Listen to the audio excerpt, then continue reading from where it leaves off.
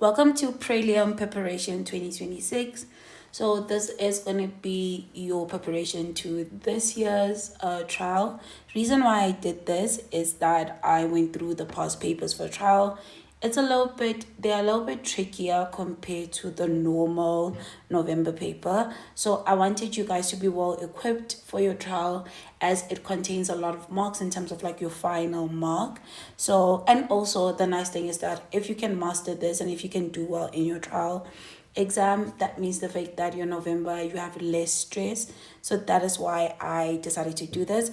So I have a recording schedule, right, or a release schedule on which when each paper is going to be released. So the preparation is going to start now, as you see in this video. So this is the release schedule, right? So it's within each date. So as you can see, the fact that we have June when each paper is going to be released, right? And also we have like July, right? As you can see, July is going to be like double releases because of like it's close to August, because then you have 1 month. And then we have lastly August, which is going to be this, completing the entire trial papers from last year. So this was very important for me to make sure the fact that by the time you guys write your trial exam, all the provinces are covered, right? So now welcome to the Prelim Free State paper 1, right?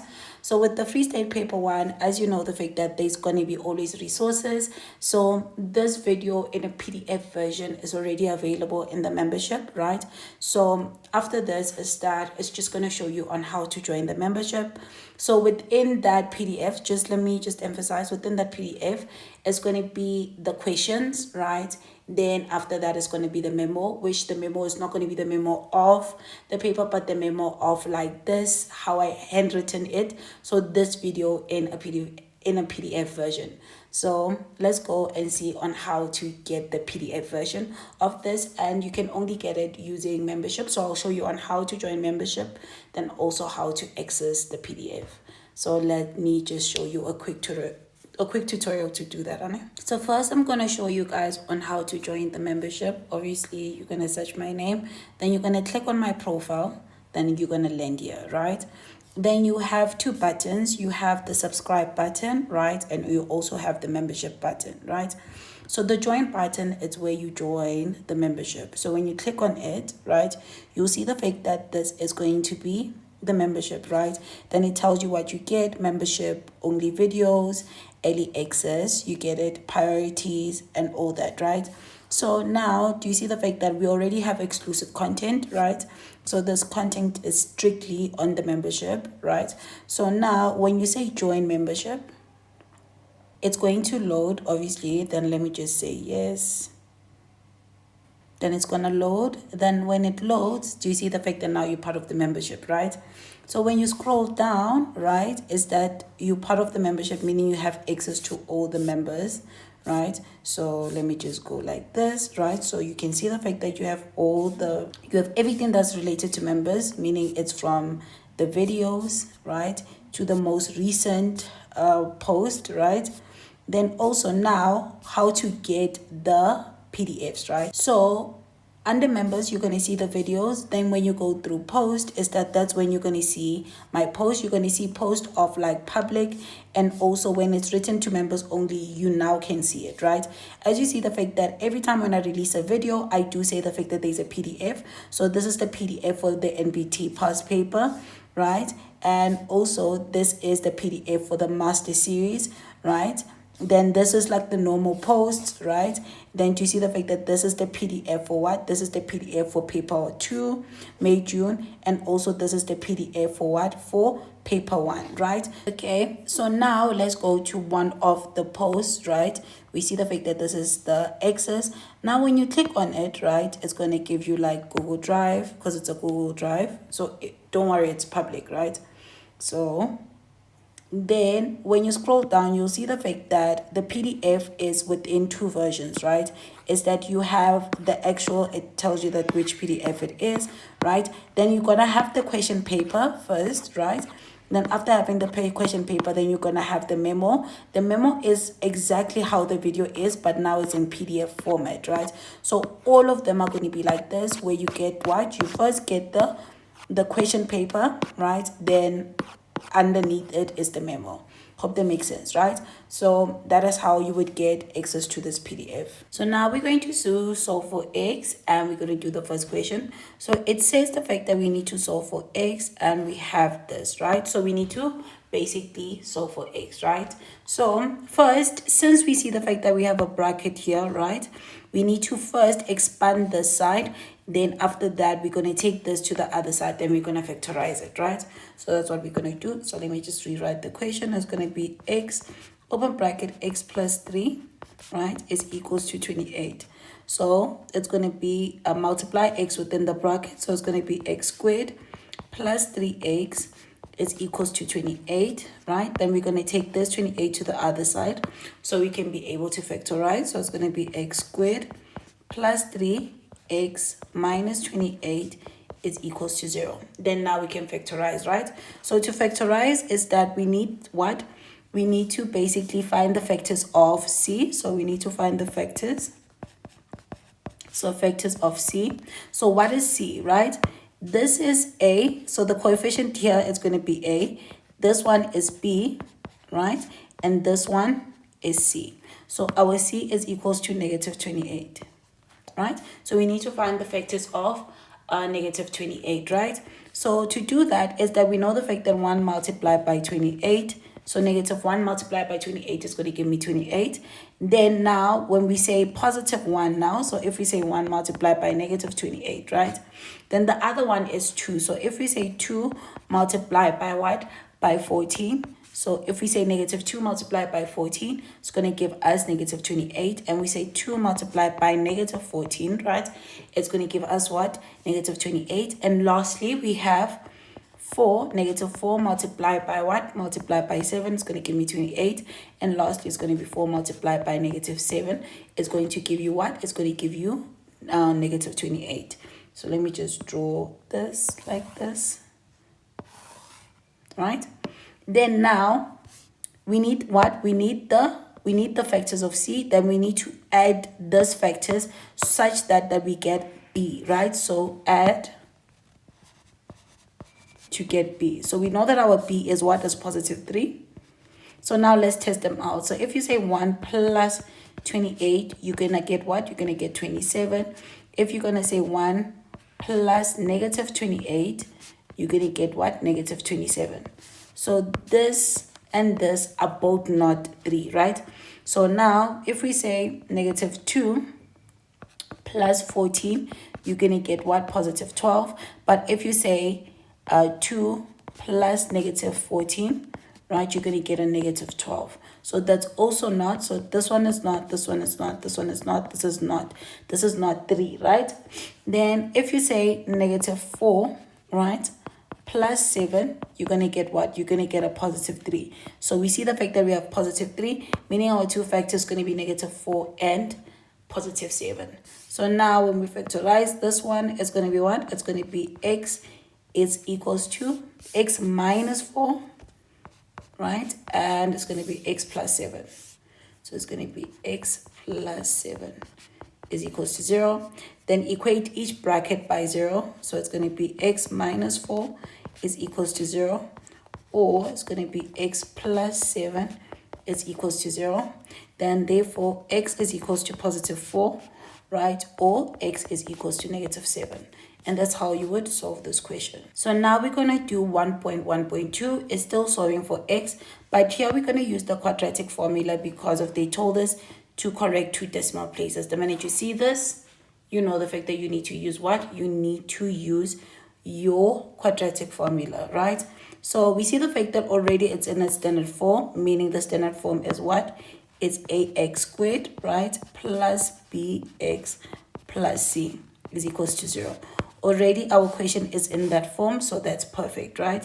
So now having the formula, so the formula is x is equals to negative b plus or minus square root of b squared, right, minus 4ac. Then this whole thing is going to be divided by what? This whole thing is going to be divided by 2a. So we need our a, b, and c. So we see the fact that a is equals to 2 from our equation. So this is going to be a, this is going to be b, and this is going to be c, right? So this is going to be a, then b is equals to 7, Then lastly, c is equals to -1, right? So now we're going to substitute, right? So we're going to substitute. So it's going to be x is equals to negative, then open bracket 7, then it's going to be plus or minus square root, then it's going to be 7 all squared minus 4, then this is going to be 2, then this is going to be -1, right? So this whole thing is inside the square root, and this whole thing is going to be divided by what? It's going to be divided by 2, and a is 2, so it's going to be 2, right? So let's clean it up. X is equals to -7 plus or minus, right? So this is going to give me what? This is going to give me what? 7 squared is going to give me 49, right? So it's going to be 49. And this, right, is going to give me what? It's going to give me a positive. It's going to give me a positive 8, right? So it's going to be the square root like this. And the denominator is going to be 4, right? So the denominator is going to be 4, right? So now we have this. So now let's clean up the square root. So this is the same as x is equals to -7 plus or minus the square root of 49 plus 8 is going to give you 57, right? Then this is going to be divided by 4. So you're going to have two x values because of this is plus or minus, right? So x is going to be equals to -7 plus square root of 57 divided by 4, or it's going to be x is equals to -7 minus square root of 57 divided by 4, right? Then individually, you're going to punch this one into your calculator, and you're going to also punch this one into your calculator. So this one, when you punch it into your calculator, you're going to get what? You're going to get your answer as 0,137, or, right, it's going to be x here. You're going to get -3,637. But remember the fact that they said we need to round off to 2 decimal places. So therefore, the final answer is x is equals to 0,14. And this one is going to be x is equals to -3,64. So that's going to be your final answer for this question. So now we're going to do 1.1.3, which is the inequality, right? So within the inequality, we're going to use this table, right? But before using the table, we see the fact that here we have a slight problem, right? So we can't necessarily pick which equality it is because of this bracket, right? The x is negative and our what? Our number is like before, and we do not want it like this. It needs to be in this form, right, where x comes first and x is positive and 5 is on the other side, right? So that's how it should always be. So now let's clean this up, right? So let's clean this up. So when we clean this up, we're gonna have what? We're gonna have x, right? So it's gonna be x plus 4. Then we're gonna have 5 minus x, right? And it's going to be greater than and equals to 0, right? So now I'm going to take this bracket and I'm going to place it here, and this one is going to be placed here, right? Because reason is I want to deal with that bracket when it's in front. I don't want to confuse you guys, right? So this is going to be 5 minus x, right? And this is going to be x plus 4 is greater than and equals to 0, right? So now I'm going to swap this 2, right? So that x can start. So this is going to be the same as what? This is going to be the same as x. So this is going to be the same as minus x plus 5. And this is going to be x plus 4, right? So I said the fact that x needs to be always positive, so I'm going to pull out the negative, so it's going to be minus. So that is why I put it in front, so that I can be able to pull out the negative, right? So it's going to be minus, so whatever that was negative becomes positive. So it's going to be plus x, then this is going to be minus 5, right? And this is going to be what? This is going to be x plus 4 is greater than and equals to 0. So now to get rid of this negative is that we're going to divide it throughout. So what's going to change is that this inequality, because of now this one is going to become positive. So it's going to be x minus 5, x plus 5, x plus 4, right?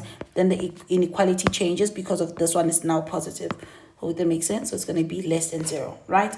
So now we see the fact that everything is in proper shape, right? So everything is in proper shape. So now we can pick which one of the options we're going to use, right? So our goal is to look at where is it eating. Is it eating the 0, right? Or is it eating the equation, right? So we see the fact that it's eating the 0 and is less than and equals to. So we're going to look for that. So we see the fact that it looks similar to this one. You see that? It looks similar to this one.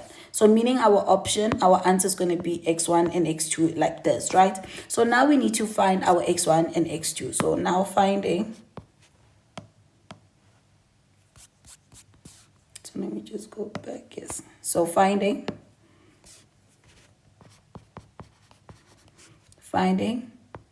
x1 and x2, right? Which is our critical value, right? So finding x1 and x2. The nice thing is with this question, we don't need to factorize because it's already factorized, right? We see the fact that we're going to equate both brackets by 0 to solve for x1 and x2. So we know the fact that x minus 5 is equals to 0, or x plus 4 is equals to 0. So therefore, x is equals to 5, right? And this side, x is equals to negative 4, right? So we have that, right? So now we need to pick which one is x1 and x2. x1 is the smallest one. So x1 is the smallest number, right? Smallest number between the two.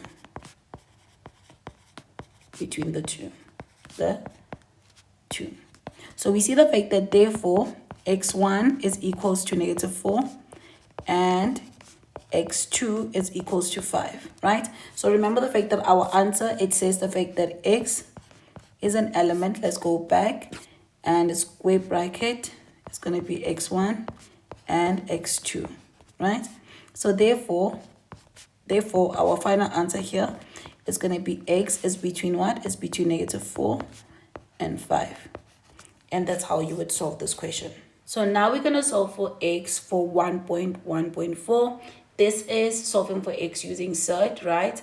So now the goal is to isolate. So the goal is to isolate the square root alone, right? So we need to take everything to one side, then isolate it and square both sides. Hope that makes sense, right? So now let's do that. So we know the fact that we have 2 square root of x plus 4, right? Then this is going to be minus 3 is equals to what? To x plus 1, right? So I want this alone. So I'm going to take this to the other side.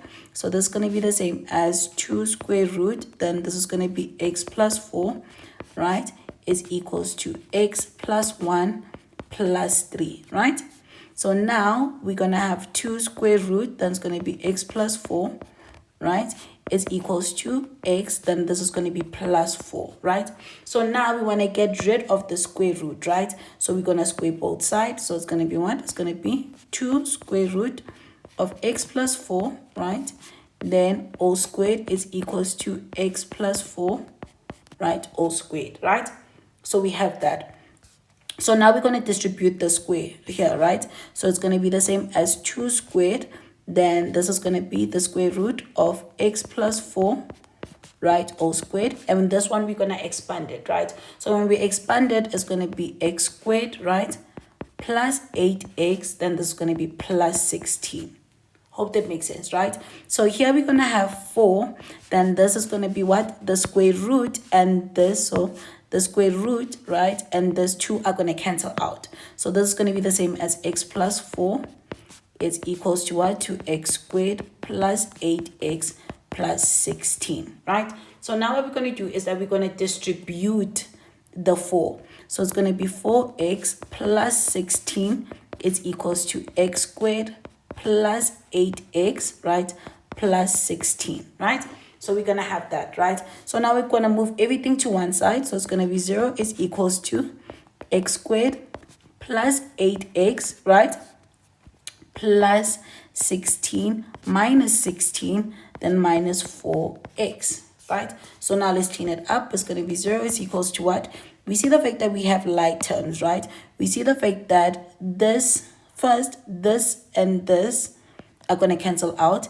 Then we see the fact that we have another like term, which is this and this, right? So let's clean it up. So we know the fact that this is going to be x squared, right? And this is going to give me plus 4x, and this is going to give me 0. So they're going to cancel out. The yellow part is going to cancel out, right? So now, remember the fact that we're solving for x, so I'm going to pull out x. I see the fact that x here is a common factor, right? So I'm going to pull it out. So we're going to have x. Then here we left with x squared. Sorry, we left with just x, and this is going to be 4. Then equate each by 0. So we see the fact that x is equals to 0, or x plus 4 is equals to 0, right? So therefore, x is equals to negative 4. So we see the fact that x is equals to 0 and x is equals to negative 4, right? Now, since, very important, since we're dealing with surd, right, is that we need to check, right? We need to check our critical value. So we need to check, right? We need to check our x's, our x, right? So our x values, yes, we need to check our x values, right? So when checking our x value, let me put this here, right? When we're checking for our x values, our goal, right? Our goal is to check whether the left hand side is equals to the right hand side, right? So that's what we're going to check, that our left hand side is actually equals to the right hand side, right? So for x, so I'm going to just rewrite the equation on it. So the equation, we know the fact that our original equation is the following, is 2 root, right? And this is going to be x plus 4, right? Then this whole thing is minus 3, right? And this is equals to x plus 1, right? This is our left hand side, and this is our right hand side. So our goal is to, when we substitute our x, is that our left hand side needs to equals to the right hand side, right? So let's start with the first one. So let me just do this. Let's start with the first one. For x is equals to 0, right? So for x is equals to 0, we need to test it out, right? Is that we're going to check the left hand side. We see that the left hand side is 2 root. Wherever we see x, we're going to put 0. So it's going to be 0, right? Plus 4, right? Minus 3. Punch that into the calculator. You're going to find the fact that that is going to be equals to 1, right? Then we need to check our right hand side. We see the fact that our right hand side is equals to what? Is equals to x plus 1. And so this is x plus 1. This is the same as 0. So it's the same as 0 plus 1, which is going to be equals to 1. We see the fact that this and this are equals to each other. So we see the fact that, therefore, the left hand side is equals to the right hand side, right? So this is part of our solution. Now checking for when x is equals to what? X is equals to negative 4, right? So now wherever we see x, we're going to put by 4. So let's check the left hand side first. Is equals to 2. Then this is going to be negative 4, right? Plus 4, right? Minus 3. So when you punch that into the calculator, you're going to get your answers what? As equals to negative 3, right? So you're going to get your answers negative 3. Then the right hand side is equals to negative 3 plus 1. And we get the fact that this is going to be equals to what? This is also going to be equals to negative 3. So it's negative 3 plus 1, which is going to give me negative 2, right? So we have negative 3, and the other one is, what a mistake. I'm sorry. So we see the fact that, remember that our x here is negative 4. I don't know, where did I take negative 3? Plus 1. So here it's going to be equals to negative 3, right? So we see the fact that also this one is that the left hand side is equals to the right hand side, right? So therefore, meaning our final answer is that x is equals to 0 and or x is equals to negative 4. So both of them are valid, right? So we see the fact that both of them are valid. So that's how you would answer this question, Anne. So now we're going to do 1.2, right? It says solve the simultaneous for x and y. So we need to solve for simultaneous equation. So what I like doing is taking both equation and naming them equation 1 and equation 2, right? So we see the fact that we have y minus x is equals to negative 7. And this one is a linear. So we're going to name it equation 1, right? Then x squared plus 3x y is equals to negative 27, and we're going to name it equation 2. So we always take the linear function and change it to having like a subject of either x or y, right? So now taking the linear, which is equation 1, so taking equation 1 and making, in my case, I'm going to make y the subject because it's going to be easy, because when I take this x to the other side, it's just easy to make y, right? So making y the subject.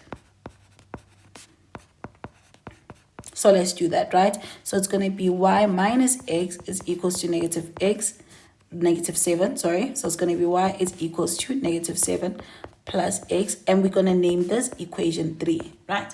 So now taking equation 3, very important, equation 1 and equation 3 is exactly the same thing, they just written differently, right? So what we're going to do is that we're going to take equation 3 and substitute it into equation 2, because of equation 2 and 3 is not the same thing. Hope that makes sense, right? So that's what we're going to do. So we're going to substitute equation 3 into, right, equation 2. So let's do that. We know that equation 2 is this, right? It's equals to negative 27, right?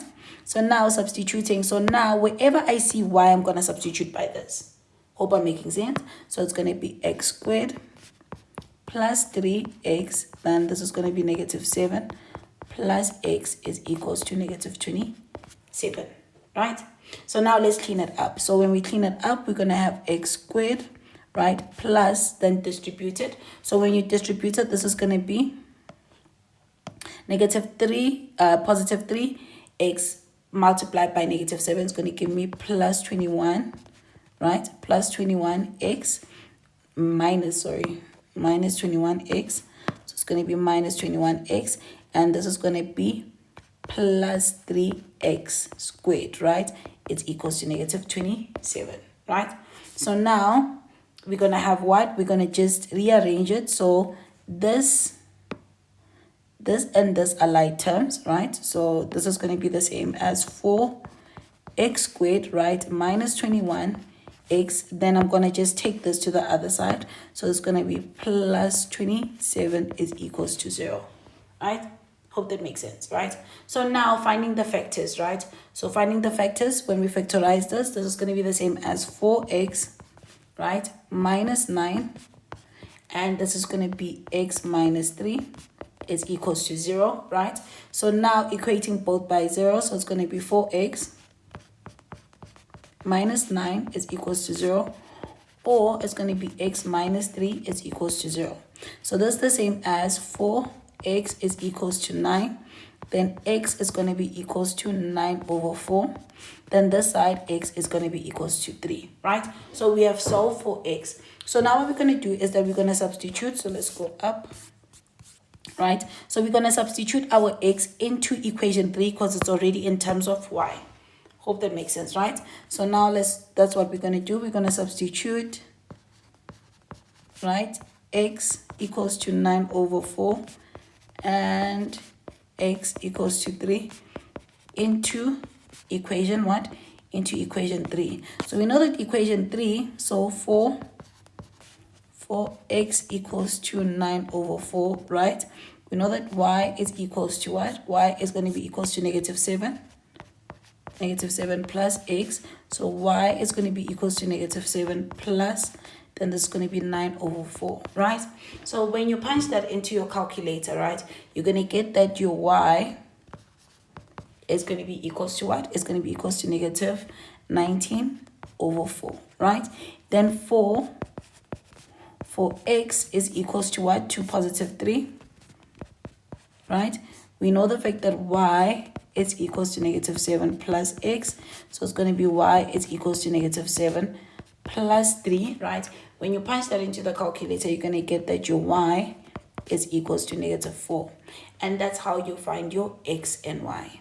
Hope that makes sense, Anna. So now we're going to do question 1.3, right? It says simplify the following expression without a use of a calculator, and this is the expression that they gave us, right? So let me just rewrite the expression. It's going to be n, right, then this is going to be the square root, right? And this is going to be 10n plus 2n plus 2. And this whole thing is going to be 5, 2n plus 4 multiplied by 5n, right? So the first thing that I'm going to do is that I'm going to write each factor in terms of either 5 or 2, right? So that's what I'm going to do. So I'm going to reduce each factor. So meaning I'm going to reduce this 10 and this 4 into being the factors of 5 and 2. Hope that makes sense, right? So this is going to be the same as what? This is going to be the same as, so it's going to be n square root, right? So 10 is the same as 2 multiplied by 5. Then this is going to be to the power n, plus then it's going to be 2n, right? Then what I'm going to do is that this, right? Or maybe let's just do it like this so that there's order, right? I'm just going to simplify. I'm going to do it outside, right? So I'm going to do it outside, right? So we know the following. We know that 10, right? 10n, so 10n is the same as 2 multiplied by 5. And this is going to be to the power n. And this is the same as 2 distribute the n, so n multiplied by 5n, right? So that's that. Then now I'm going to clean up this one again. I'm going to split them so that it's not n plus 2. So this is the same as 2n plus 2 is the same as 2n multiplied by 2 to the power 2, right? So we have that. Then we see the fact that 5n remains the same. Then we see that 4 can be written as 2 to the power 2, right? So that's what we have. Then I'm just going to highlight the final versions of what I'm going to be substituting, right? So we know the fact that this, right, decoded, right, is the same as n, so square root, right? And this is going to be the same as what? I don't even need to write in the bracket. It's going to be 2 to the power n, right? 5n plus, this is going to be 2 to the n plus, 2 to the n multiplied by 2 to the power 2, right? And this whole thing, right, is divided by what? By 5, 2n, right? Plus, then 2 to the power 2, then this is going to be 5n, right? Then just one more thing, this one, right? Let me just clean this up. So we see the fact that 5 to the power 2n is also the same as 5 to the power n multiplied by another 5 to the power n, right? So now let's do it further. So meaning substituting, maybe let me just erase this one and replace it with that. So it's going to be 5 to the power n multiplied by 5 to the power n, right? So now everything is like more or less sorted, right? So I'm just going to say equals to, then I'm going to go down from here, right? We see the fact that we have common factor, right? We see the fact that in the numerator, I can take this as a common factor. And I see the fact that in the denominator, I can take 5n as a common factor. So let's do that, right? So we know the fact that it's going to be n, right? All square root, then it's going to be what? It's 2 to the power n. Then we left with 5n, right? Plus 2 to the power 2, right? Then this is going to be, the whole thing is going to be divided by what? By 5n, right? Then we're going to be left with 5n. Then it's going to be plus 2 to the power 2, right? So we're going to be having that, right? Then we see something, right? And I'm just going to highlight it. We see the fact that this and this is exactly the same thing. So they're going to cancel out, right? So this is going to be the same as n, then square root, right, is going to be 2 to the power n divided by 5 to the power n, right? The whole square root, right? So now, again, is that I'm going to clean this up, pulling up the n, right? So this is going to be the same as, so n square root. This is the same as saying 2 divided by 5 to the power n. This and this is exactly the same thing, right? So we see something. We see the fact that this is root n, right? And this is to the power n, meaning these two are going to cancel out, right? So meaning your final answer is going to be 2 over 5. So this is going to be the final answer for this question. Hope that makes sense, right? So now we're going to do sequence and series, right? So we're going to do question 2. So question 2 says the general term of a quadratic, right, number pattern is Tn is equals to an squared plus bn plus c. and its first term is 8. So we see the fact that the first term is 8. So we know the fact that T1, right, which is A, right, is going to be 8. So 8 is our first term, which another way representing the first term is A, right? So that's that. Then they tell us the fact that the general term so they tell us that the general term of the first difference, right, is what is this. So they gave us the first difference of the general term. So before even we answer the question, we know the following. We know the fact that T1, so we know the fact that T1, right, which is the first term, is 8, right? Then they give us what? They give us the first difference. They gave us the first difference, right? So within the first difference, let's find our what? Let's find our point, right? Right there, right? So for T1, let me just do this, right? The first difference, the first difference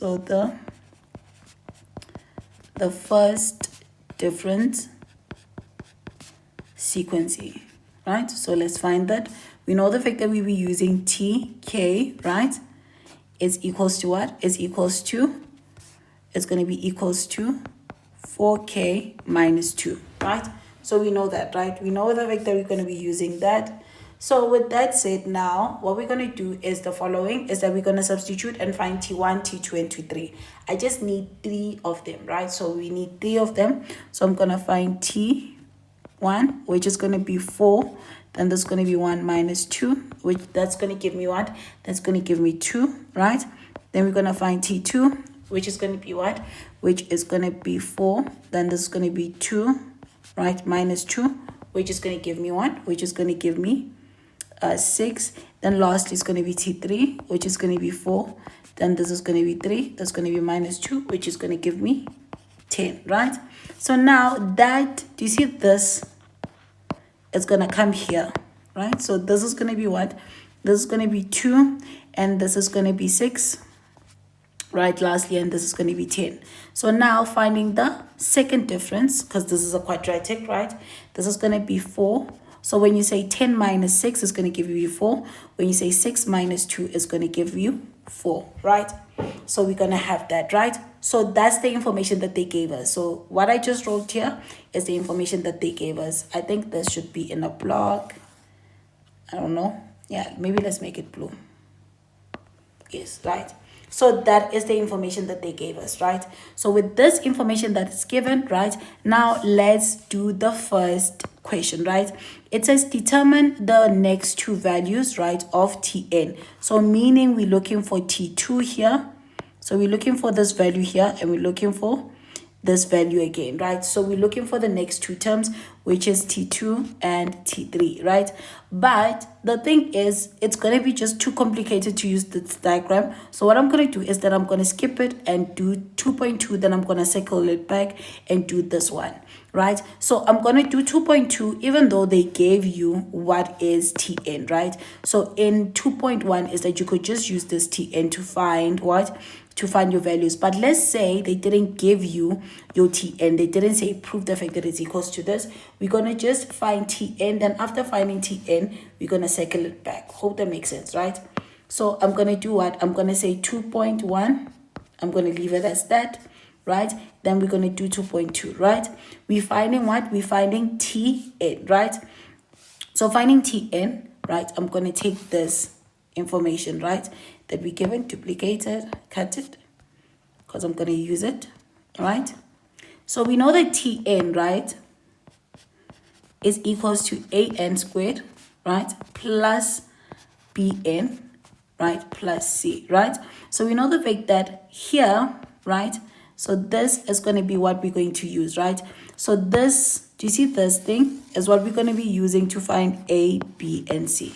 Hope that makes sense, right? So here it's going to be equals to 2a. This is going to be 3a plus b. Then lastly, this is going to be a plus b plus c, right? So let's solve. We know that 2a is equals to 4.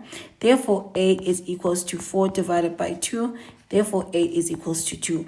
Then now we're going to find what? We're going to find b. So with b, it's going to be 3a plus b is equals to what? Is equals to 2, right? So equals to 2, then this is going to be what? This is going to be, so now we're going to substitute a, so it's going to be 3, then it's going to be 2 plus b, right, is equals to what? Is equals to 2, right? So it's going to be equals to 2. So this is going to be 6 plus b is equals to what? Is equals to 2. Therefore, b is equals to 2 minus 6. So therefore, our b is going to be equals to negative 4, right? Then lastly, it's going to be what? It's going to be a plus b. So it's a plus b plus c is equals to 8, right? So we know that our a is 2. Then this is going to be plus negative 4 plus c is equals to 8. So this is going to be the same as 2 minus, this is going to be negative 2 plus c is equals to 8. So therefore c is equals to 8 plus 2. So therefore c is equals to 10, right? So now writing Tn, so we know that Tn is equals to what? Is equals to 2n squared plus minus 4n, then this is going to be plus 10, right? Let's check whether it doesn't match up with what they gave us. It's true, right? So we got that. So now doing 2.1, so finding T2, right? So T2 is going to be basically going to be what? Substituted here. So you're not going to show the substitution. So it's going to be like 2. Then this is going to be, I'm going to just show the substitution, but with you, not going to show the substitution. So it's going to be 2. Then this is going to be 2 inside. Then it's going to be all squared minus 4. Then it's going to be 2. Then it's going to be plus 10, right? So when you punch that into the calculator, you're going to get it as being equals to 10, right? So this is going to be equals to 10, right? Then T3, right? So T3, right, is going to be 2. Then this is going to be what? This is going to be the same as 3. All squared minus 4. Then this is going to be 3. It's going to be plus 10. And when you pass that into the calculator, you're going to get 16. So basically what you're going to write with you is that you're just going to write this part. I'm going to delete this, right? And I'm also going to delete this. So with you guys, is that you're just going to write this part. And you're going to get your 2 marks. So that's it, right? So that's how you'll solve 2.2 and 2.1. So now we're going to do 2.3. It says which term, so meaning we're looking for n, right, of the quadratic number pattern will be equals to this. So meaning this is our Tn. They gave us Tn. And which term is that we're looking for? N, right? So let me write this. So this is actually our Tn. And we're looking for which term? This is that we're looking for n, right? So from our formula, we know the fact that Tn is equals to 2n squared minus 4n plus 10, right? So Tn, we know the fact that is 3050 is equals to 2n squared minus 4n plus 10, right? So remember the fact that we're solving for n, right? So we're going to take everything to one side. So it's going to be 0 is equals to 2n minus 4n plus 10, and this is going to be minus 3050, right? So now we're going to clean it up, right? So when we clean it up, this is the same as 0 is equals to 2n squared minus 4n, right? And taking out 10 here, it's going to give me what? Minus 3040, right? So now I'm going to get rid of this and divide it through by 2, right? So it's going to be 2n squared divided by 2 minus 4. So minus 4n divided by 2 minus 3040 divided by 2, right? So this is going to be equals to what? This is going to be equals to n squared, right? And this is going to be minus 2n. Then this is going to be minus 15, right? 20, right? So now let's go up. We're going to factorize this. So when we factorize it, it's going to be 0 is equals to, and this is going to be n minus 40, and this is going to be n plus 38, right? So now equate both bracket by 0. It's going to be n minus 40 is equals to 0, or it's going to be n plus 38 is equals to 0. So therefore, n is going to be equals to positive and 40 then n is going to be equals to negative 38.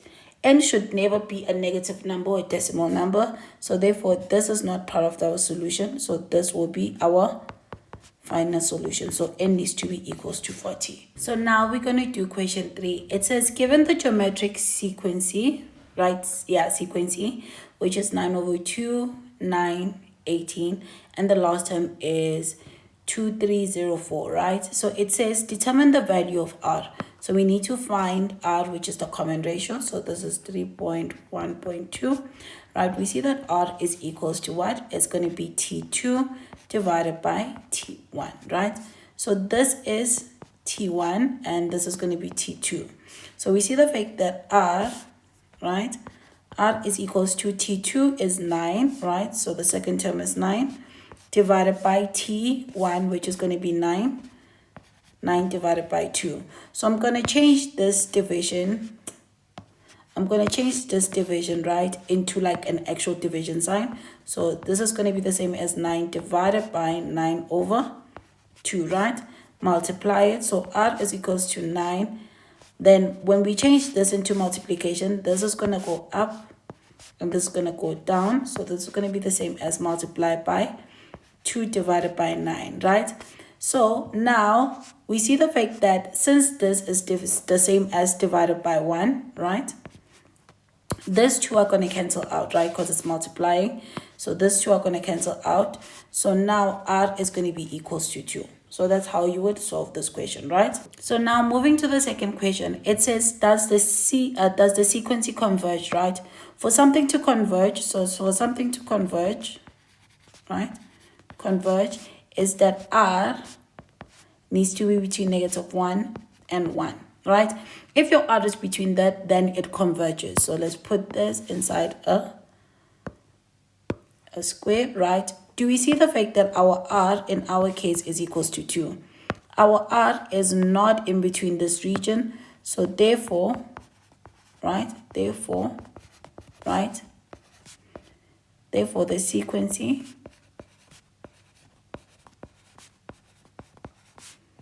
does not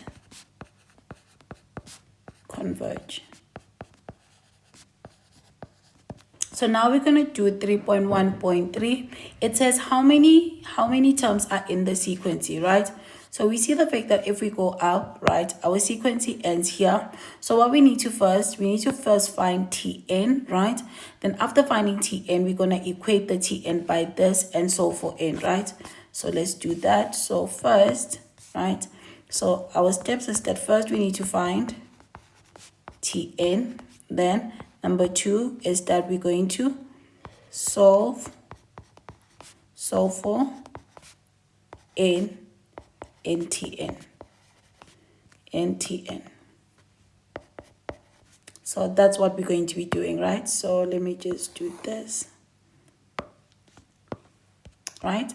So we're going to find the first one. So number 1 is that we're going to find Tn. So we know that the general formula for Tn is going to be A, right? So it's going to be A R n minus 1. So we need A, right? So in our case, A is the first term, right? So we know the fact that A is the first term. So we know that A is 9 over 2, right? So let's just double check. Then we know that R, we solved it as being equals to 2, right? So now let's substitute. We know the fact that Tn is equals to what? Is equals to A, which is going to be 9 over 2, right? And this is going to be 2, then it's going to be n minus 1. So we know that, right?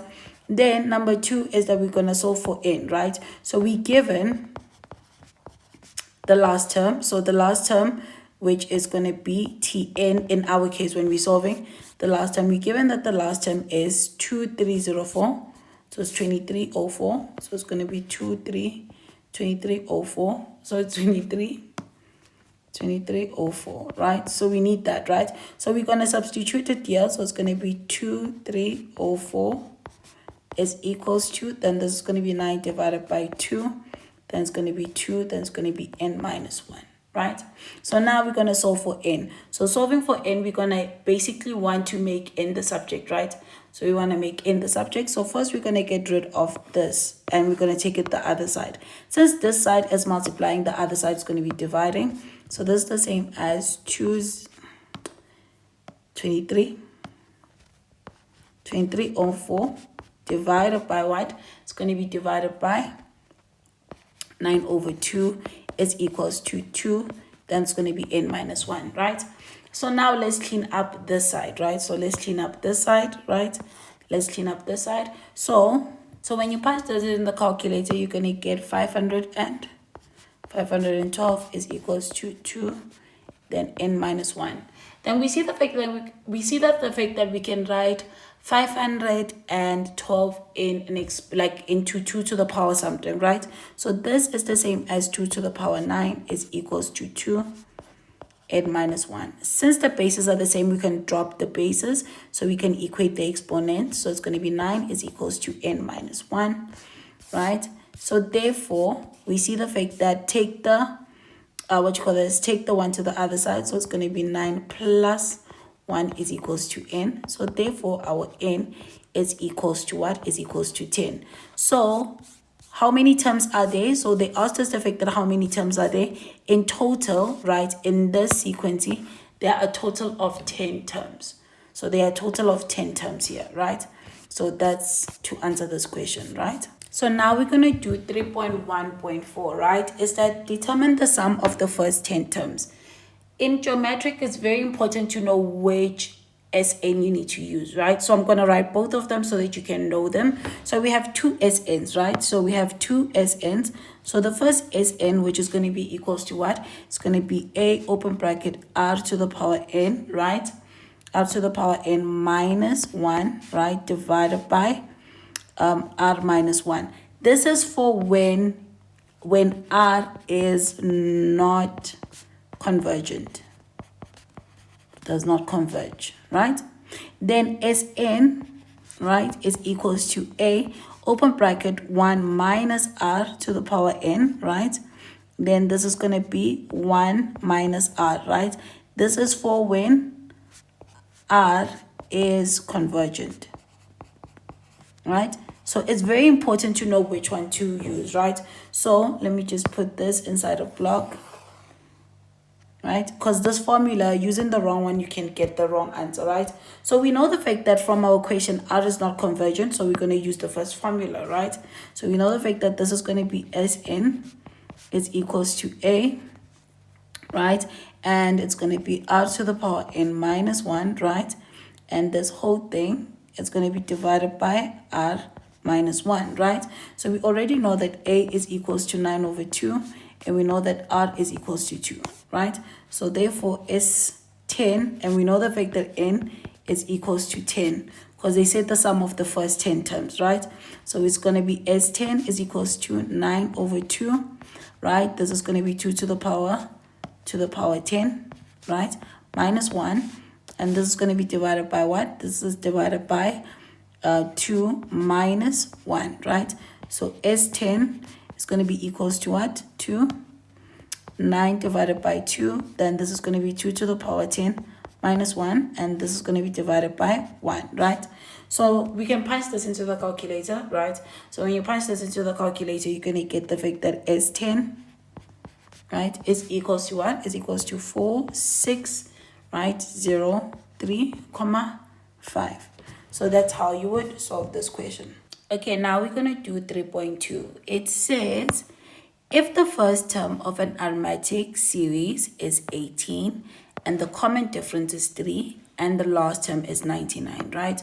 So we know the fact that the first difference, right? We know the fact that the first term, right? We know that the T1 is equals to what? Is equals to 18, right? Which is, this is the same as A, right? And we know the fact that they gave us that the common difference is 3. And they gave us that the last term, so we're going to call it L, is equals to 99. So that's what they gave us, right? So now to find the first question is write down the next two terms of the series, right? So we know the fact that to find T2, right, of an arithmetic is that it's going to be the first term. So it's going to be the first term. So it's going to be T1 plus the difference. So it's going to be plus the difference, right? So this is going to be the same as what? This is going to be the same as 18 plus 3. Then what you get with 18 plus 3, you're going to get the fact that this is going to be 21, right? Then we need to find the next two terms. So we need to find T3. So T3 is going to be T2 plus the difference. So T2, we know the fact that it's 21 plus 3. So meaning T3 is going to be what? It's going to be equals to 24, right? So that's how you would find T2 and T3, right? So therefore, let me just say, therefore T2 is equals to 21 and T3 it's equals to 24, right? Hope that makes sense, right? So now we're going to do 3.2.2. It says calculate the sum of the series, right? So we know the fact that this is arithmetic, and I'm going to use this formula, right? I'm going to use this SN formula that deals with what? That deals with the first term and the last term, right? So I'm going to use SN, right, is equals to N divided by 2, open bracket A, right, plus L, right? Reason why I'm using that one is that we already know what A is, right? We already know what A is, and they gave us our A as being 18, and we already know what L is, right? Which is going to be 99, right? So what is missing from here, right? What's missing is our N. So now we need to calculate our N, right? So from here, we need to calculate our N. So how do we calculate our N, right? Is that, do you remember the fact that they told us how many last terms are there, right? So we're going to find Tn and solve for the last term, right? So finding N, right, is that we're going to use Tn is equals to A plus N minus 1, right? Right, is D, right? And we know the fact that already, so we already know that Tn is equals to the last term, because we want to check where does it end. And to check where does it end, the total number of terms is going to be using the last term. I hope that makes sense, right? So we know the fact that our A, so Tn, so we know that Tn is 99, right, is equals to A is 18, then open bracket is going to be N minus 1. Then our D is what? We know the fact that our D is 3, right? So we know that our D is 3, right? So now with that is that we're going to clean it up, right? So we're going to clean it up. So this is 18 plus. So this is 18 plus, right? So we're going to take the 18 to the other side. So it's going to be 99 minus 18 is equals to what? To N minus 1. Then this is going to be 3, right? So we're going to have that, right? So we're going to say 99 minus 18, right? So when we say 99 minus 18, we're going to get this as 81 is equals to, distribute the 3, so it's going to be 3n minus 3, right? Take the 3 to the other side. So let me just do this. Take the 3 to the other side. So this is going to be 81, right? Plus 3 is equals to 3n, right? So this is going to be what? 84 is equals to, so it's going to be 84 is equals to 3n, right? So now we're going to divide both sides by 3. So it's going to be 84 divided by 3 is equals to n. So when you say 84, right? So when you say 84 divided by 3, right? You're going to get the fact that your n is going to be equals to 28. So we know the fact that the total number of terms is 28, right? So now we know the fact that n is 28. So using Sn now is equals to n divided by 2, right? This is going to be A plus L. So we know the fact that S 28, that's what we're looking for. So this is going to be 28 divided by 2. Then our first term, remember the fact that it's what? Is 18. So it's going to be 18 plus 99, right? So when you punch that into the calculator, right? When you punch this whole thing into the calculator, you're going to find the fact that S28 is equals to 16, right? 38. So that's how you find S28, or as they say, the sum of the series of this series.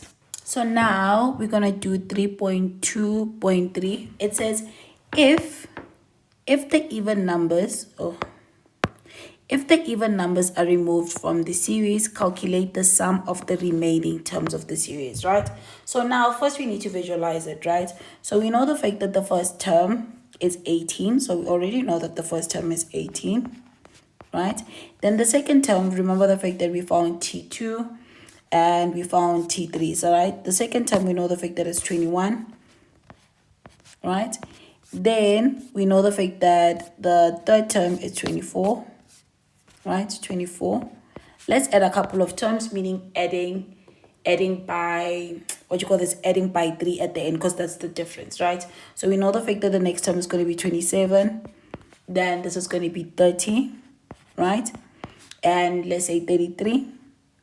Then it continues till 99, right? So it's going to continue till 99, right? When it continues till 99, we see something, right? We see the fact that we need to remove all the even terms, right? So when removing all the even terms, so we know the fact that this is even, so it needs to be removed. So this is even, so this is going to be removed. This is going to be even, right? And 99, which is the last term of our series, is not even, right? So the new one, right? So this is going to be removed. This is going to be removed. This is going to be removed, right? So after removing the even terms, right, our new series, right, is going to be what? It's going to be 21, right? It's going to be 27. Then it's going to be 33, right, till 99. Actually, we need to add them up, but it doesn't matter. It really doesn't matter, right? So we have that, right? So now we're looking for Sn, right? So we're looking for Sn of this new one. So we know the fact that Sn is equals to, I'm going to use the formula with the first and the last term because we have the first term and the last term of the new one, right? So Sn is going to be n divided by 2. Then it's going to be A plus L, right? So we already know that A is equals to 21 in the new one. Then L is still 99. But still on the new one, very important, we do not know how many terms are there in the new one. So we need to find n, right? So finding n, right? So finding n, so we know the fact that finding n, we're going to use Tn, right, is equals to A. So finding n, very important. So before even finding n, let's do this. Let's just move it here, because we do not know the difference here, right? So let's find the difference. We know the fact that the difference is going to be 33 minus what? So our 33 minus 27 is going to give me 6. Then when you say 27 minus 21 is going to give me 6. So yeah. So now we already know the fact that D here is also equals to 6, right? So now finding our last term, right? So finding what n is, right? So we're finding n is. So we're going to use the same formula. We're going to be using the same thing that we did here, right? How we found n here, we're going to do it here, right? So it's going to be n minus 1, right? And this is going to be D, right? So we know the fact that our Tn is 99, so because that's the last term still in the sequence, right? And this is going to be equals to what? This is going to be equals to, the first term is going to be 21, plus this is going to be n minus 1, then our D is 6, right? So it's going to be 99 minus 21 is equals to, distribute the 6, so it's going to be 6n minus 6, right? When we say 99, right, minus what? Minus 21, we're going to get that this is going to be equals to 78 is equals to what? To 6n minus 6. Take the 6 to the other side. So it's going to be 78 plus 6 is equals to 6n, right? So if you say 78, right, plus 6, you're going to get the fact that this is going to be 84. So it's going to be 84 is equals to 6n, right? So divide both sides by 6, so it's going to be 84 divided by 6 is equals to n. So if you say 84 divided by 6, you're going to get your n to be equals to 14, right? So now for our Sn, for the one that we removed the even term, we know the fact that Sn is equals to n divided by 2, open bracket A plus L. So we're looking for S of 14 is equals to 14 divided by 2. Then the first term is what? We know the fact that the first term is 21. So it's going to be 21 plus the last term, which is still 99, right? So when you punch that into your calculator, right? When you punch that into your calculator, you're going to find that your Sn, right, is going to be what? It's going to be equals to S14 is going to be equals to 840. So the sum of terms when removing all the even terms is going to be equals to 814. So now we're going to do functions, and we're going to do the first question, which is question 4. So let's zoom it in. So it says the diagram below shows graphs of functions of f of x, which is going to be this one, right? This is an exponential because it's b to the power x plus c, right? Where c is the asymptote, right? And they give us g of x, which is a hyperbola, where p and q are what? Are our asymptote, right? So they tell us the fact that point B, right, is the x-intercept, right, on the graph, what, on the graph G. And they tell us that F and G have a common y-intercept. So we see the fact that the common y-intercept is going to be somewhere here, right? Then lastly, that point P is on F, right? So now let's look at the graph now, the graph that they gave us, right? Do you see the fact that this point P there, this point here, right? Right, since it's cutting the x-axis like this, right? This point P is this point -2 is our P, right? But the opposite sign, since it's -2, therefore P here is going to be +2, right? And you see the fact that this one here, right? And I think maybe let's do this before we just go down so that you can see. This is our graph, so our f of x is going to be this one, so it's going to be this one in yellow, so that you can differentiate it properly because they look like it's the same thing. So when I discuss, and this is going to be our g of x, right? So that it's easy for us to differentiate. So just now we know the fact that f of g of x is going to be this one, so I'm going to just do this, and f of x is going to be the yellow one. Yes. Right, so now looking at just what, at just the blue one, right, which is P, this P here. Do you see the fact that this P here is where the blue graph doesn't cut, right? So that is going to be our asymptote, which is going to be our point P, which since this is what, this is -2, is going to be positive, so that's our P. Then do you see the fact that this line is where the blue graph doesn't touch, right? So it's -1. That is going to be our Q. So this, right, is our Q, and our Q is going to be -1. The sign doesn't change. Then looking at the yellow graph, right, do you see the fact that the dotted line for that one is this one? This is the asymptote for the yellow graph, right? And that is going to be C in our question, right? So the C here, so this point here is going to be C, which is going to be maintain its sign, right? Only point P, right, changes the sign. Hope that makes sense, right? So now the first question says what? It says we need to write down the value of P and Q. So we see the fact that P is equals to 2 and Q is equals to -1, right?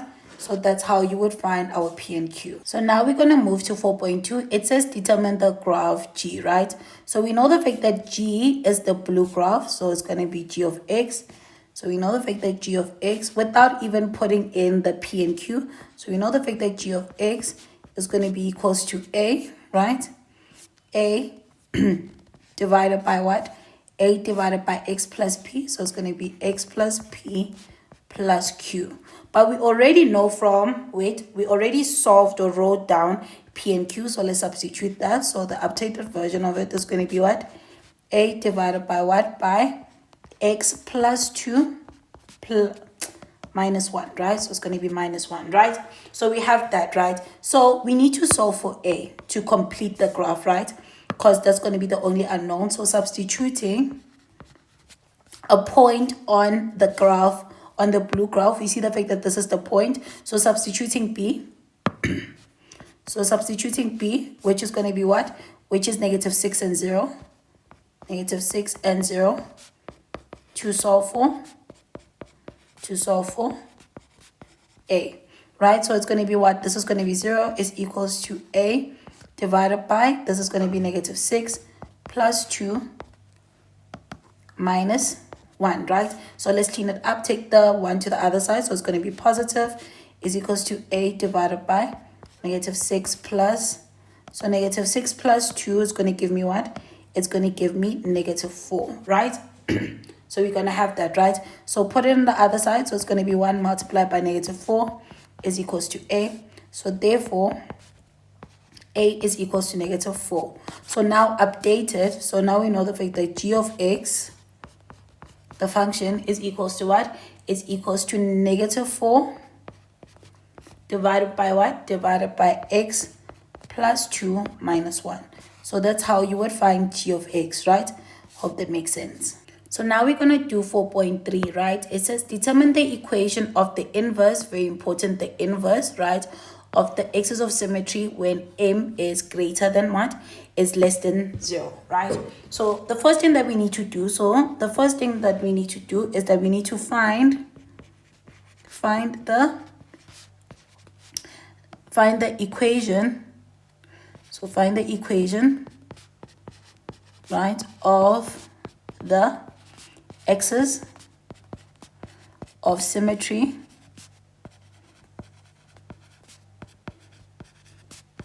of g, right, for m is less than 0. M less than 0 means for the negative gradient, right? When the gradient is negative. So that equation is y is equals to negative x plus c, right? So we need to solve for c.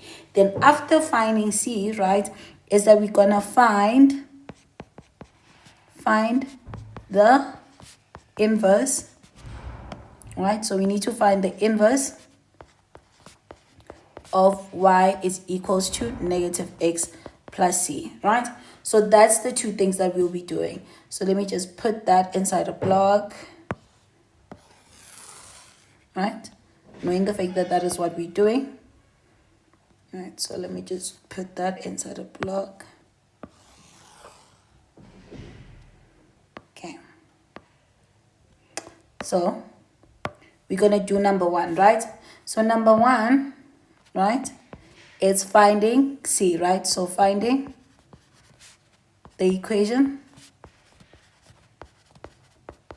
Find the equation of symmetry.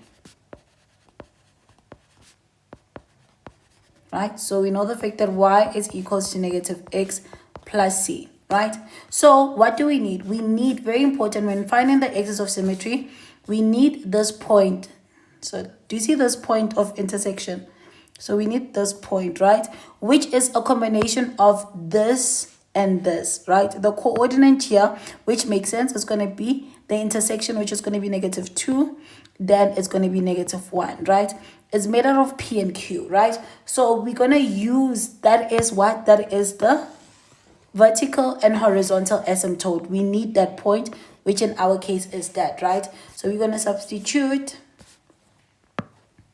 So we're going to substitute negative 2 is to negative 1, right?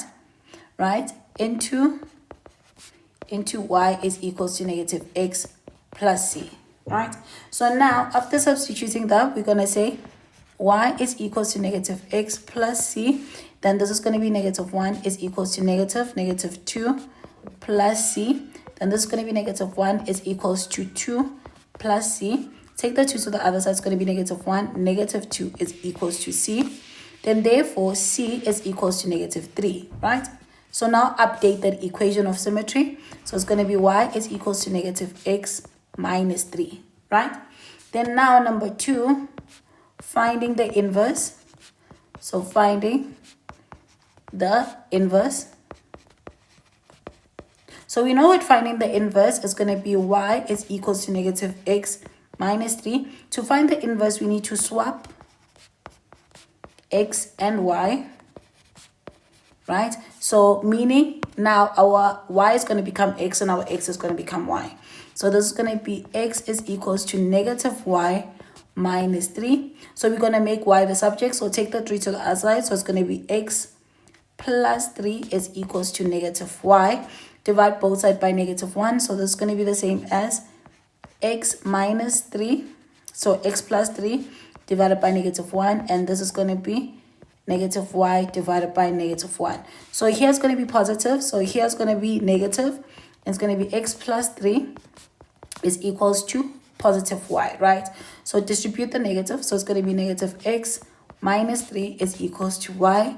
So therefore, the inverse, right, is going to be equals to what? To y is equals to negative x minus 3. So that's how you would find this question. So now we're going to do 4.4. It says write down the equation of the asymptote of f. So let's go up, right? Remember that f is what? Is the yellow one. The equation of the asymptote is this one. So it's going to be what? Remember the fact that it's cutting what? It's cutting the y-axis. So it's going to be y is equals to this value, right? So our equation is going to be what? So it's going to be y is equals to negative 4. So now we're doing question 4.5. It says determine the equation of f, right? So we see the fact that f, so f, right, is equals to what? Let's go up, right? We see that f is equals to b to the power x plus c. So it's going to be b. So it's going to be equals to b to the power x plus c. But we already solved what c is, right? So we know the fact that the updated is going to be f is equals to b to the power x minus 4, right?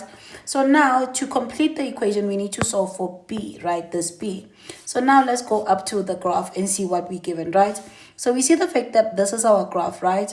The yellow one is f, right? We see the fact that we're given this point. So we're going to substitute this point to find b, right? So we're going to substitute that point to find b. So we're going to substitute p, right? Which p is what? So if we go up, we see the fact that p is 2:5. So p is 2:5. So let's do that. So it's going to be 2:5, right? Into f of x. So let's do that. So it's going to be 5 is equals to b to the power 2, right? Minus what? Minus 4. Take the 4 to the other side. It's going to be 5 plus what? 5 plus 4 is equals to b to the power 2. So this is the same as 9 is equals to b to the power 2, right? So now we're going to solve for b, right? So we're going to square root both sides. So when we square root both sides, it's going to be what? It's going to be the square root of 9 is equals to b all squared. So therefore, this is going to be 3 is equals to b, right?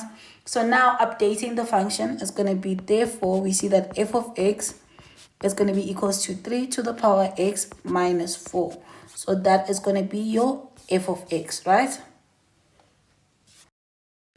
So now we're going to determine the equation of h, and we see that h is equals to f of x plus 4. So we know the fact that h is equals to f of x plus 4. So now we know that f of x is equals to this. So wherever we see f of x, we're going to substitute by this. So let's do that.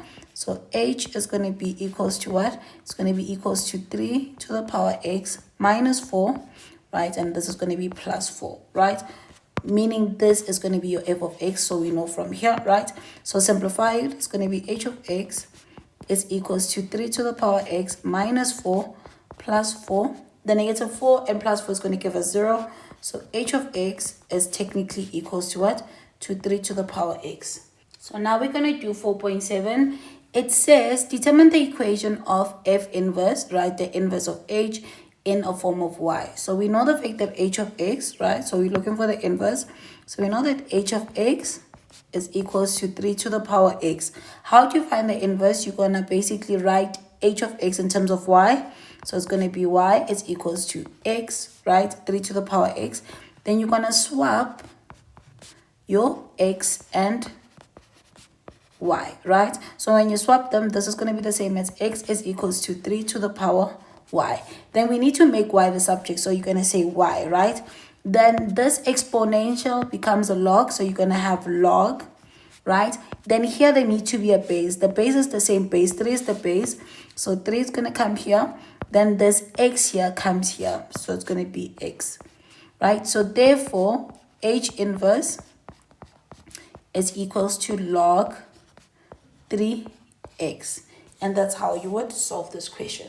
So now we're going to do 4.8, right? It says for which values of x, right, is f of x greater than g of x. So let's understand. First, we need to understand, right?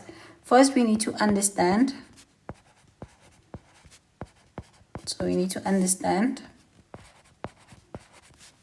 what is f of x, right, greater than g of x. So we see the fact that f of x greater than and equals to g of x means that this one, since it's eating the inequality, right, needs to be at the top. So meaning the blue graph, so f of x, remember, is the yellow one. So in our case, the yellow graph needs to be at top, right? And this one, since it's not eating the inequality, needs to be on the bottom.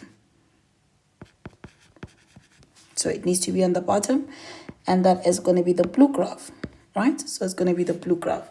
Hope that makes sense. We're looking for, when we're looking at the graph, we're looking for when f of x, the yellow one, is at the top, and the the blue one is at the bottom, right? But another part is that we need to cut our graph into quadrants, right? So we need our x values. Do you see the fact that the question always says the fact that the values of x? So we need to know what is the values of x, right? So number 2, what is the value or values of x, right? So what is the value of values of x, right? Since we're looking for when f of x is greater than and equals to thingy, to g of x, is that we're looking for the intersection. So 1 is that we're looking for the intersection. So intersection, only the x coordinate, right? So we see the fact that the intersection is here, and I'm going to mark it in red, right? This is the x intersection, right? The intersection, right?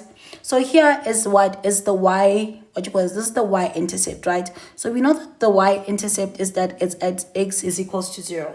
Hope that makes sense, right? So here it's going to be the first line that we're going to write. So it's going to be the first line that we're going to write. So we're going to just draw a straight line there, right? So we're going to draw a straight line here, just like this, right? Then the other one is that, remember the fact that our graph, let me just go back to solid, right? We see that our graph, right, has asymptote, right? So the second one is going to be the asymptote. So number 2 is going to be the asymptote, right? So it's going to be the x asymptote. So it's going to be the vertical asymptote. Yes, so it's going to be the vertical asymptote. Vertical asymptote. I hope I can spell it. Asymptote, right? So we see the fact that our vertical, let's just fix it, asymptote, right? In our case, so here, let me just write it, it's when x is equals to 0. And here, our vertical asymptote is x is equals to -2, right? So it's going to be x is equals to -2. So now, drawing, right, is that the dotted line here in red, so it's going to be here, right? So now that's that, right? Then go back to solid, right? Go back to black. So we see the fact that our graph, right, it's here. This is going to be -infinity, and this is going to be +infinity. Then this region from -infinity till the first red dotted line to the asymptote is going to be region 1. This is going to be region 2, and this is going to be region 3, right? So now we're going to ask ourselves, just looking at region 1, which is this one, right? We're looking for when the yellow one is at top and the blue one is at the bottom. So looking at this one, we see that the blue one is at the top and the yellow one is at the bottom. So this can't be our solution, right? So now we're looking for the second region is this one, right? We see the fact that yes, the yellow one is at the top and the blue one is at the bottom. So this is part of our solution, right? Then we see the fact that in the third one, which is going to be this one, right? Yellow one is at the top and the blue one is at the bottom. So this is also part of our solution, right? So our solution is going to be from where? You always write your solution from here going to where we've selected, right? So we know the fact that it's going to be from here till +infinity. So our answer here is going to be what? It's going to be x. So it's going to be x is an element from -2 till positive infinity, right? So that is going to be the solution to this question. So now we're going to do question 5, right? So with question 5, it says, given that f of x is equals to x squared minus 2x minus 3 and g of x is equals to x plus 3, right? We see the fact that f of x is a quadratic and g of x is a what? Is a linear function, right? So the first question says the fact that we need to write the y-intercept of both graphs, right? So for f of x, so I'm going to just rewrite f of x here, right? We see the fact that it's x squared minus 2x minus 3. This value here, the last value that doesn't have any variable, is our y-intercept. So this is our y-intercept, right? So the y-intercept, so f of x, I'm going to just say this, f of x y-intercept, it's going to be what? It's going to be equals to what? It's going to be equals to 0 is to -3, right? So that's that. Then for g of x, right? So for g of x, right, which is going to be equals to x plus 3, right? This also, which is a constant, is also the y-intercept, right? So meaning for g of x, y-intercept is what? Is 0 is to positive 3. Hope that makes sense, right? So that's how you will find the y-intercept for both graphs. So now we're going to do 5.2, right? So it says sketch the, so it needs to, it wants us to sketch the graph of f of x and g inverse. Very important, not g of x, but g inverse. So first, sketching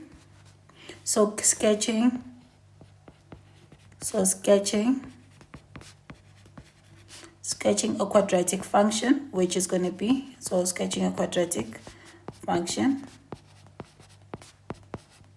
which is what? Which is f of x, right? So we need a couple of things when sketching a quadratic function, right? Is that one, we need the shape, so a, right, which gives us the shape. So it gives us the shape, right? So we know the fact that when a is greater than 0, it's going to give us a smiley face. Then if a is less than 0, it's going to give us a sad face, right? So it's going to give us a sad face, right? Then number 2, we're going to need the intercepts. So both x and y, right? Then thirdly, we're going to need the turning point, right? So we're going to need the turning point.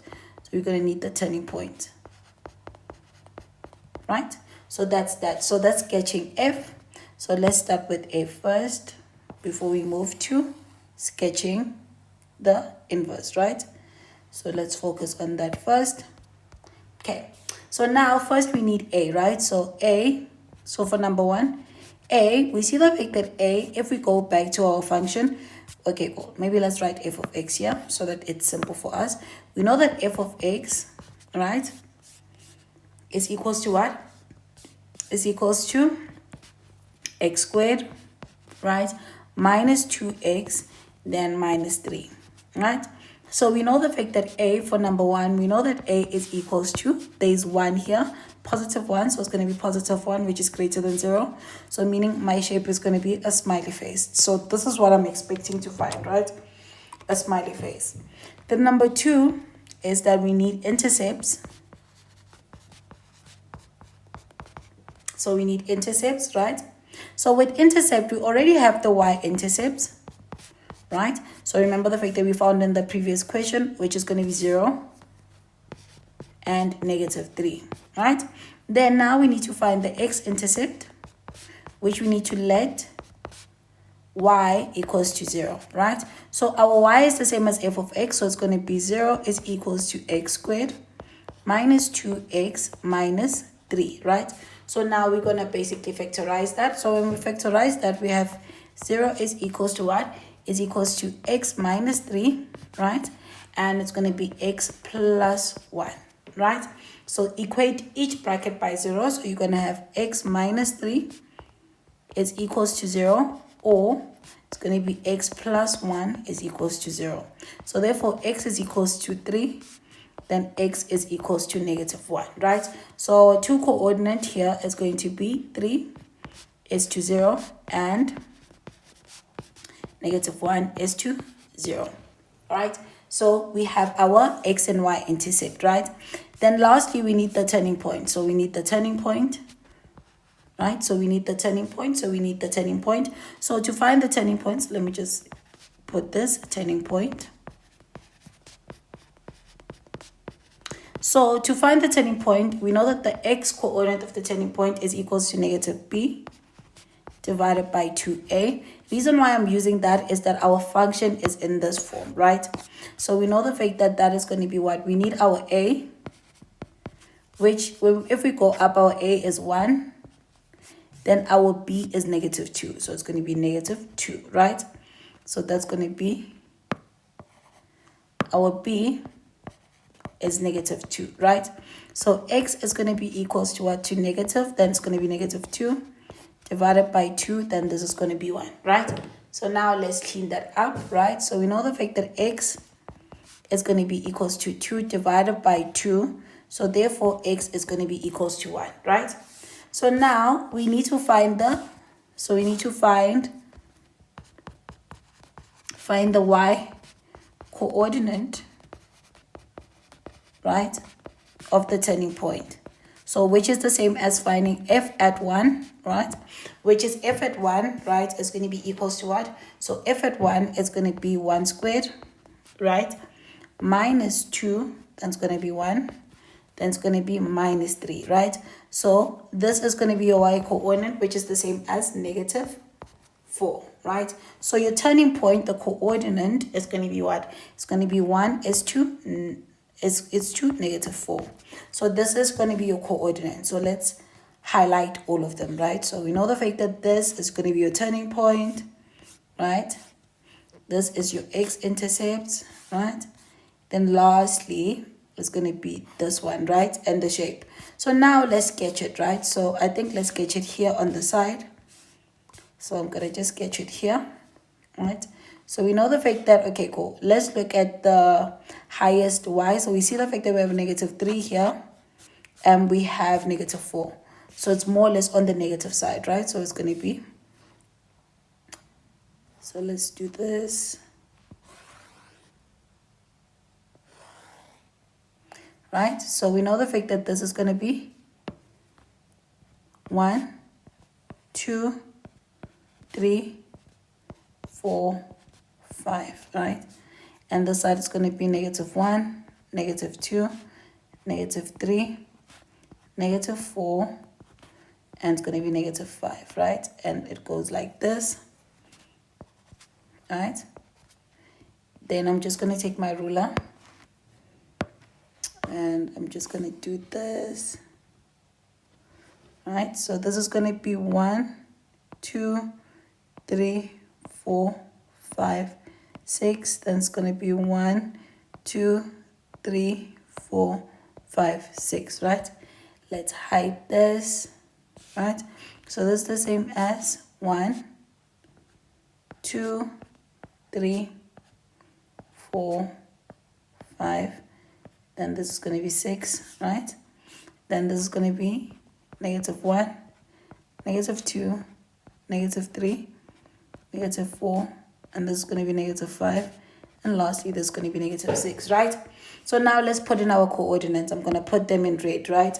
So we're going to start with the y-intercept. So the y-intercept is negative 3. So it's going to cut here. The graph is going to cut here, right?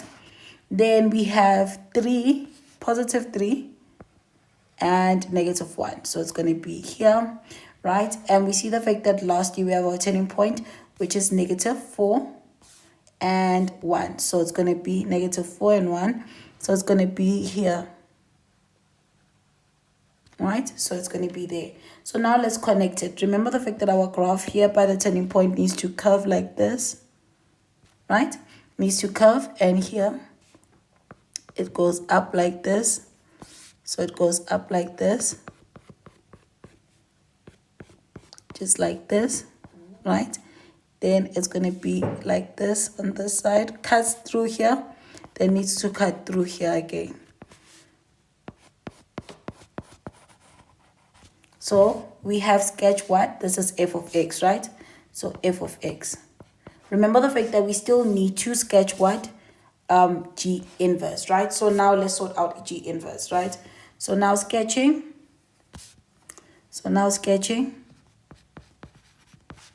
So sketching G inverse, right? Before sketching a G inverse, right, is that we need to understand the relationship between G of x and G inverse, right? So the relationship first is going to be the relationship. Relationship. Why? Relationship. So relationship just ran away for a moment. So the relationship between G of x and G inverse, right? So we need to understand the relationship between the two.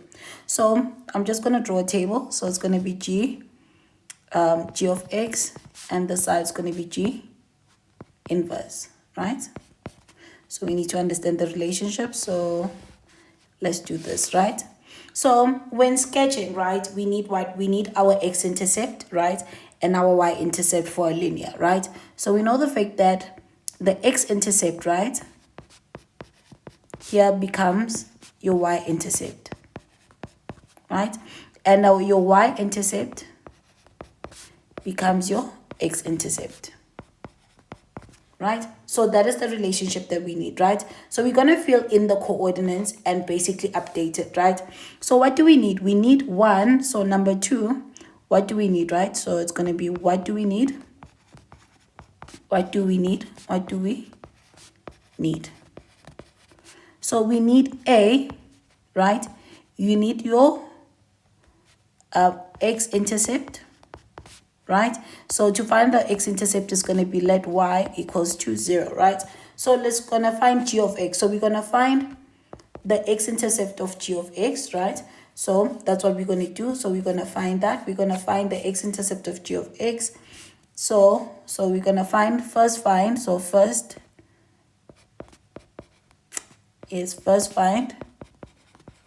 the x-intercept of g of x, right? Then B, we're going to need the y-intercept, right? We need to know the fact that it's going to be let x equals to 0, but we already found it. But first find the y-intercept of g of x. Then thirdly is that we're going to use the relationship. Use the relationship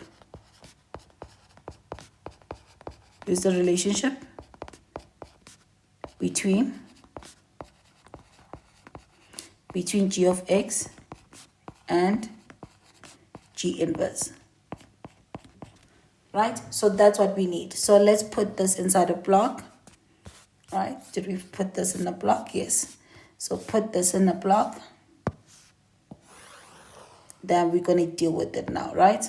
So let's deal with it, right? So before finding even the relationship, right, is that we are going to use this, right? So we know the fact that we need, so for A, so 2A, right, we need the x-intercept, right? We know the fact that we need to let y equals to 0. So we know the fact that g of x, so let me just put this down. Let's go find g of x, right? So let's go up.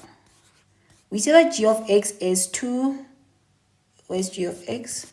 G of x is x plus 3, right? So it's going to be x plus 3. So we know the fact that g of x, let me just write it here.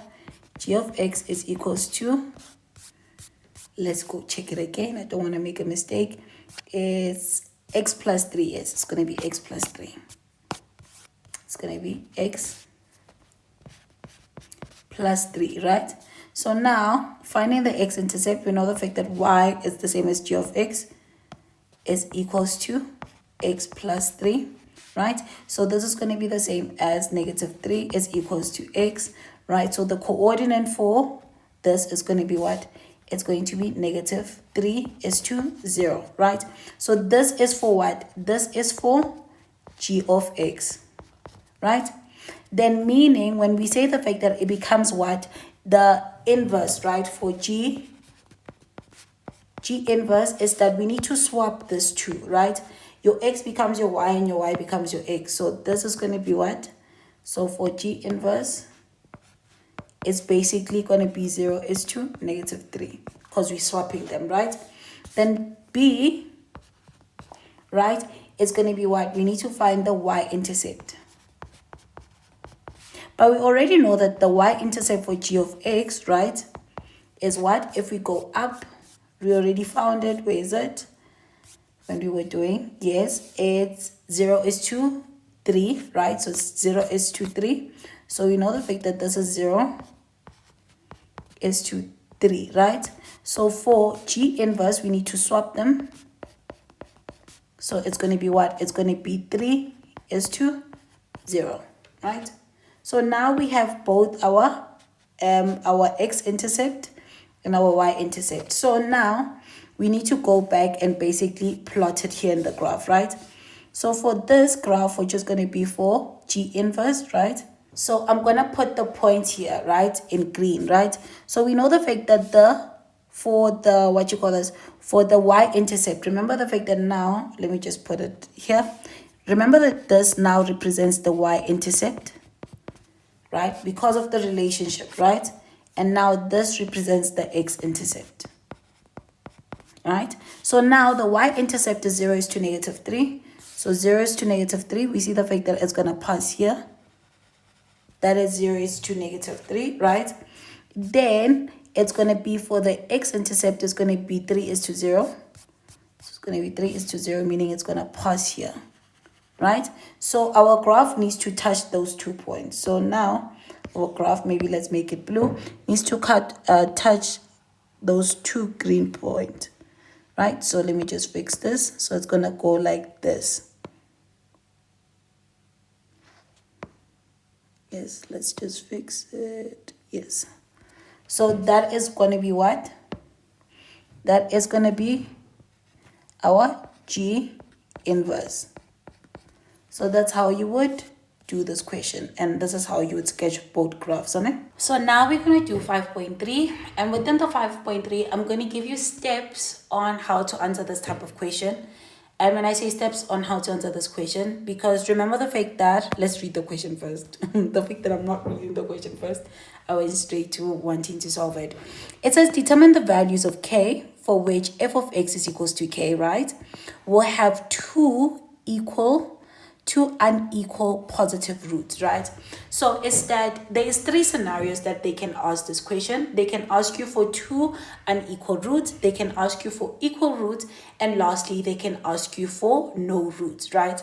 So now it's that I'm going to give you like more or less like a framework or steps, right, on how to always solve this type of question, whether they ask you for 2 unequal root, equal root, or no root, right?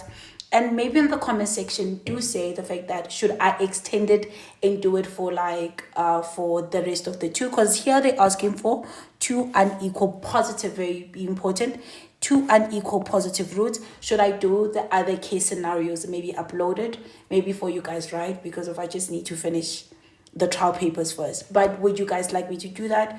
I'll leave a comment and you guys will vote on whether should I extend it or not, right? So with that said, is that I'm going to give you the framework. So I'm going to say the steps, right? Or should we call it framework? Maybe we should call it framework, right? So it's going to be the framework for this type of question. Okay, cool. So I want it in black. So the framework.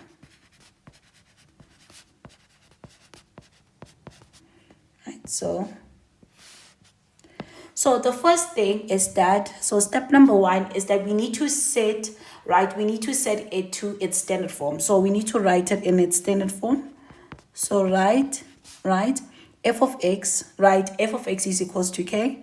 So f of x equals to k in the standard form. What is the standard form, right? So the standard form is, so the standard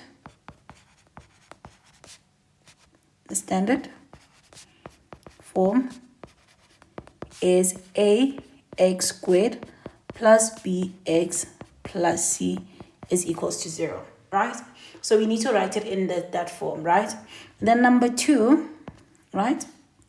Number 2, we need to do what? We need to basically solve for whether it's unequal to unequal, right?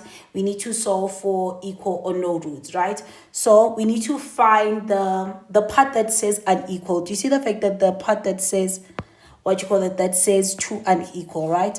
So the two unequal, so I'm going to say the how can I put it? Let's call it the test, right? The discrimination test, right? Like this triangle test. So we're going to find the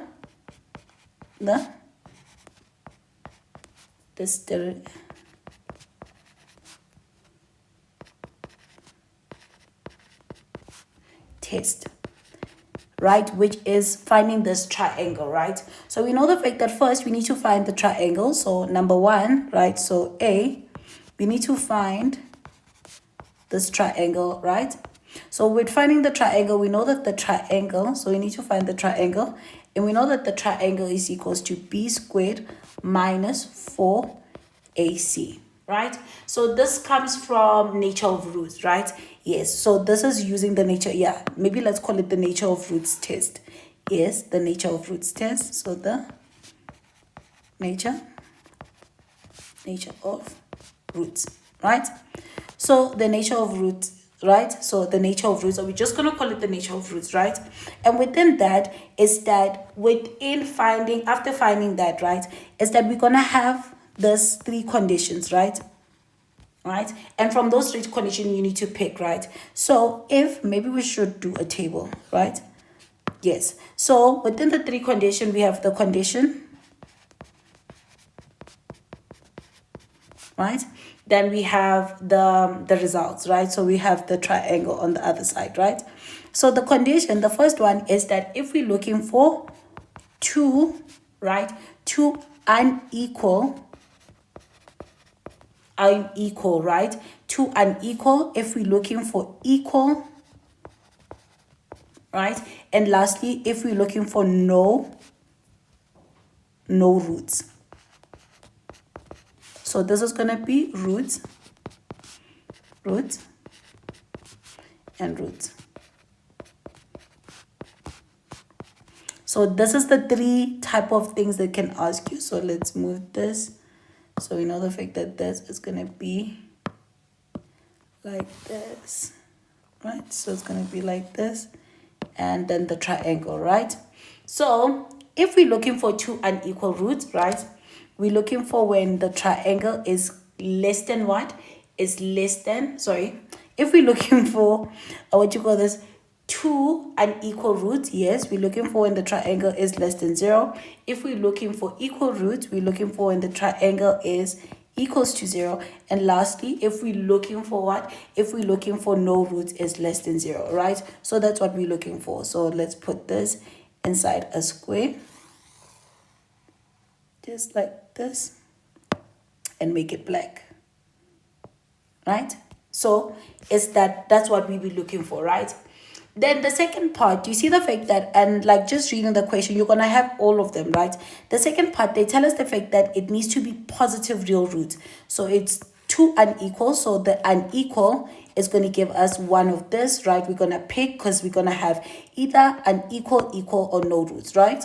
So that's going to be us doing this test, right? From this, right? Then the next part is going to be positive roots, negative root, you get it? So this, the positive, right? So we're going to call it what? The positive. We're going to call it the sign, what you call it, the sign test, right? So number 3, we're going to find the sign test.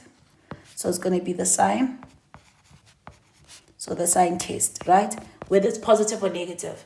The reason why this is going to be important is that, so we're going to find the sign test, right? So let's do that. So let me just do that. So it's going to be the sign test. So the first one is that we need to find the sum of the roots. Then we need to find the product of the roots, right? So we need to find the sum of the roots. So 1, we need to find the sum of the roots. Right? Which is going to be equals to b, right? which is going to be b, negative b minus a. Then lastly, it's going to be the product of the roots. So it's going to be the product of the roots, right? Which is going to be equals to c divided by a, right? Then using those product of the roots, right? So using those product of the roots, right? We're going to find the following, right? So we're going to find if it's both, remember the fact that they talk about positive, negative, or opposite sign, right? So using this to the sum of the roots and the product, right, is that it's going to tell us, you're going to know which one to pick. Hope I'm making sense, right? So using the two equations, right? So we're going to use those for the boundary. So let me just say that. So we're going to use, right, those rules. So we're going to use those rules, right, to find the next boundary. So the next boundary. So boundary or boundaries, right? So next boundaries of K, right? So going up, just so that I don't confuse you, right? So this first one, right? Do you see this one, right? We're finding the first boundary. So this gives us the first boundary, right? So this gives us the first boundary, right? And going down this, right? Do you see this one, right? Do you see this one? So the nature of the roots, blah, blah, blah, blah. So this one gives us the second boundary. Second boundary. And it's going to make sense, right? In a moment when we actually do this question, right? So second boundary. Yes. Right? Hope that makes sense, right? So now let's understand. If they're asking you in the question the fact that they want both, right? So they want both roots. So they want both roots positive. What should we use, right? We want what? We want the sum. So we want the sum. So first we want the product, right? The product of the roots to be what? To be greater than 0, meaning positive. And so we want both conditions satisfied, and we want the sum of the roots, right? Of the root, right? Also greater than 0, meaning we want it positive, right? So that is the first one, right? Then if we want what? If we want both, so both, right? If we want both roots negative, right? That means the fact that we want the product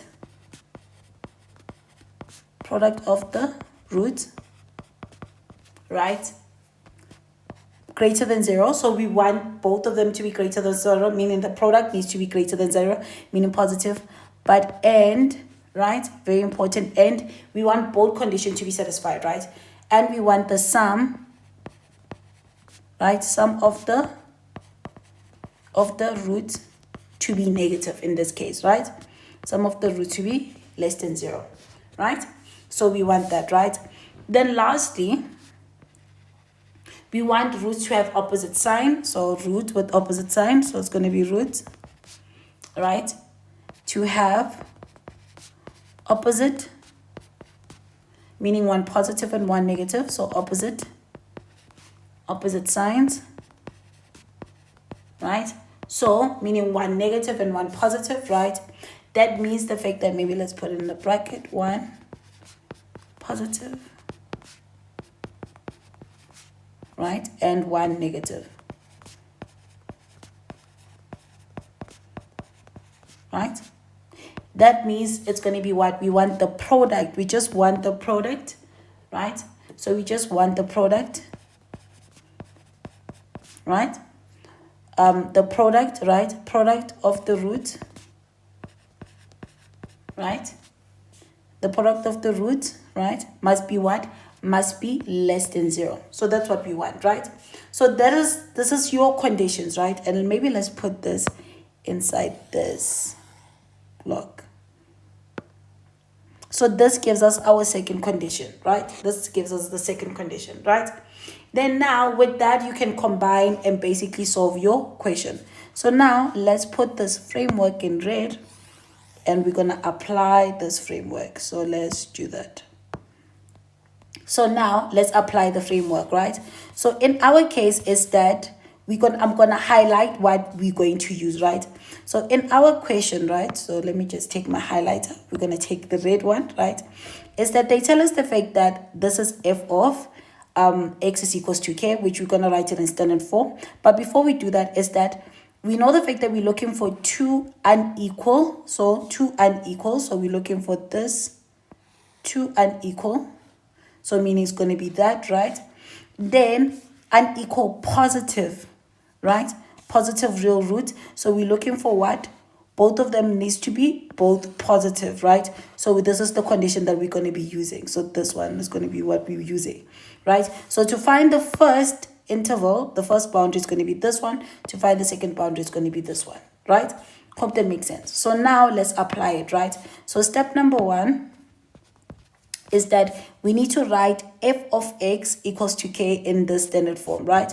So we know the fact that f of x is equals to k, right? But we know that f of x is what? Remember the fact that f of x is equals to what? Let's go up, right? We are given that f of x is x squared minus 2x, right? So it's going to be f squared, right? It's going to be x squared minus 2x, right? Then it's going to be minus 3. So let's do that. Let's rewrite that. So let's go down, right?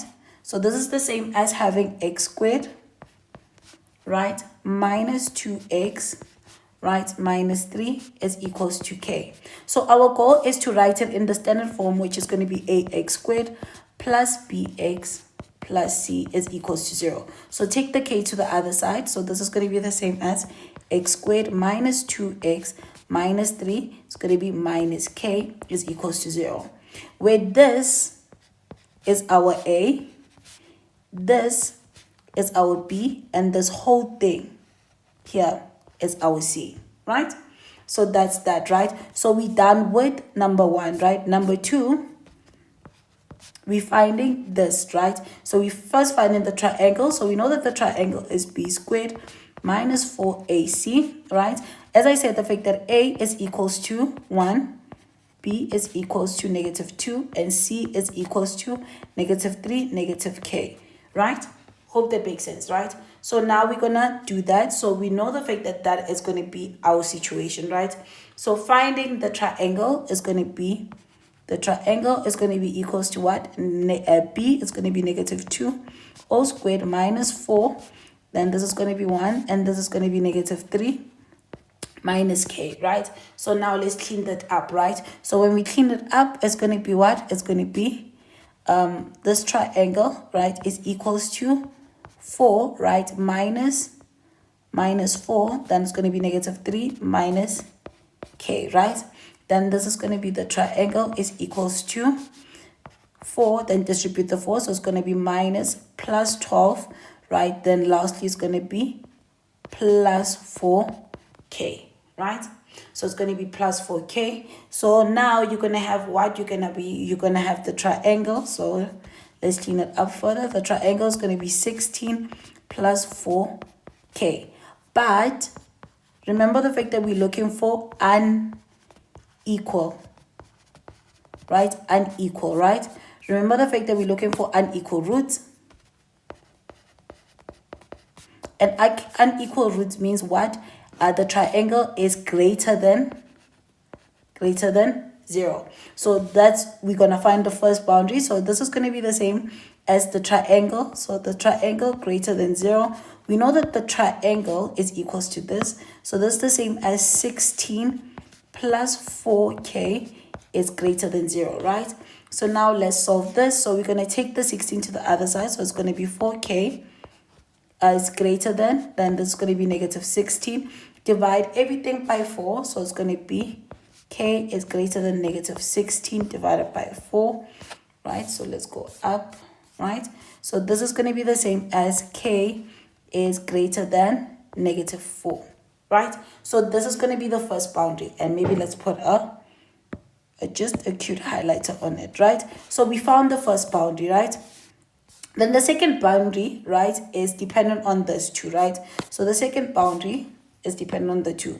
So first we need to find the sum, right? So the second boundary is dependent on that thing. So we're going to find the sum, and I'm just going to call it sum, right? Sum of roots, right? So sum of roots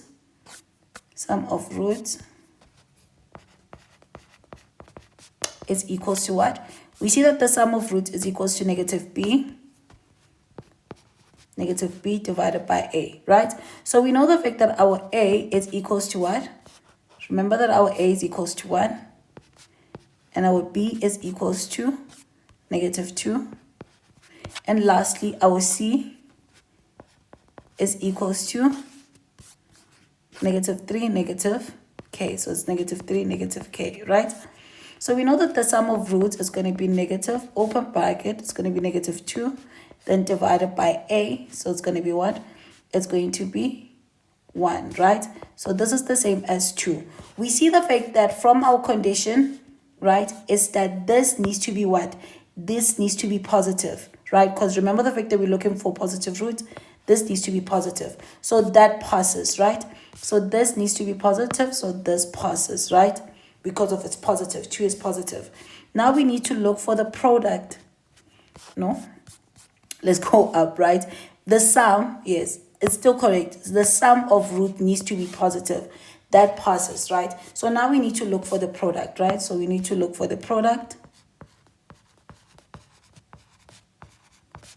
of roots. So remember the fact that and both of them needs to be like positive, right? So it's going to be the sum of the what? It's going to be the sum of the product. And we know that the sum of product needs to be what? It's going to be what? The formula for that is going to be C divided by A. So we see the fact that the sum of product is going to be C. So it's going to be -3 minus K divided by A. So this is where you're going to find the second boundary, right? Because we're going to find the second boundary because of they tell us that the product of this needs to be what? Needs to be greater than 0. But we know the fact that the product of roots, right, is greater than 0. So we already know that the product of roots, right, is equals to this. So let's put this side. So sorry, this is going to be, let's substitute A. A is 1. I got a little bit excited. So this is going to be the same as what? This is the same as -3 minus K, right? So we know that the product of roots is equals to -3, right, minus K is greater than 0, right? So we're going to solve for K. Why didn't we use the inequality here? Because of already it's a number. Here we see the fact that we have K. That is why we have to use inequality again. Hope that makes sense. Making sure the fact that it meets this condition. Do you see that? It meets this condition. Hope that makes sense, right? So now, with that said, is that we're going to have this. So now we're going to solve for K. So we're going to take the K to the other side. So it's going to be -3 is greater than 3, like what you call this, K is less than -3, right?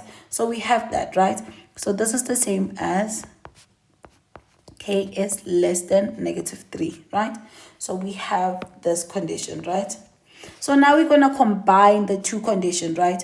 We see the fact that K is going to be in the middle, right? So the final answer, we know the fact that K is going to be in the middle, right? Then we know the fact that then there's two inequalities like this, right? This one, right, is going to be this side. Basically, this side is going to be -3 because it matches up exactly like this because it eats the number. And you see the fact that the other one is K is the one that's getting eaten. So it's going to be -4 that side, right? So this is going to be your interval, right? Where this condition is satisfied, where the values of K, right, where it's going to have two unequal roots, right? Hope that makes sense. So now we're going to do 5.4, right? It says determine the value of x for which f, the first derivative of f's and the double derivative is less than 0, right? So now we need f of x. So we're going to solve it like just algebraically, not using the graph, right? So we know that f of x is equals to what? We know that our f of x is equals to, if we go up, right? So if we go up, yes. So we see the fact that our f of x is equals to that. So I'm going to rewrite it down here. Yes, so let's rewrite it down, right? So we know that f of x is equals to x squared, right? Minus 2x, right? Minus 3, right? So remember the fact that our goal is that we're looking for what? We're looking for f of x, right? Double, like first derivative multiplied by the second derivative, right, is greater than and equals to 0. So this is what we're looking for, right? So this is what we're looking for, right? So first, what I'm going to do is that I'm going to find the first derivative, right? So finding the first derivative, we're going to apply the rule. So it's going to be 2, right? So it's going to be 2, then it's going to be x, then it's going to be 2 minus 1. It's going to be 2 multiplied by 1, because it's the same as 1 here. Then this is going to be x, right? 1 minus 1. And lastly, this is going to be 0, right? So this is going to be the first derivative, right? It's going to be equals to 2x, right? 2x minus 2, right? So that's that, right? So now we need to find the second derivative. So the second derivative, we're going to apply it from here, right? So it's going to be what? It's going to be 2 multiplied by 1. So because this is 1, and this is going to be x, 1 minus 1. And this is going to be 0, right? So the second derivative is going to be what? It's going to be equals to 2, right? Just 2. So this is the two things that we're going to substitute it back here. So we're going to substitute this and this, right? So now we know the fact that we're looking for f prime of x, right? Multiplied by f double prime of x is less than and equals to 0. So f prime of x, we know the fact that that is 2, right? X minus 2, right? And f double prime is equals to 2, and this is greater than and equals to 0, right? So we can clean it up, distribute the 2. So this is going to be 4x, right? Minus 4 is greater than and equals to 0. Take it to the other side so we can solve for x, right? So this is going to be 4x, right? Is greater than and equals to 0. 4x greater than equals to 0 is equals to 4. Divide both sides by 4. So it's going to be x is greater than and equals to 4 divided by 4. Therefore, x is greater than and equals to 1. So this is going to be your final answer for this question. So now we're going to do foundational maths, and we're going to do question 6. So the first question says, how long must 50,000 be invested to double, right, at an interest of 8.5 pn on a straight line method, right? Then they say the fact that we need to give our answer in years and months, right? So how long? So we see the fact that how long, what you call this 50,000 needs to be doubled. So we know the fact that P, right? So first, let's establish which formula we're going to be using, right? So we see the fact that from our question, right? They tell us the fact that it's 8.5%, right, on a straight line method. Straight line, right, meaning what? It means simple interest. So straight line means simple interest. So this is simple interest, right? So we'll be using simple interest, right? So we're going to be using simple interest.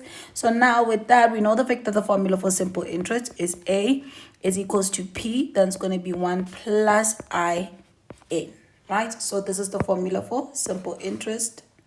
So let's put it in red, right? So we need what? They said the question asks us for what? Let's highlight what the question wants. Okay, this is back to black. Let's highlight what the question wants. They say how long, right?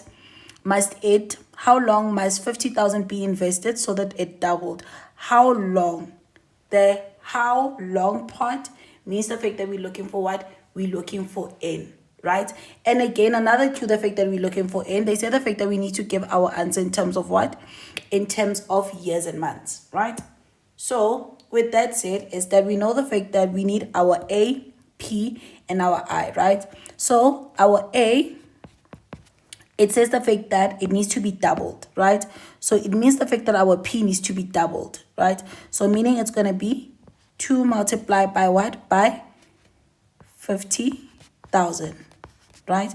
Which is going to give me 100,000, right? Then our P is going to be 50,000, right? Then our interest in this case is going to be 8.5%, which is the same as 8.5, right, divided by 100, which is 0.085, right? So that's what we have, right? And we're looking for N. So we're looking for N in this question, right? So now let's substitute everything that we have. So now let's go up. We know the fact that A is equals to P, right? Then it's going to be 1 plus I N, right? So now let's substitute everything that we have. So this side is 100,000. It's equals to 50,000. And this is going to be 1 plus. Then it's going to be 0.085, right? Then it's going to be N. Right, so we're going to divide this side by 50,000. So it's going to be 100,000 divided by 50,000, right? It's equals to what? It's equals to 1 plus 0.85. So it's going to be equals to 0.85 N, right? We can get rid of the bracket because we got rid of the 50,000, right? So this 100,000 divided by 50,000 is going to give me what? It's going to give me 2, right? So this is going to be the same as 2 is equals to 1 plus 0.085 N. Take the 1 to the other side. It's going to be 2 minus 1 is equals to 0.085 N, right? So now, therefore, we have 1 is equals to 0.085 N. Divide both sides by 0.085, right? So it's going to be what? It's going to be 1 divided by what? Divided by 0.085, and this is going to be equals to N, right? So we see the fact that N is equals to what? Is equals to 11.7647, right? But remember the fact that they said the fact that we need to write what? We need to write our answer in terms of what? In terms of years and months, right? So now we know the fact that this right, gives us the years. So we need to convert this into months. So convert this, right? Convert to months. We need to convert the decimal part into months, right? So let's do that to convert. So convert 0.7647 into months. So now how do we convert something to months, right? To months, we're going to multiply by 12. Remember the fact that there's 12 months, right? So we're going to multiply by 12. So you're going to say 0.7647 multiplied by 12, right? So when you punch that, you're going to get 9, right, 18 months, right? So now remember the fact that since it's like we don't have 9.8 months, so practically this is going to be what? This is going to be approximately 10 months because we always round up, right? Right? So now the final answer is that it's going to take 11 years and 10 months. And that's how you would solve this question. So now we're going to do 6.2, right? So the question says on the 1st of June 2024, a bank granted Tabiso a loan of 250,000, right, at an interest of what? Of 15%. So let's highlight everything that's important, right?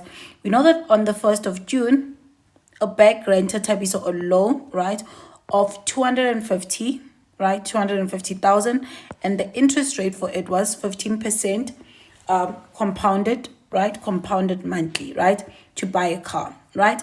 They tell us the fact that Tabiso agreed to repay the loan in monthly installment, right? Commencing, so the monthly installment, right? The monthly installment commencing on the 1st of July 2024, right? So Tabiso got the loan on the 1st of June, right? Then the first installment was on the 1st of July, right? And ending, right, 4 years later. So it's going to ending 4 years later, right, which is going to be on the 1st of June 2028. Hope that makes sense, right? Then they tell us the fact that, however, Tabiso was unable to make the first two installments. So the first two installment, he missed two installment and only started paying the monthly, like only commenced to paying the monthly installments on the 1st of September. Right? So even before answering the question, let's give the situation into a number line, right? So let's create a number line. So I'm going to create a number line, right? So a number line, just to understand visually what's happening, right? So we see the fact that on T0, right? I'm going to call it T0, right? At T0, which is going to be the 1st of June, right? 1st of June, 2024, right? What happened is that a loan was granted. A loan was granted, right? So a loan was granted, and that loan amount was how much? 250,000, right? So that's what happened on the 1st of June. So what happened is that on the 1st of July, right? 1st of July, which is T1, which is going to be the 1st of July, right? 2024. Tabiso missed a payment, right? Missed a payment. Missed a payment, right?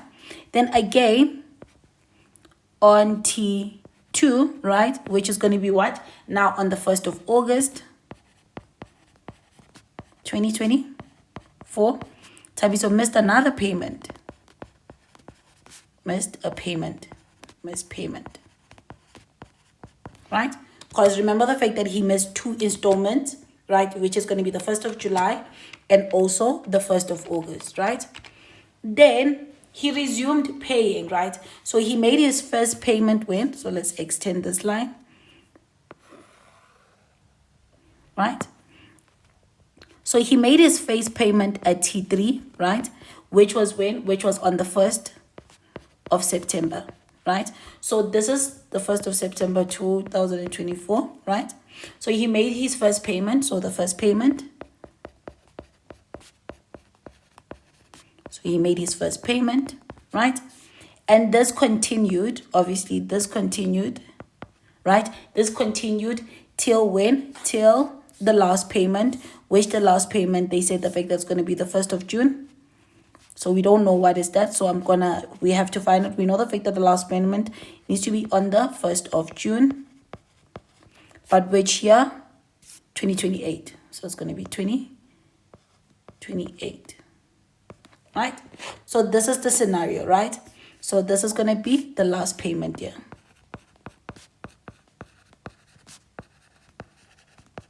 So visually, this is the information that we have, right? This is the information that we have visually. So now let's go answer the first question. So now from the situation, the first question says calculate the amount, right? Tabiso owes the bank on the 1st of August, right? So how much Tabiso owes the bank of the 1st of August, right? The month before he made his first installment. So we want to calculate how much Tabiso owns the bank at the 1st of August, right? So remember the fact that Tabiso was granted what? Was granted this amount, right? Was granted this amount. And after granting that amount is that he missed his payment, meaning this amount kept on growing. So it kept on growing because it has an interest, right? Because it has an interest of 15%. So it kept on growing. So it kept on growing here and it kept on growing, meaning it incurred interest rate, right? So now, since we know the fact that our interest is compounded monthly, right? Is that we're going to be using what? We're going to be using our compound interest formula, right? So now what we're calculating, we're calculating the interest that this amount occurred within this 2 period. So at T1 and T2, right? Because remember the fact that he missed 2 payments. So we know the fact that using A, right? So calculating the interest that, like, maybe I should write that, right? So we're calculating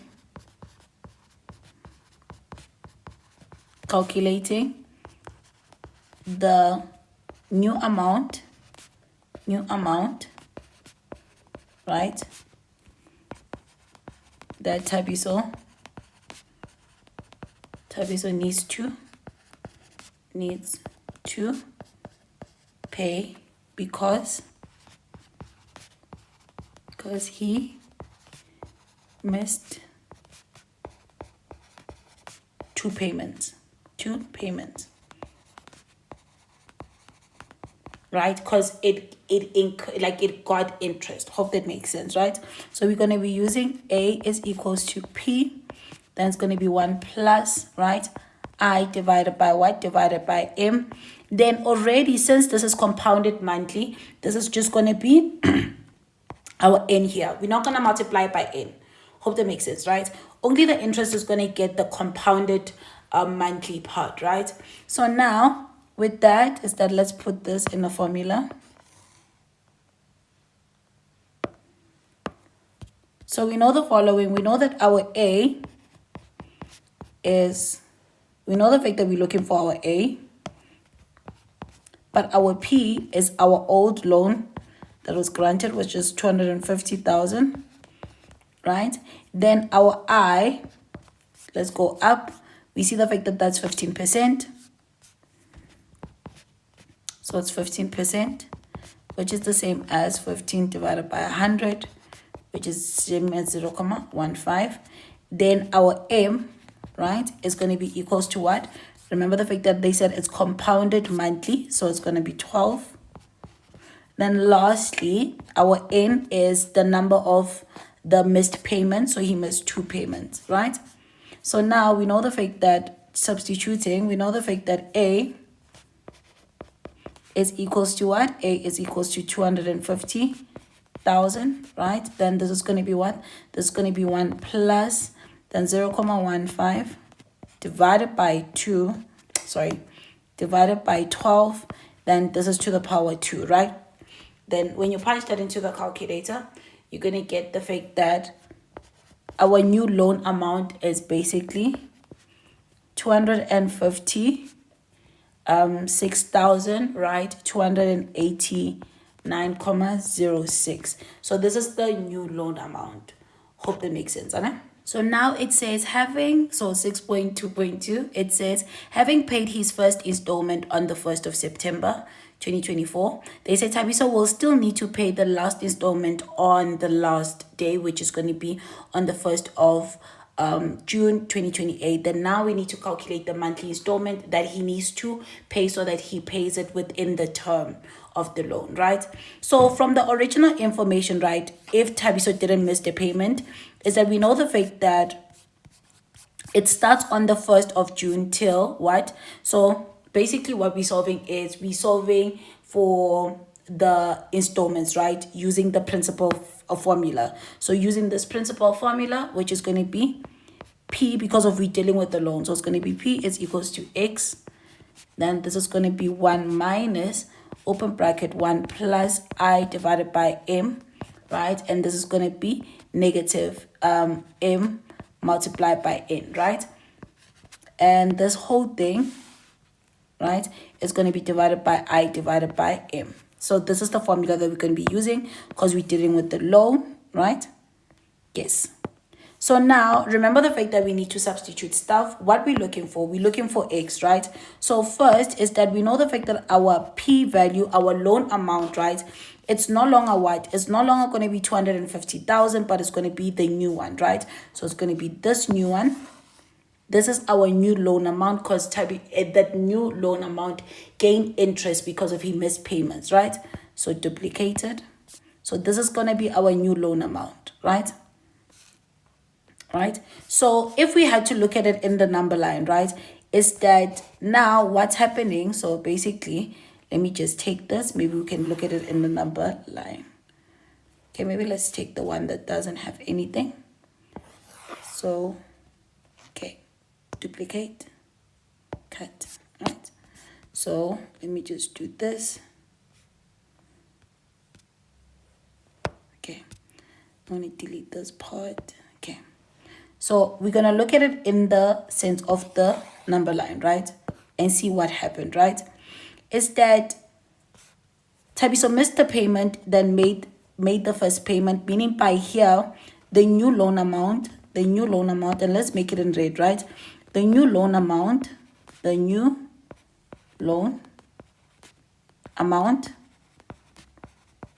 right, was what? Was 256, right? Then it's going to be 289,06. So that's the new loan amount, right? So then Tabiso made his first payment. So now the payment is going to be operating here. So where I'm going to be highlighting, that's where the payment. So it's going to be starting from here, right, going here. And he still needs to fulfill making his last payment on the 1st of what? The 1st of June 2028. Hope that makes sense, right? So now P, right, in this situation, P is our new loan amount, right? So P is going to be our new loan amount. Maybe let me just do this. Let me just take this. Okay, cool. So let me just do this. Yeah, right? So P is going to be our new loan amount. Then what we're looking for, we're looking for the monthly installments, right?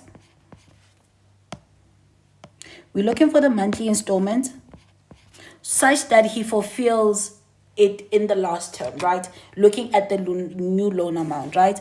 So we're looking for the monthly installment, right? So I is going to be the same interest, which is going to be 15%. So it's going to be 0.15.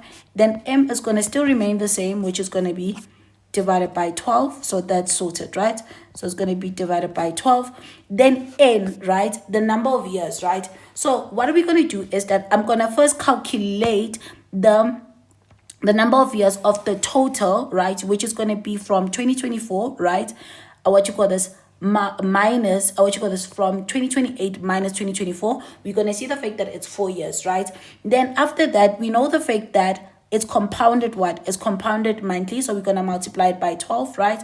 Then after multiply it by 12, then we're going to subtract the 2 missed payments.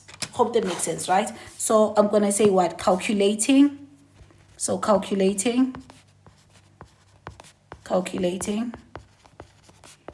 the N, right? So the N I'm going to automatically include. So I'm going to also include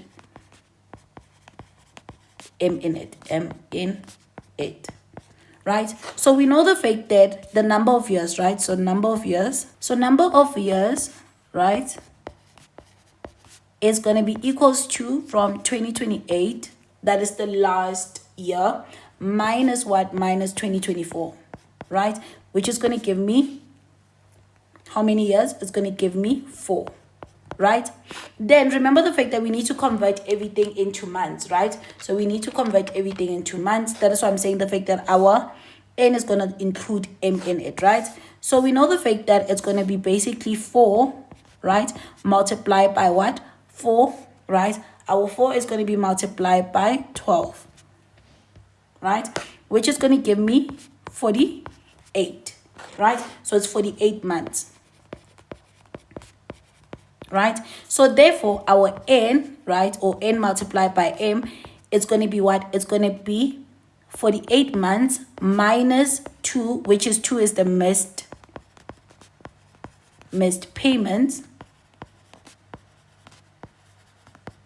right? So this is going to be equals to what? This is going to be equals to 46, right? So our N multiplied by M in the formula is going to be equals to what? It's going to be equals to 46. Hope that makes sense, right? So that is how you would find the number of months or the months, right? So now I'm going to highlight all the important information, right? We know the fact that we have P. So this is going to be this one. Then we have the interest. Then we have the 12, right? And lastly, we have this, right? So now let's substitute. We know that P, right, is equals to what? To X. Then this is going to be 1 minus, then it's going to be 1 plus I, 1 plus I divided by M, right? And this is going to be, then this is going to be minus N multiplied by M, right? And this is going to be divided by what? This whole thing is going to be divided by I divided by M, right? So now we know the fact that P, right, is what? Is the new loan amount, right? So it's going to be what? It's going to be 2,256, right? Then it's going to be 289, right? Comma 06, right, is equals to X, what we're looking for, right? So let me just like align it like this, right? Yes, then it's going to be X, and this is going to be what? This is going to be 1 minus, this is going to be 1 plus what? Plus 0,15, right? So it's going to be 0,1,0,15, because that's the interest, right? Sorry, is it 15 or 12? I think I made a mistake. Let me just go up. It's 15. I don't know where did I get the 12. I'm sorry for this. This is 15. See? Good thing that I double checked, right? So this is going to be 15, right? 15, and this is going to be divided by what? This is going to be divided by 12. Then this is going to be minus 46, right? And this whole thing, right, is going to be divided by 0,15 divided by 12, right? So now let's clean it up, right? Because we want to solve for X. So it's going to be 256, right? Then it's going to be, so it's going to be 289,06, right? And since it's dividing, so since this side is dividing, when you take it to the other side, it's going to multiply. So it's going to be multiplied by 0,15 divided by 12 is equals to X, right? And this is going to be 1 minus, then this is going to be what? Then now I'm just going to make this into being what? Into being, okay, let me just leave it like that. So it's going to be 1 plus 0,15, right, divided by 12. Then this is going to be minus 46, right? And like this. Then now what I'm going to do is that I'm going to divide all the square brackets, since this is multiplying this side with X, I'm going to divide it this side. So this is going to be the same as what? As 256,289,06, right? Multiplied by 0,150, or what you call this? Divided by, divided 0,15 divided by 12. And this whole thing is going to be divided by the square bracket. So it's going to be the square bracket. Then it's going to be 1 minus. Then it's going to be 1 plus 0,15, right, divided by 12. Then there's going to be minus 46, right? And this is going to be equals to X. So when you punch this side into the calculator, you're going to get it as being what? As being 7, right? 7, 3, right? 5, 9, 79, right? And that's going to be your X, right? So therefore X is actually equals to 7,359,79, and that's going to be your new monthly installment. Hope that makes sense, Anna. So now let's do 6.3. So let's read the question and highlight, right? It says XR rent, right, is invested into a new account, right, at the interest of 12% compounded monthly. So we know the fact that it's compounded monthly, meaning we're going to be using compound interest, right? Then they tell us the fact that 3 years later, right, so 3 years later, like 2x is deposited into the same account, right? So it's deposited into the same account, right? So it deposited into the same account. Then they tell us the fact that after 7 years, right, there is this total amount, right? Then they say the fact that in the account, right? Then they say determine how much money was invested at the beginning. So basically we're calculating for this X, right? So that is the value of X. So they also tell you the fact that that's the value of X. So maybe let's understand the situation in the number line. So let's understand it. So we have this, right? So let's understand the situation, right? So we know the fact that at what? At T0, right? So at T0, right? So amount of X is deposited, right? So we know the fact that X, right, is deposited. So we know the fact that X is deposited. Ooh, sorry. So we know the fact that X is, so let's do it like this. Let's write it at the bottom. So we know the fact that X R is deposited. So that's the amount that's deposited, right? Then that amount basically is deposited there. Then it gains an interest of 12%. So we know the fact that an interest of 12%, right, throughout, right? Then we know the fact that it's compounded monthly. So we know that the interest rate is that, and we know that it's compounded monthly. So meaning it's divided by 12, right? So that's the information that we have of R, right? Then they tell us the fact that 3 years later, right? So year 1, so year T1, right? T2, nothing happens. Then at T3, right? Which is year 3, right? What happened is 2x is deposited. So we know that 2x is deposited, right? And then after that is that money stays the same. So nothing happens, meaning year 4, nothing happens, right? Year 5, nothing happens, right? Let's extend this. So year 5, nothing happens, right? Then year 6, nothing happens. Then the investment is like at year 7, right? Then we know the fact that the total amount that is accumulated is 276, right? 550 and 58,75. So this is the information that we have, right? So now we need to calculate this X value, right? So now dealing with this just X value, and maybe I'm going to highlight it with a different color. Let's say it's blue, right? This X value gains interest from this point, right? Going till T7, right? So it's going to gain interest from that time. So then we see the fact that this money, this one, right, gains interest from where? From here, going till T7, right? So that's what we know. So we know the fact that for N, so N, right, for R, what you call this? So N, right, for this one, for the blue one, is going to be what? N for the blue one is going to be N is going to be equals to 7, right? Because it gains interest throughout that whole thing, right? Then here, what is the interest for this one, right?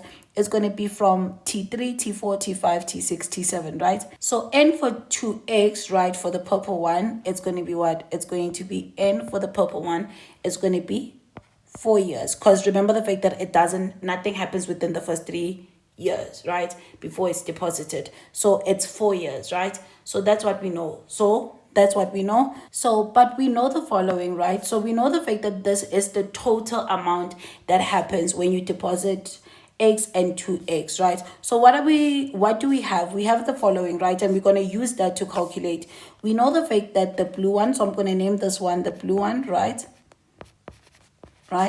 plus the purple one, right, it's going to be equals to the total, right? So it's going to be equals to the total, which is going to be 276, then 558,75. We know that, right? So we need to calculate blue alone. So we know that blue is going to be from T. So we need to calculate the interest of blue, right? How much blue grew, right? So in terms of X. So we're going to solve it in terms of X. So we know the fact that blue is basically equals to what? It's going to be A, right? A is going to be equals to what? A is going to be equals to P. Then it's going to be 1 plus I divided by what? Divided by M. Then this is going to be to the power N multiplied by 8, what you call is 8 what you call is NM divided and multiplied by M, right? So we know the fact that P is equals to X. We know that I, right, it's given as 12%. So it's going to be 12 divided by 100, which is 0.12, right? So we know that. Then we know the fact that M is equals to 12 because it's compounded monthly. Then lastly, we know that n is equals to 7 for blue one, right? So now substituting it, right? So substituting it, we're going to have the following. We're going to have the fact that this is going to be, so okay, cool. Let's substitute here, right? It's going to be x, then it's going to be 1 plus, then this is going to be 0.12 divided by what? Divided by 12. And this is going to be 7 multiplied by, it's going to be 7 multiplied by 12, right? So let's clean it up. So we see the fact that it's going to be x, right? So it's going to be x is equals to 1 plus 0.12 divided by 12. Then when you say 7 multiplied by 12, it's going to give you 84, right? And you're going to leave it like that, right? So that's going to be the blue one, right? Then now looking at the purple one, right? Maybe we should do it this side. So looking at the purple one, right? We know the fact that it's going to be A is equals to P. It's 1 plus I divided by what? Divided by M. Then it's going to be N multiplied by M. So we know the fact that P is equals to 2x, right? And we know the fact that I is the same thing, 0.12. We know that M is also the same thing, is equals to 12. And lastly, our N is what? Remember the fact that the N for the purple one is 4, right? So let's substitute. So this is the same as what? As 2x, right? Then this is going to be 1 plus 0.12 divided by what? Divided by 12, right? And this is going to be 4 multiplied by 12, right? So this is going to be the same as 2x, right? Then this is going to be 1 plus 0.12 divided by 12. Then this is going to give me what? This is going to be 48, right? So then we're going to leave it like that, right? So I'm going to just highlight to keep consistency, right? So I'm just going to highlight. We know the fact that this is going to be, so wait, let's highlight first. We know the fact that this is going to be blue and this is going to be purple, right? Then we know the fact that this is going to be for our blue one. So this is going to be blue, right? So it's going to be blue. Then this is going to be our purple, right? So it's going to be our purple, the one that we're going to be substituting, right? Okay, so it's going to be purple, right? So with that said, we know the fact that the blue plus purple is equals to this full amount, right? So we know the fact that x, so now we know that x,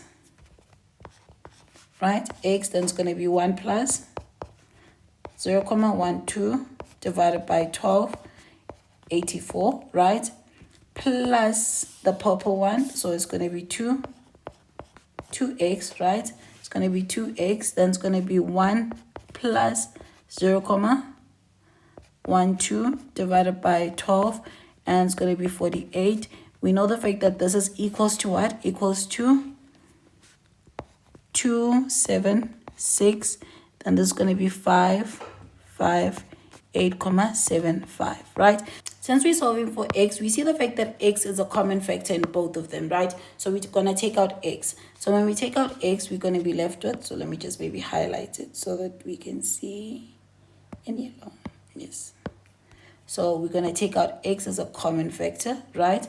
So when we take out x, we see the fact that we're going to have what? So we see the fact that we're going to have x open, then inside, and maybe let me put it in the square bracket. So I'm going to be left with 1 plus 0.12 divided by 12. Then it's going to be 84 plus 2 the side. Then it's going to be 1 plus 0.12 divided by 12. Then this is going to be 48, right? And this is going to be square bracket, right? And this is going to be equals to what? To 276.55. It's going to be 558.75. Right? So now this square bracket, I can divide it throughout this side just to have x alone. So this is the same as having x is equals to what? Is equals to 27, so 276.558.75, right? This whole thing divided by the square bracket, right? So the square bracket is what? Is the same as, so it's going to be 1 plus 0.12 divided by 12. Then this is going to be 84 plus 2. Then it's going to be 1 plus 0, 112, right? Then divided by 12. Then this is going to be 48, right? So that's what we have. So let's extend this, right?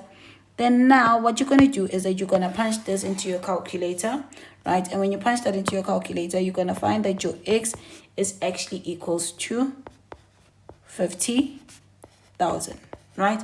So that is going to be your x. Your x is going to be equals to 50,000. So that is going to be the first amount. Hope that made sense. So now we're going to do questions that are under calculus, right? So the first question, which is question 7, is 7.1. Determine f prime from the first principle. So when using the first principle, right, finding the first derivative using the first principle, this is the formula that you're going to be using. So this is the formula for the first principle, which is f prime of x is equals to what? Is equals to the limit, right, when h approaches 0, right? And we're looking for when f of x plus h minus f of x, right? And this whole thing is divided by what? Is divided by h, right? So let's put this inside a block. Let's make it red, right?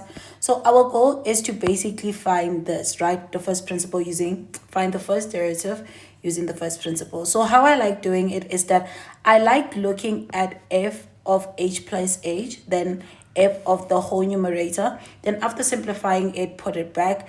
It makes it easy to basically make sure the fact that you have the right thing, right? So that's what we're going to do. So to solve this question, we're going to find first f of x. So we know the fact that f of x is given as what? Is given as this, right?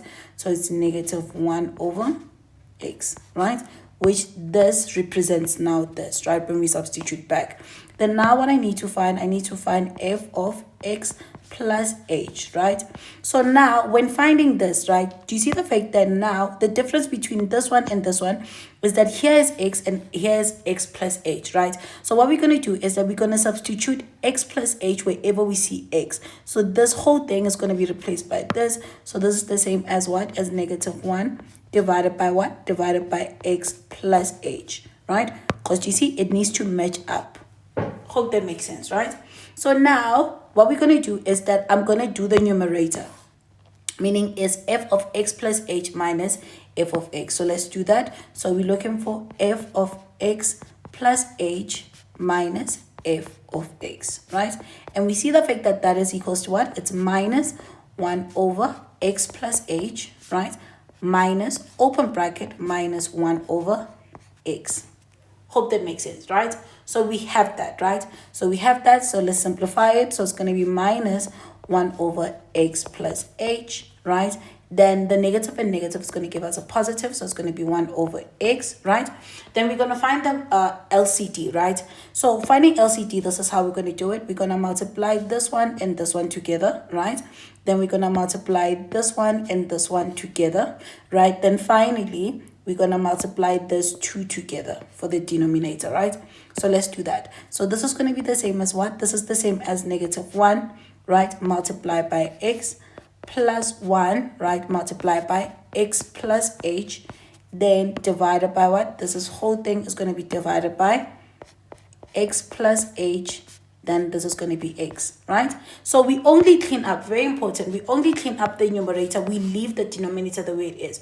Do not do anything to the denominator, leave it the way it is. So now let's clean up. So at the top, and maybe just to make sure the fact that you guys can see, you see the fact that this is a result of the yellow one, right?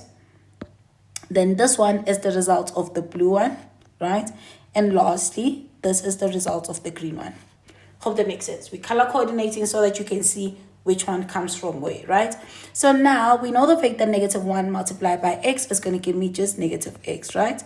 Then we know the fact that now we're going to distribute the 1. So this is the same as 1, right? So it's going to be x plus h, right?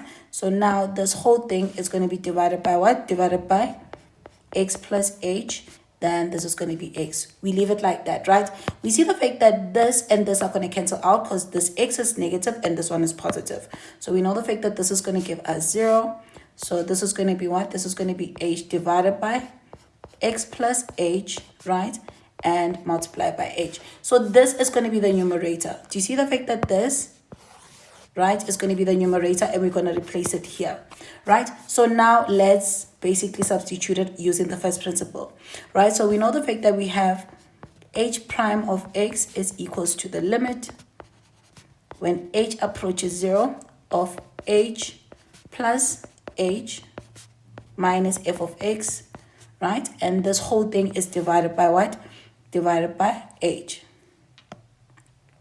So this whole thing is divided by h. But we already know that this is basically equals to this. So we're going to substitute that. So this is going to be equals to, always keep your limit. Do not get rid of the limit, right? I'll tell you when to get rid of it, right? So this is going to be the limit when h approaches 0. And this is going to be h, right? So let me just do this. This is going to be h divided by x plus h. Then this is going to be x, and this whole thing is going to be divided by h, right? So now I can rewrite what? I can rewrite this as a division, right?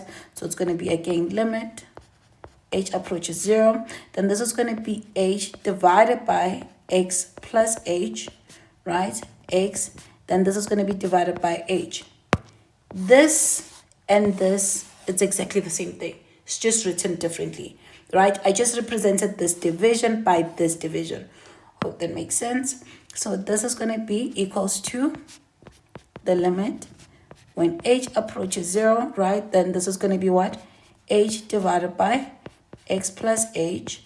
Then this is going to be x, right? This is the same as divided by 1. So now we want multiplication. So this goes up and this goes up when we change it to multiplication. So it's going to be 1 divided by h, right? Then we see the fact that we're going to have what? We're going to have the limit when h approaches 0, and it's going to be h multiplied by 1. So it's going to be h divided by what? So this whole thing is going to be divided by h. Then it's going to be x plus h. Then it's going to be x, right? We see the fact that this and this are going to cancel out. So we're going to cancel them out. So now you're going to be left with what? You're going to be left with the limit when h approaches 0, right? It's going to be 1 divided by x plus h, right?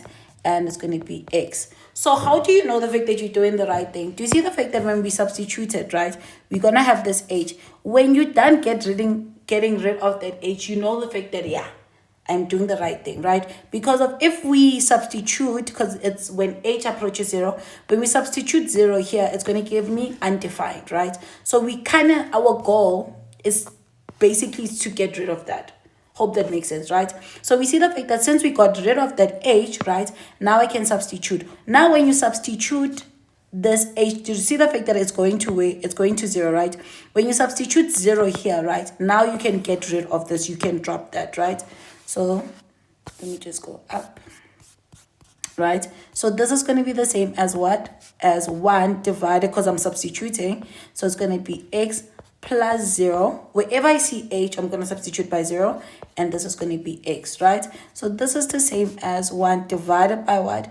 By x, right? So let's go up. I just want to check the fact that we did the right thing. Yes, right? Wait. Yes, right? So this is going to be the same as x, right? So this is going to be the same as x multiplied by another x. So this is going to be the same as 1 divided by x squared.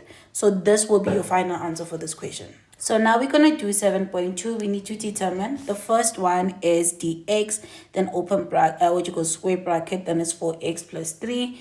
Then it's 2x minus 5. We need to find the differentiation using the rules, right? So the rule that you need to understand is just this rule. And I'm just going to put it here, right? Is that if you have y prime, if you have y, right? And the y is a multiplied by x to the power n, then finding the first derivative using this rule. And this is the only rule you just need to cram.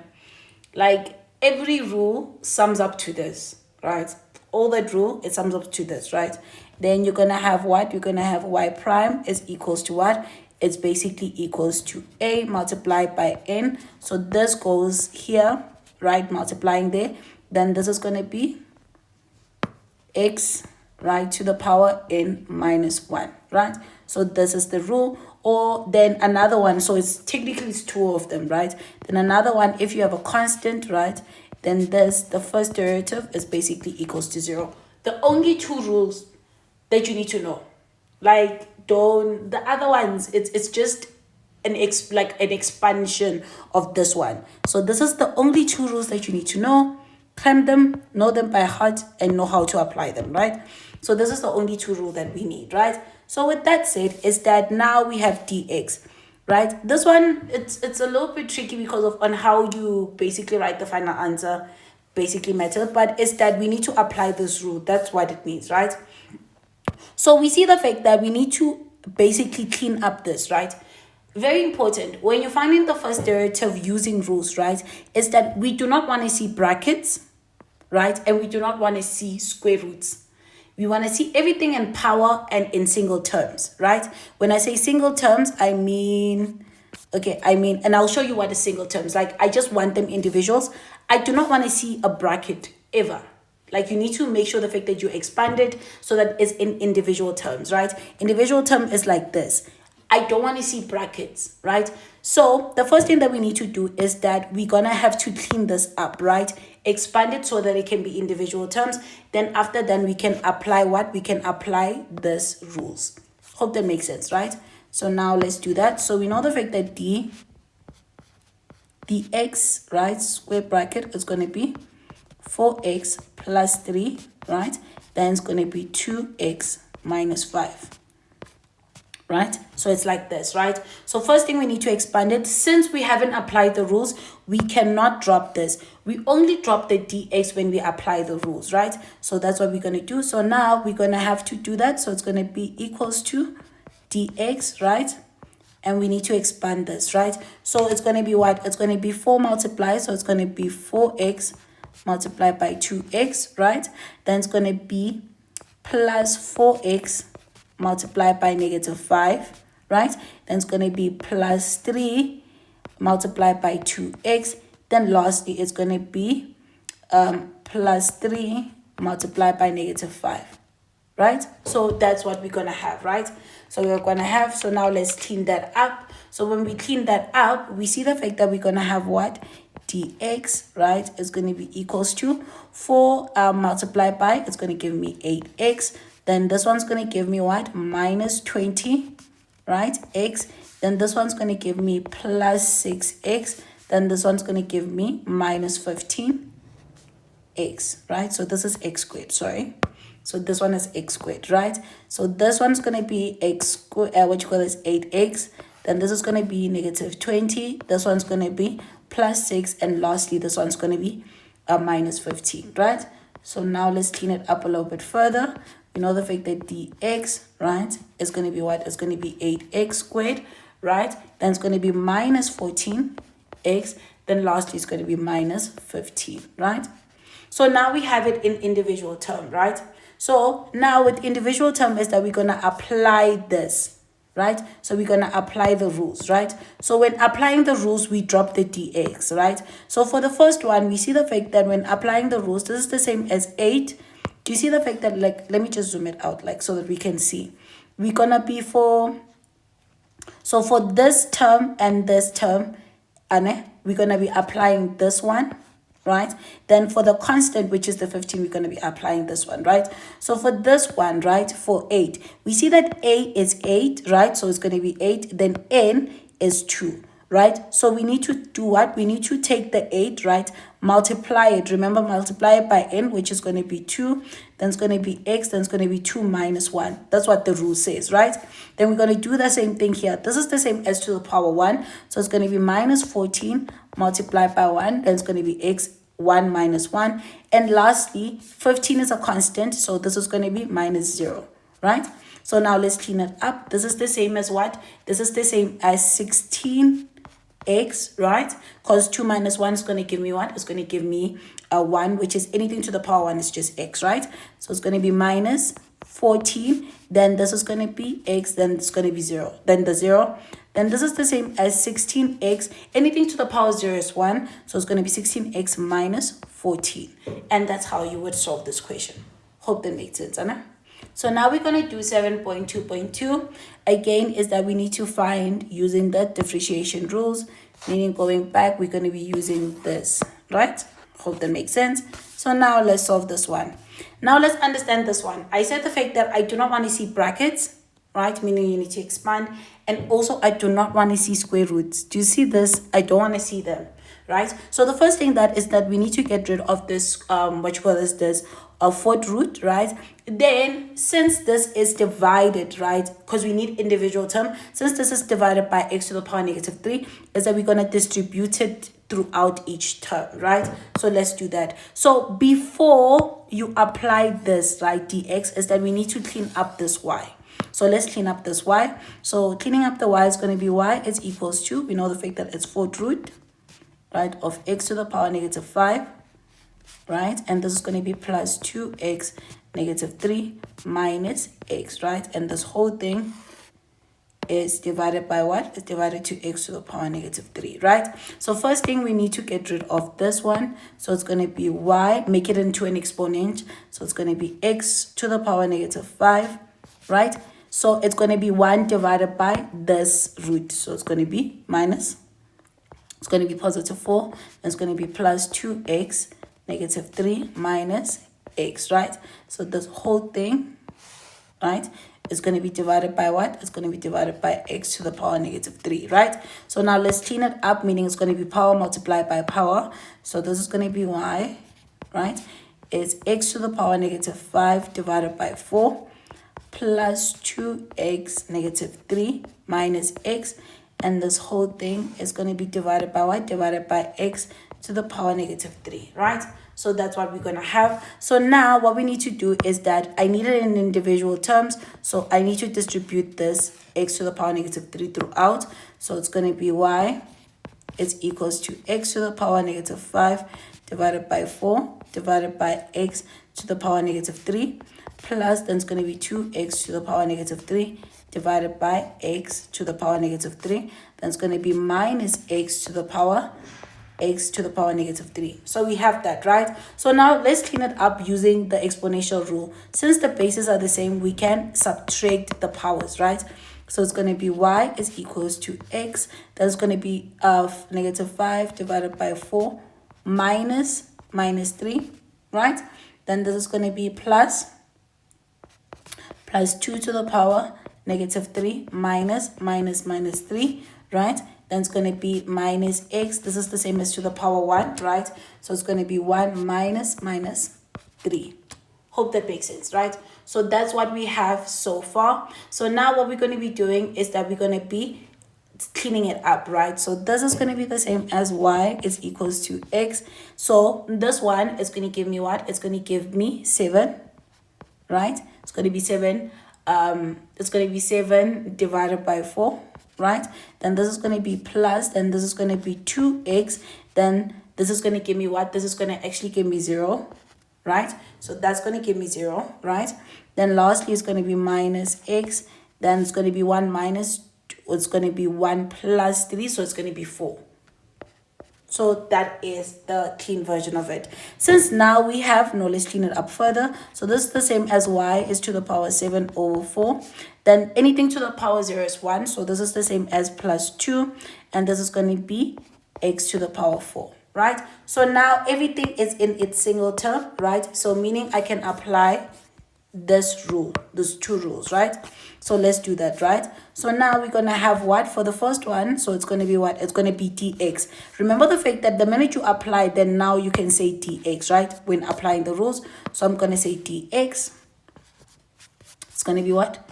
dy over dx. So it's going to be dy over dx is equals to what? So now this is the same as multiplied by 1, right? So this is the same as 1 multiplied by this. So it's going to be 1 multiplied by 7 over 4. Then this is going to be x. Then it's going to be 7 over 4 minus 1, right?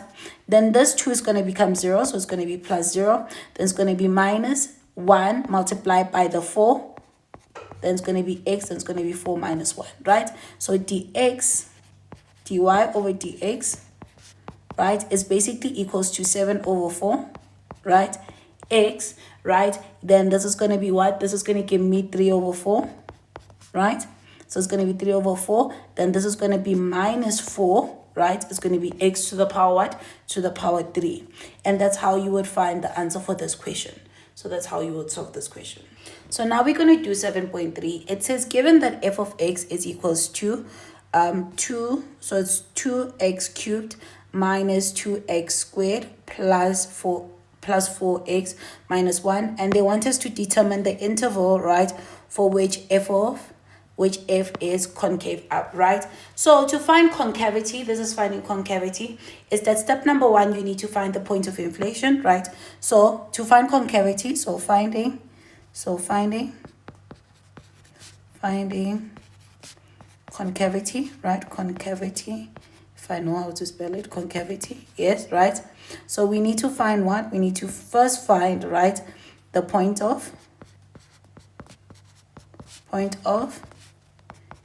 inflation, right, which we find it by using double prime of x is equals to 0, solving for x, right? So solving for x, right? So solving for x. Then number 2 is that we need to understand the shape. Understand the shape of the graph. So shape of the graph. So meaning that we need a, right? So meaning when a is greater than 0, right, our shape is going to look like this, right? It's very important. It goes by increasing, then decreasing, and like that, right? And when a is less than 0, it goes by decreasing first. So it's going to be like this. So it's going to be decreasing. So it goes down, up, and down, right? So that's the 2 things that we need, right? So that's when we find in concavity. So let me just underline this and put it inside a block as notes. Okay, put them in red. So I said the fact that we first find the concavity, right? So with finding the concavity is that number 1, so we need to finding the point of inflation. So number 1, right? So number 1, we need to find double prime of x, and it's equals to 0. That's what we're finding, right? So first we need to find the first derivative. So we need to have f of x. So let's take f of x. So we know that f of x is equals to what? Is equals to 2x, right? So it's going to be 2x cubed, right? Then it's going to be minus 2x. Then it's going to be plus 4x. Then lastly, it's going to be minus 1, right? So we're going to have that, right? Then after having that is that we need to find the first derivative. So finding the first derivative, we're going to be applying the rule. So this is going to be same as 2 multiplied by 3, x to the power 3 minus 1, right? Minus 2 multiplied by 2, x, then it's going to be 2 minus 1. Then it's going to be plus 4 multiplied by 1, x is going to be 1 minus 1, and the last one is going to be 0, right? So clean that up. We know that the first derivative, right, is going to be equals to what? It's going to be equals to 6x squared, right? Then there's going to be minus 4x, right? Then it's going to be plus 4, right? So we have that. Then we're going to apply the derivative here to find the second derivative. So finding the second derivative, right, is that now we're going to use this one, right? So it's going to be what? It's going to be 6 multiplied by 2x, right? It's going to be 2 minus 1. It's going to be 4 multiplied by 1, right? X, 1 minus 1, and it's going to be plus 0. So the second derivative, right, is going to be equals to what? It's basically going to be equals to 12, right? It's going to be 12x, then it's going to be minus 4. But remember the fact that we're looking for the second derivative is equals to 0. So meaning this is the same as, but we're looking for,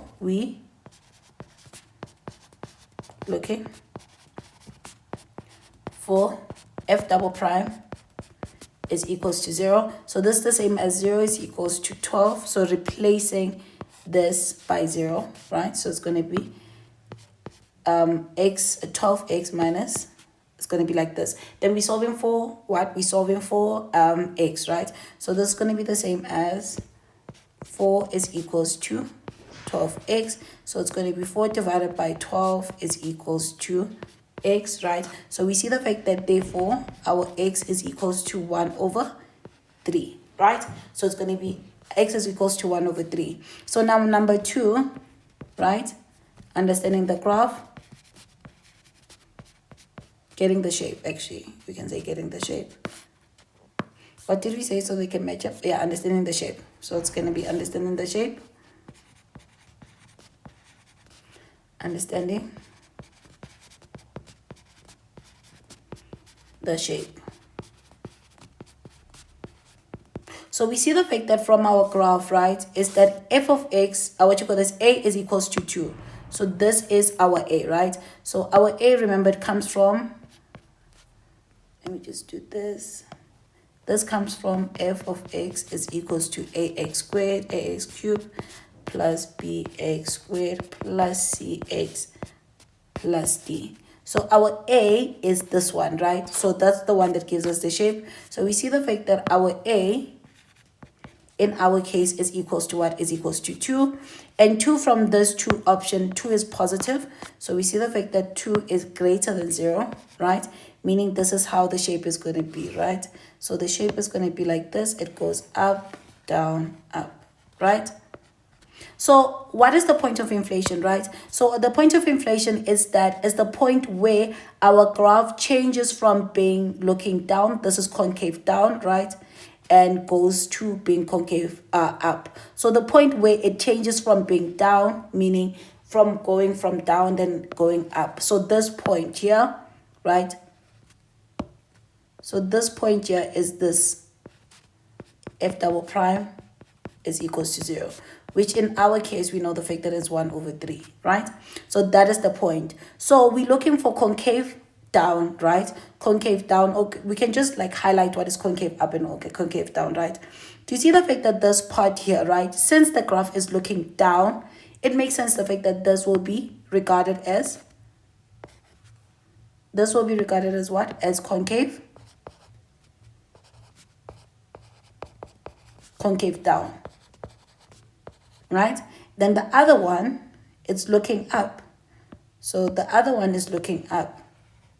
So this one will be regarded as what? As concave.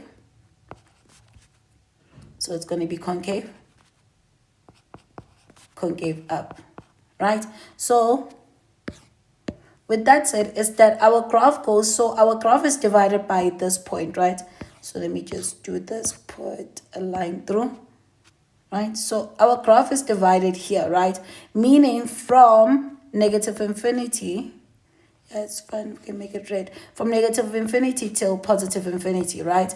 Is that from negative infinity till this point of inflation, our graph is concave down. Then from here going here is concave up. Hope that makes sense, right? So meaning if we had to put it in values form, is that this part,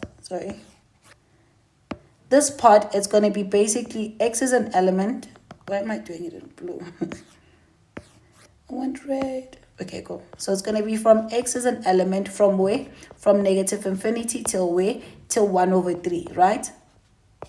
Then here it's going to be x is an element from where? You just read it the way it is, from this point till positive infinity. So it's going to be 1 over 3 till where? Till positive infinity.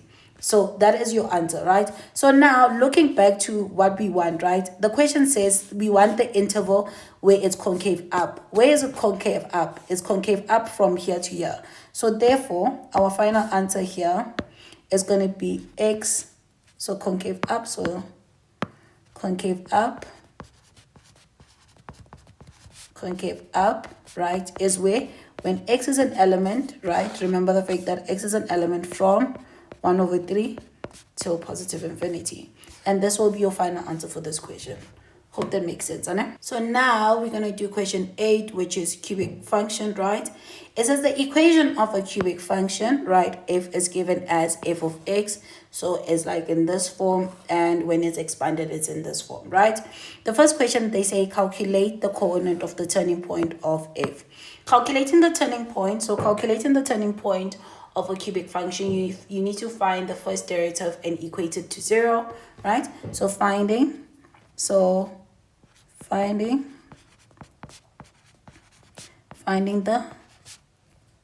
the coordinate right, of turning point of a cubic, right, is that you need to find the first derivative and equate it to 0. But this solves what this gives you. So this gives you only the x coordinate, right? Gives you only the x coordinate.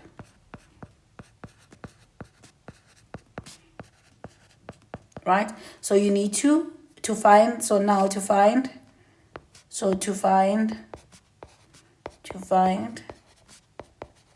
the y coordinate,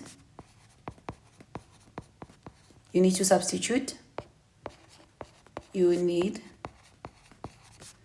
to substitute the x coordinate into f of x, right? Your original equation. So let me just do this so I can arrange it properly. So yes, yeah, and this looks it looks some kind of way. So this is number 1 and this is number 2, right? So that's how you would do it. So now let's put it inside a block in red, right? So let's do that. So first we need to find the x coordinate. So number 1 is that we're gonna find f, right? The first derivative is equals to 0. That's what we're going to be finding, right?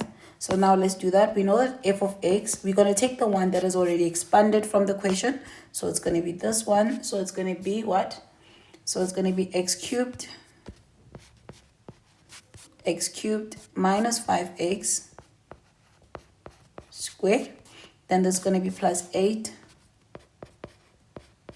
Then it's going to be minus 4x. So it's going to be minus 4x, right? So we have that. So now we're going to find the first derivative, right?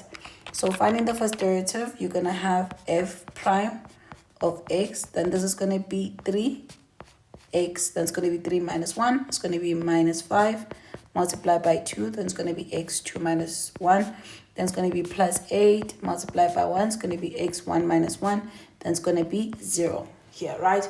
Using your differentiation rules, right? Then now what we're going to do is that we're going to clean it up. So it's going to be the first derivative is equals to what? So this is going to be basically equals to 3x squared, right? Minus 10, right? X, right? And this is going to be plus 8, right? Hope that makes sense, right? Then now you're going to find what? Remember, but we know that f prime of x is equals to 0. So we're going to replace this f prime by 0. So it's the same as 0 is equals to 3x squared minus 10x plus 8, right? So we're going to factorize this. So when you factorize this, then you can use your calculator to factorize it. So when you factorize it, you're going to get two factors. So it's going to be this. So it's going to be 3x minus 4. And here it's going to be x minus 2. Right? So meaning it's going to be 3x minus 4 is equals to 0. Equate each bracket by 0. Or you're going to have x minus 2 is equals to 0. Right? So here you're going to have what? You're going to have 3x, right, is equals to positive 4. So therefore x is equals to 4 over 3. Then here you're going to have x is equals to positive 2. Right? So now we're going to do number 2. Right, substitute the x values, so the x coordinate, right, coordinate into f of x. So we're going to be looking for f of what? We're going to be looking for f of 4 over 3, which now the original f, remember the fact that it's this one, right? It's this one. So it's going to give me what? This is going to be 4 over 3 to the power cubed minus 5. That's going to be what? It's going to be 4 over 3 all squared, right? It's going to be plus 8. Then it's going to be 4 over 3. Then lastly, it's going to be minus 4, right? So we see the fact that this one, right, the y coordinate for that is going to get 4 over 27, right? So the coordinate for this one is going to be 4 over 3 is to 4 over 27, right? Then now we're going to be looking for f of 2, right? So it's going to be f of 2, which is going to be the same as what? So when we're looking for f of 2, it's going to be, so it's going to be 2 all cubed, right? Minus 5, this is going to be 2 all squared plus 8, that's going to be 2. It's going to be minus 4. So this, we're going to get it at 0. So we know the fact that our coordinate here is going to be 2 is to 0. What do we see? We see the fact that this is a turning point, right? And also this point, since it's 0, it's also the x-intercept, right? So we know that. We know the fact that it's the turning point and also it's the x-intercept because of the 0. Hope that makes sense, right? So that is how you would solve this question. Okay, now we're going to do 8.2. It says, sketch the graph of f clearly and indicate the x-intercepts, right, on the x's with the x's and the turning point. So when sketching a cubic graph, right, sketching a cubic graph, this is the couple of things that you need. So sketching a cubic function, right? A cubic function is a couple of things that you need, right? So you need A, which gives us the shape, right? Because it gives us the shape. It gives the shape, right? We know the fact that when A is greater than 0, then this is how the shape is going to look, right? And when A is less than 0, this is how the shape is going to look, right? This is how the shape is going to look, right? So it basically shows us the fact that what we're doing is correct or not, right? Then this is the first thing. Then number 2, we need what? We need the intercept, so both the x and y. So we need the intercepts, so both x and y, right? Then lastly, we need the turning point. So we need the turning point, right? So now this is the 3 things that we need, right? So now let's make sure the fact that we all have them. So let's do this. So we see the fact that we need the shape, right? We see that A, go back. Yes. We see the fact that for number 1, right? A, so I'm going to say shape, right? So that is order. So I'm going to say shape, right? So we see that A in our case is equals to what? Let's go back. Here's the question.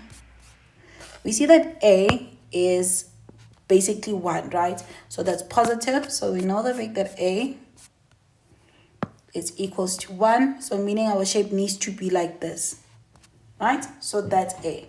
So we see the fact that number 2, we need the intercepts. So we need to solve for the x and y intercept, right? So we're going to start with the y-intercept, right? So the y-intercept, right? So for the y-intercept, I'm going to use the expanded version of it, right? So I'm going to use the expanded version. So let me just take it from here. So for y, I'm going to use this expanded version. So duplicate, cut, right? So I'm going to use the expanded version. So we know the fact that for the x-intercept, right, comma, so let me say, comma, I will be using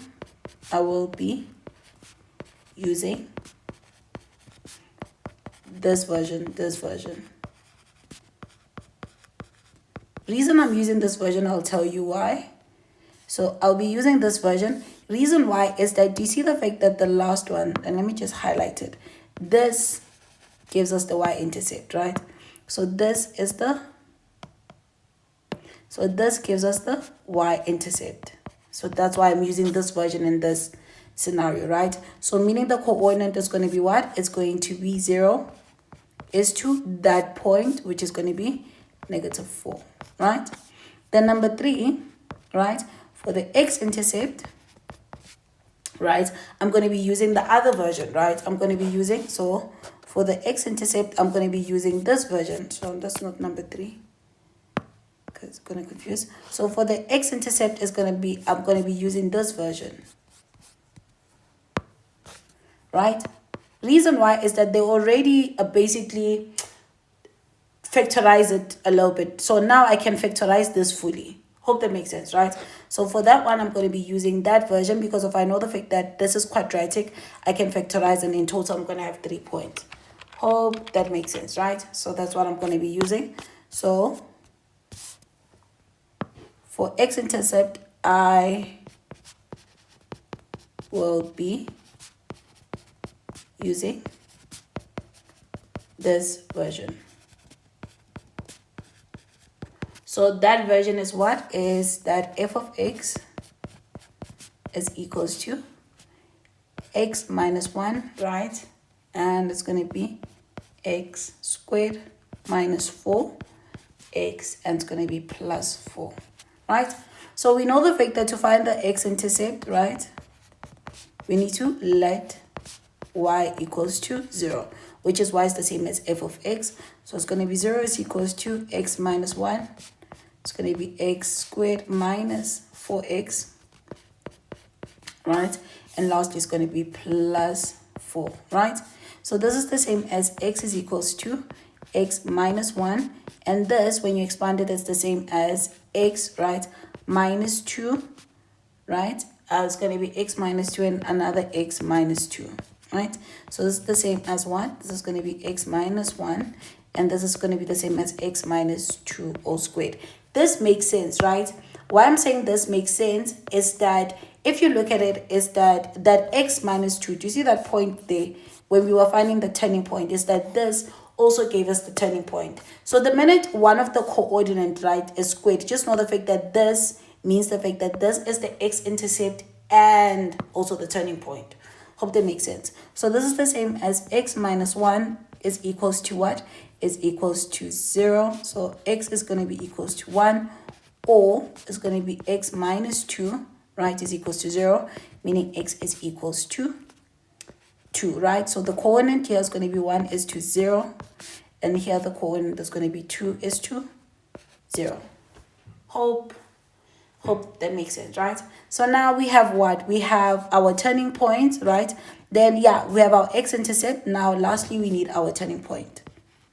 So turning point, we already calculated them, right? So we already have our turning point. So let's go up, right? So let's go up. We know that our turning point, one of them is the same as the x-intercept. So it's 2 is to 0, and the other one is this one, right? So now let's go up, right? So we see the fact that our turning point already calculated. So it's going to be 2 is to 0, and the other one is going to be 4 over 3, right? Then is 2, 4 over 27, right? So what I like is that I like putting this one in decimal so I can see roughly where it lies. So let's do that. So now let's write this into decimals, right? So we know the fact that 4 over 3. So if we say 4 divided by 3, right? We get that we're going to get 1, comma 3, because it's recurring, right? Then the other one, if we say 4, right? Divided by what? 4 divided by 27, right? We see the fact that we're going to have 0, comma 1, 5, right? So that is that. So we can see roughly where it lies, right? So that's why I like writing it in decimals. So now let's sketch the graph, right? So sketching the graph is that we have all our points. So let me just sketch it here. Let's hope the fact that this is enough. So let me just go back and see what is on the y-axis. What is my maximum, right? We see the fact that here it's 0, here 0, 0.1, 0.15. So that's low. So this one, it's 0. So that's fine. So let's see here the x-intercept, it's -4. So we know the fact that at the bottom it needs to be -4, and that's it. So meaning it's more lower down. So meaning I need to have a lot of x, negative x, I need to have more of the negative y-axis. So let's do like this, right? And maybe just put it here, right? So this is going to be 1, 2, 3, and this is going to be my 4. So let me just extend this like this, right? So we're going to have that, right?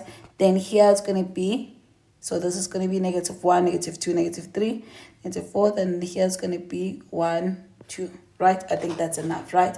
Then now I'm going to take my ruler. Where's my ruler? Just to, yeah. Then this is going to be 1, 2, 3, 4, 5, 6, 7, 8. Then 1, 2, 3, 4, 5, 6, right?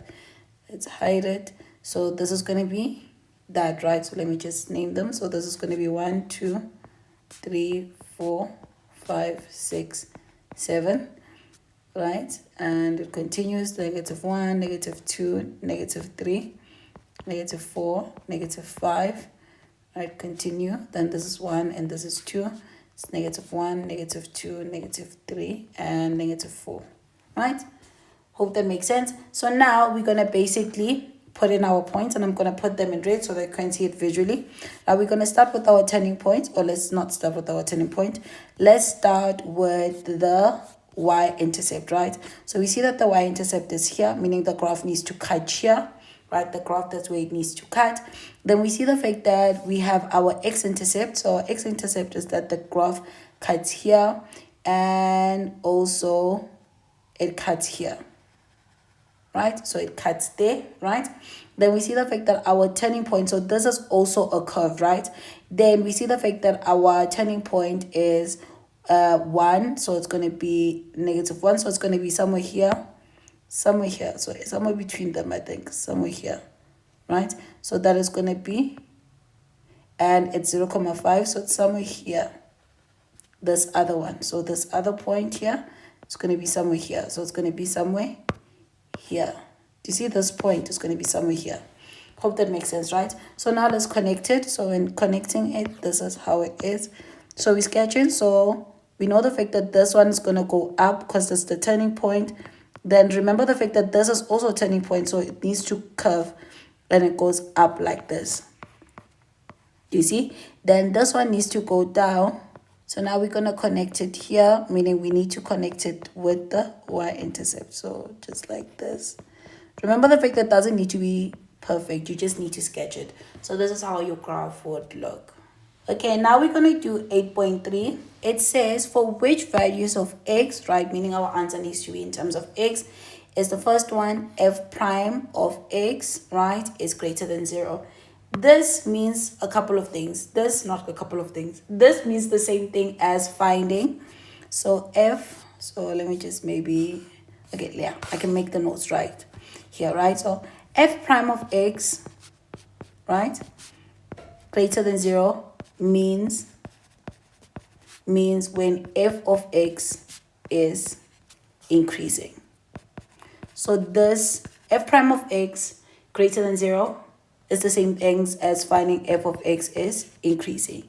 Meaning also that if they say f prime of x is less than 0, means that f of x is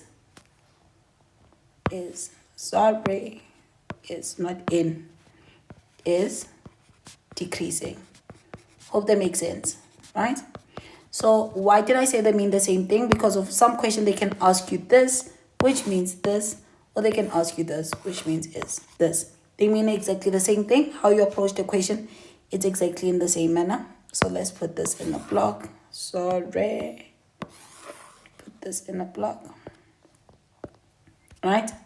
So now, with that said, is that we need our graph, right? So to find when a graph is increasing and decreasing, it's divided by a couple of things, right? It's divided by the turning point. So you need 1, right? So 1, what we need, right? Okay, yeah, what we need. So we need the x-coordinate. So we need the x-coordinate of the turning point. Right? So that's what we need. So maybe let's put this in the block. So put this in a block. Maybe let's make it a different color. Let's spice up this thing. Let's make it this color maybe, right? So we need the x-coordinate of the turning point, right? And we also need a graph. So we also need the graph, right? So number 2, we need the graph, right? So we need the graph. So what I'm going to do is that the first part, and I'm just going to delete this because I don't think I want to use this one because it's too small. So I'm just going to delete it, right? So I'm going to just delete it like this, right? Then after deleting it, we're going to find the first thing, which is the x-coordinate of the turning point. So number 1, right? The x-coordinate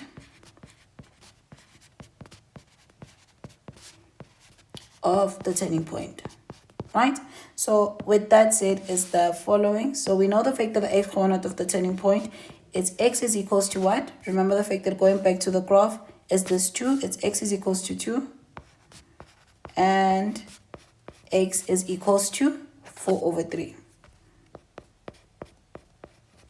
Right? So now we need the shape, right? So we need the graph. So what I'm going to do is that I'm going to draw the shape. We know the fact that the shape is increasing, meaning it's going like this, right? I'm going to just draw that. So I'm going to draw just the horizontal line because we only care about the x-axis, right? So we know that the graph is going like this, right? In our case, it's going like this, right? Oh, what an ugly graph. It's going like this, right? So now mark off the turning point, right? We know the fact that it's going to be here. This one is for when it's 4/3, right? And we know the fact that here is 2, right?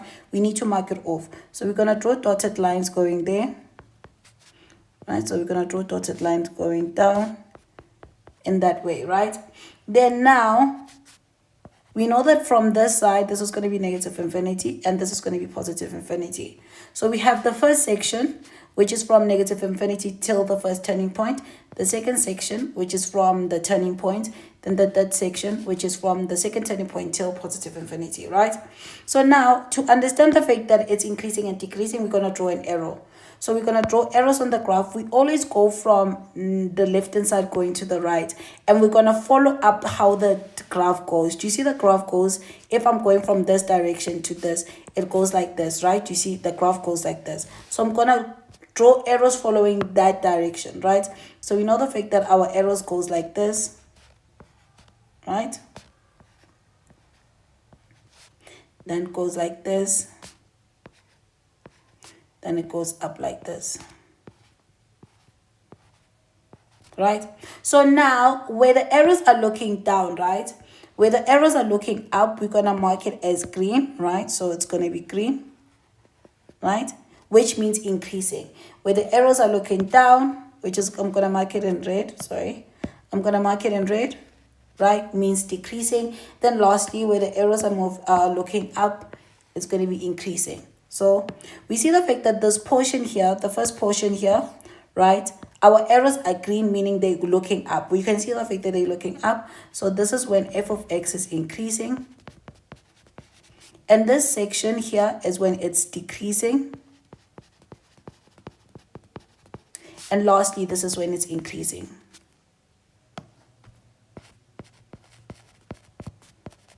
Right? So if we had to write them in terms of x, the solution, this first portion here, right? So maybe, let me just do this. I want to extend those dotted lines. Is, right? So this one, right? The solution would be what? Let's do it in red. Right? So this one for the increasing, we see the fact that's going to be when x is an element from negative infinity. Read it the way it is from negative infinity till here, right?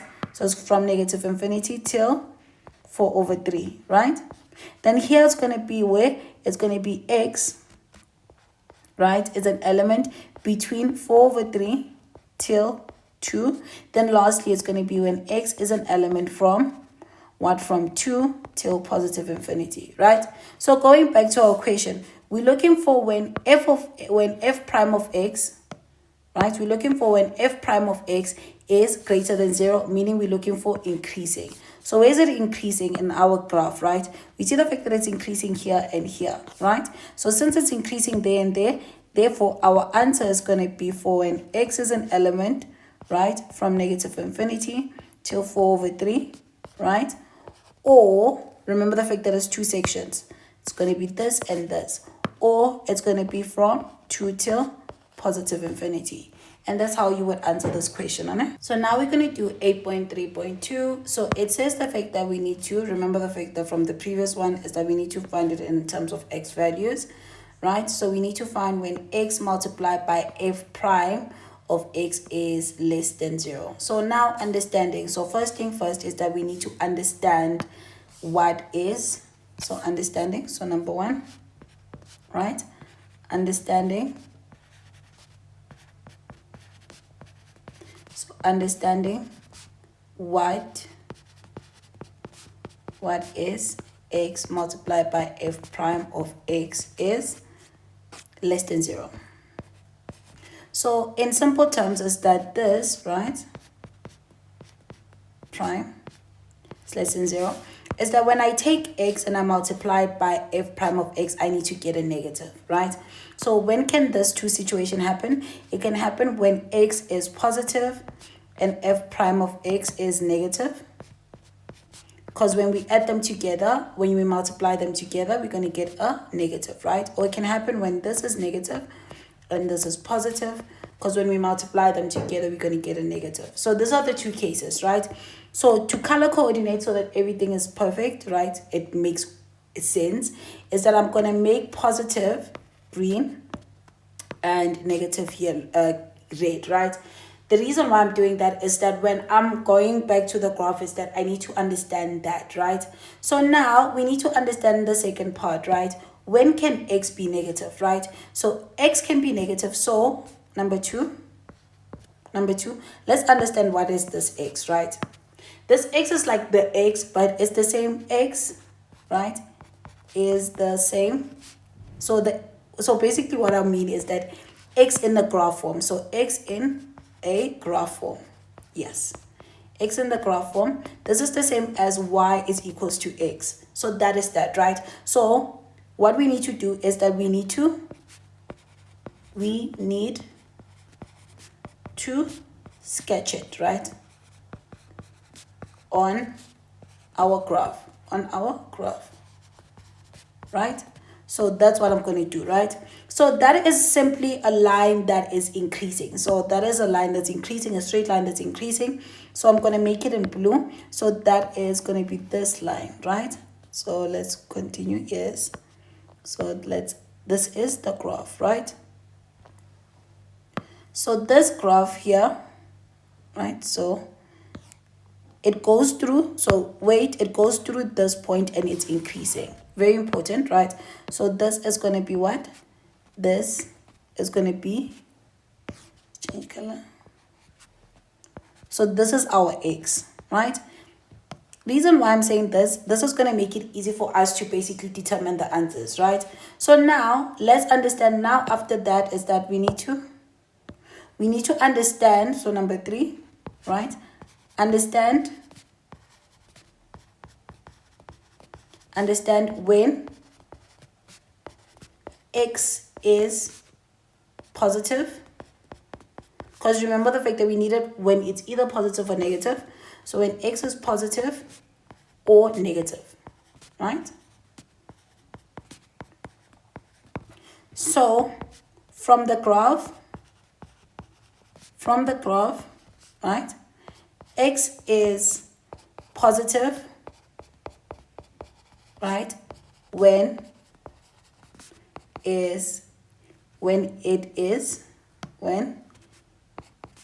is in the positive y-axis. So positive y-axis, right? Then again from the graph, from the graph,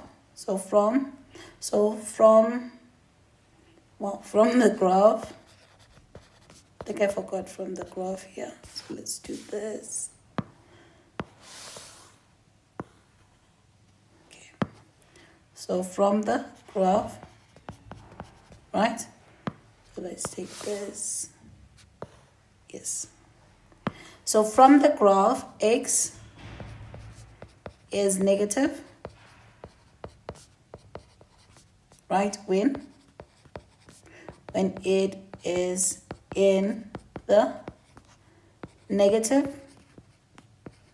So negative, negative, negative y-axis.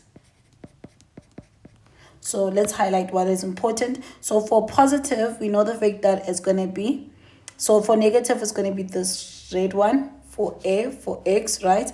Then this one, right? For x, right? So now let's highlight it. So this gives us what? The line that divides the negative and the positive y-axis. This top part, this is our positive y-axis, and this bottom part here is going to be our negative y-axis. Hope that makes sense. So this line here would be green because it's under, do you see, it's on the top part, right? So it's going to be green because it represents the positive y-axis. Then this one's going to be negative y-axis, right? So now we have that, right? So number 4, right? We understand what? We understand when x is positive or negative. So now let's understand. What's this? G. Yes, right? So now, right, understand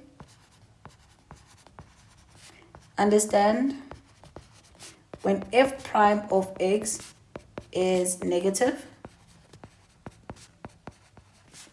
or positive.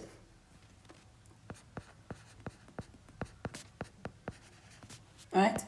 So when f prime of x, is negative, meaning it's less than 0, meaning the fact that f of x is decreasing. Right? Then when f prime x is what? Is greater than 0, meaning that f of x is increasing. And just to go back, if I had to use symbol, this is the same as for this one, right? This is the same way I'm looking for f is what? Is greater than 0. And this is the same as when x is less than 0, right? Even if we didn't draw the line, or we needed to draw the line, is that you see the fact that that represents that, because this is less than 0 is from negative infinity till here 0. Then greater than 0, x greater than 0 is from here till positive infinity. Hope that makes sense, right? So in maths terms, like if I had to write it in symbols, this is how it looks, right?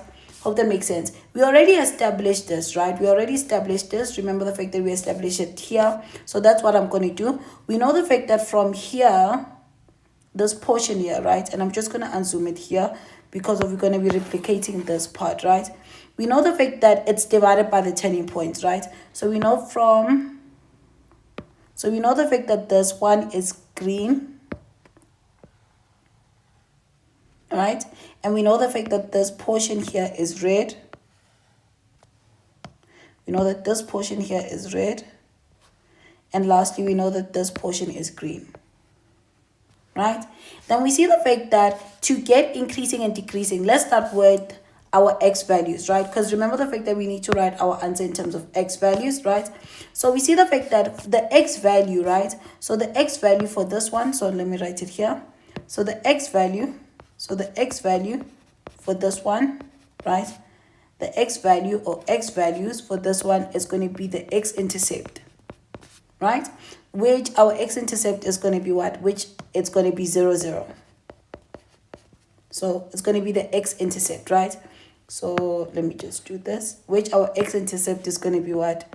Which is going to be x is equals to 0, right? Because do you see the fact that the x-intercept here, it cuts from 0, 0. So it's going to be x is equals to 0, right? So that is going to be the x-intercept. Maybe let's put this.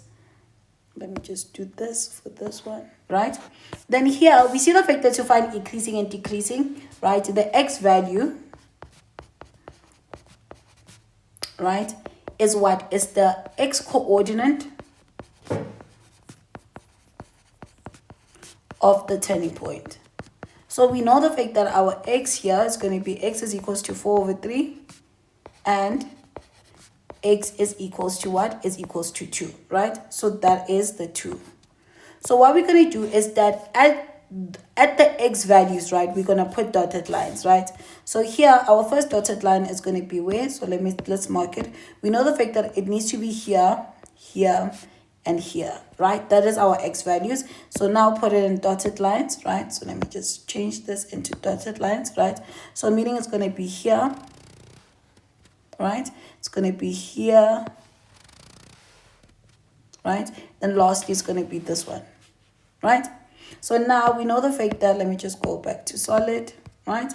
So now we know the fact that this region from negative infinity till the x-intercept is going to be region 1. Then this is going to be region 2. Then this is going to be region 3. And this is going to be region 4, right? Remember the fact that we're looking for what? We're looking for when one is positive and one is negative, because when you multiply them together, you're going to get a negative, right? So in each region, right, we're going to be looking for when there are different colors. One needs to be red and the other one needs to be green, right? So we see the fact that in the first region, right, so this region, right, this one, we see the fact that we have a red and we have a green. So this is part of our solution, because of obviously when we multiply this two, we're going to get a negative. Hope that makes sense, right? We see in the first and second region, which is this region, right? It's only greens. So a green and a green, a positive and a positive gives you a positive. So this is not part of our solution, right? Then we see the fact that in region 3, which is this one, we see a green and we see a red. Green is positive, negative. We're going to get a negative. So this section is part of our solution, right? Then lastly, which is this region, right, we see only green, right? So this is not part of our solution, right? So our answer is going to be where? It's going to be region 1 and region 3, right? So our answer here, right, is going to be x. So let's write it here in the graph in terms of the answers, right? From here, it's going to be x is an element, right, from negative infinity till where? Till 0, right? Then here, the solution will be x is an element, right, from 0 till 4 over 3, right? Then here, it will be what? It will be x is an element from 4 over 3 till 2. Then lastly, this is going to be x is an element from where? From 2 till positive infinity. So our solution, our final answer in this case is going to be this one and this one, because that's where we put ticks, right? So with that said, is that our final answer is going to be when x is an element from negative infinity till 0. So it's going to be from negative infinity till 0. Or it's going to be what? The third region, which is going to be 4 over 3 till 2. So it's going to be 4 over 3 till 2. And that's how you would solve this question. So now we're going to do question 9. It says, right, so let me just take this. It says a cylinder is closed on both ends, right, is to have a volume of 2,000 pi meters cubed, right? What should its diameters, right, diameters meaning the radius and the height, be if the surface area, so we need to use the surface area, the equation of the surface area of the cylinder is small as possible. Small as possible means the fact that we're looking for the minimum value, right? So now maybe let's translate the question, right? So we given the fact that the volume is this 2. So first, let's take down the two formulas that they gave us, right? So number 1 is that the two formulas that they gave us, right? They gave us the volume, right? Which the formula of volume is pi r cubed. So it's pi r squared h, right? And they tell us the fact that the volume is what? Is 2,000. So this is the same as 2,000, right? Pi is equals to pi r squared h. And we're going to name this equation 1. And this is going to be our helper function. The one that gave us the value, right, they tell us the total is our helper function, right? Then they give us another formula, which is we're dealing with surface area. I'm going to just name it A right? The surface area, we know the fact that the equation for that is what? Is 2 pi. So a surface area of a cylinder is 2 pi r squared, right? Plus 2 pi, right? R h. So this is the surface area, right? So this is what we're going to use to find the smallest possible. What smallest is possible is using what? Is finding the first derivative. So this is the one that we're going to use to find the first derivative, and we're going to equate it to 0.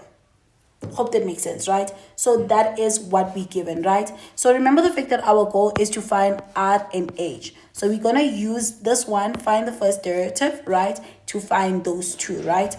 Hope that makes sense. So now we see the fact that our surface area, right? We can't find the first derivative yet, right? Because of we have R and we have H. So what we need to do is that we're going to use our helper function, right?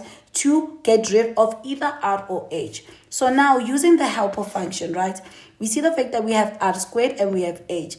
R squared is going to be hard to make it the subject. So we're going to make what? We're going to make H the subject, right? So we're going to say what? So number 2 is taking the helper function. So taking 1, which is the helper function,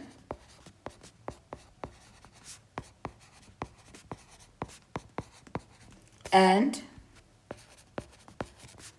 we going to make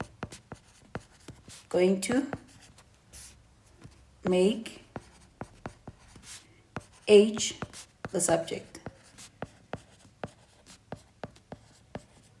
So let's do that, right? So we know the fact that equation 1 is 2000, right? Pi is equals to what? Is equals to pi r squared.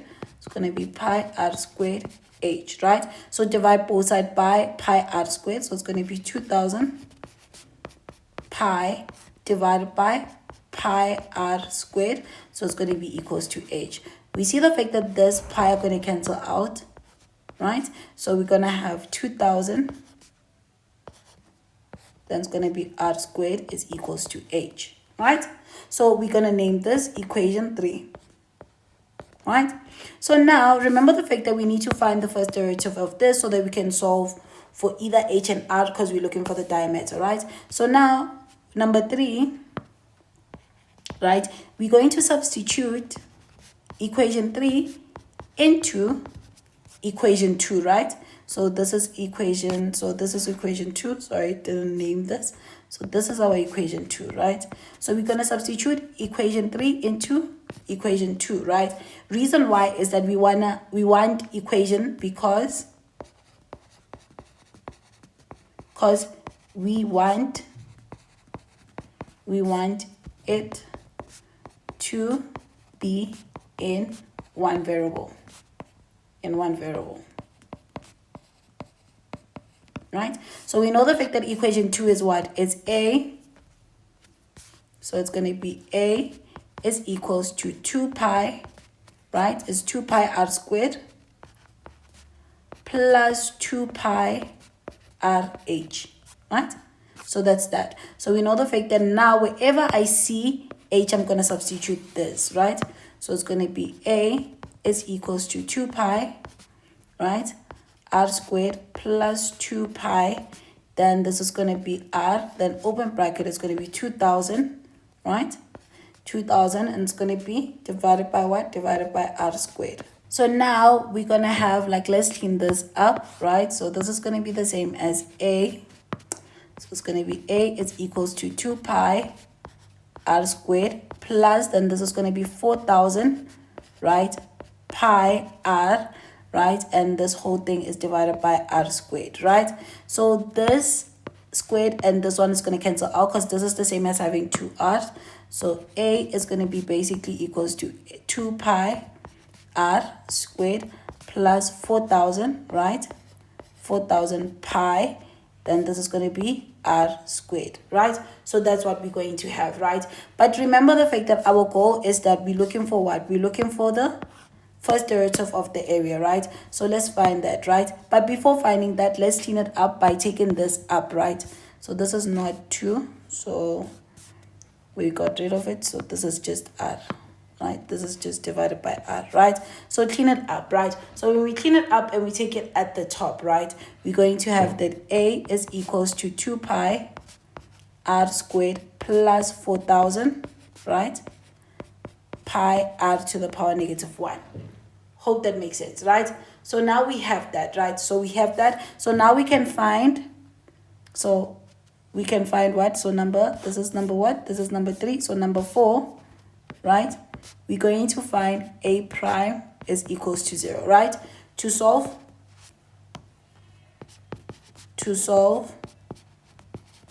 for, so we're solving for r, right? So we're solving for r, right? So that's what we're going to do. So now doing that, we're going to have the following. We know the fact that r, because everything, we're solving for r because everything is in terms of r, right? So we know we're going to find a, let me just rewrite it. It's going to be 2 pi. So it's going to be 2 pi r squared, right? Plus what? Plus 4,000, right? Pi r negative 1, right? So we have that, right? So finding the first derivative is going to be, this is going to be equals to what? It's going to be 2 multiplied by 2 pi, right? So it's going to be 2 multiplied by 2 pi. Then it's going to be r 2 minus 1 plus 4,000, right? Pi multiplied by what? By negative 1. Then it's going to be r negative 1 minus 1, right? So let's clean this up. So when we clean this up, we know the fact that we're going to have a prime is equals to what? Is equals to 4 pi r, right? Minus 4,000, right? Pi r negative 2, right? I'm just going to put this negative 2 in the denominator. So it's going to be a prime is equals to 4 pi r minus 4,000, right? Pi, then it's going to be what? It's going to be r squared, right? But we know the fact that a prime is equals to 0 because that's what we're looking for. So that's the same as 0 is equals to 4 pi r minus 4,000 pi divided by r squared, right? So our goal is to solve for, we're going to solve for what? We're solving for r, right? So solving for r is going to be what? We're going to take this to the other side. So it's going to be 4,000 pi divided by r squared is equals to 4 pi r, right? Then now is that I'm going to just divide it to the other side. So it's going to be 4,000 pi is equals to 4 pi r multiplied by r squared. So this is the same as 4,000. So 4,000 pi is equals to 4 pi r cubed, right? So divide the both side by 4 pi. So it's going to be 4,000 pi divided by what? By 4 pi is equals to r cubed, right? So now with that is that we know the fact that the 4,000 divided by 4, what equals divided by 4 pi is going to give me what? It's going to give me 1,000. So it's going to be 1,000 is equals to r cubed, right? Cube root both sides. So it's going to be cube root both sides of 1,000 is equals to cube root of this side, right? So we know the fact that this side we're going to get 10 is equals to r, right? So we see the fact that our minimum, so the smallest radius is going to be what? So therefore, so let me just conclude this one. Therefore, okay, before we conclude, yeah, therefore this is the smallest radius. Let me just put it a marker here. This is the smallest radius as possible. But remember the fact that we need what? We need the height, right? So we know the fact that the radius, the smallest one is this. So now this is number what? This is going to be number 4. So number 5, right? Number 5, we need to find the smallest height because that's the 2 that we need, right? Find the smallest height, right? Is that we need to substitute it where height is the only, what you call this? We need to substitute it where, right?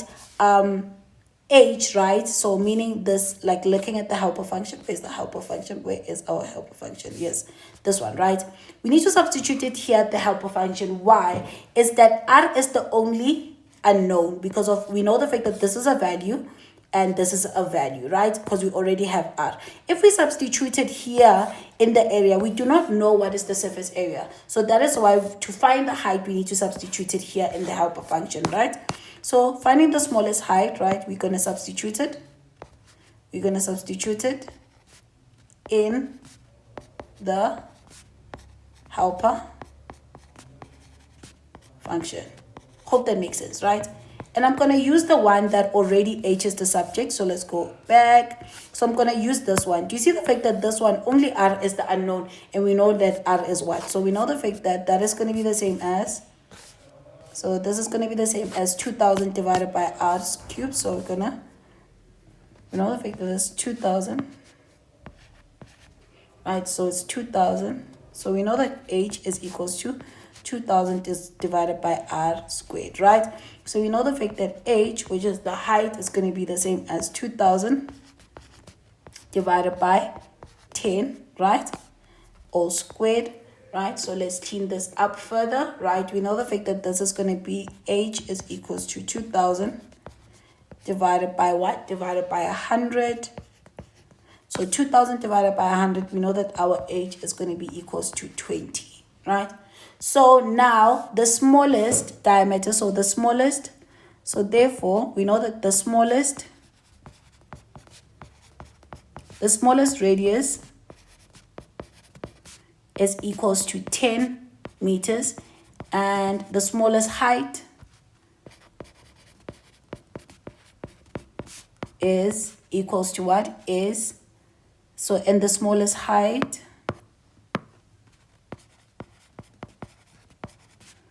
is equals to 20 meters.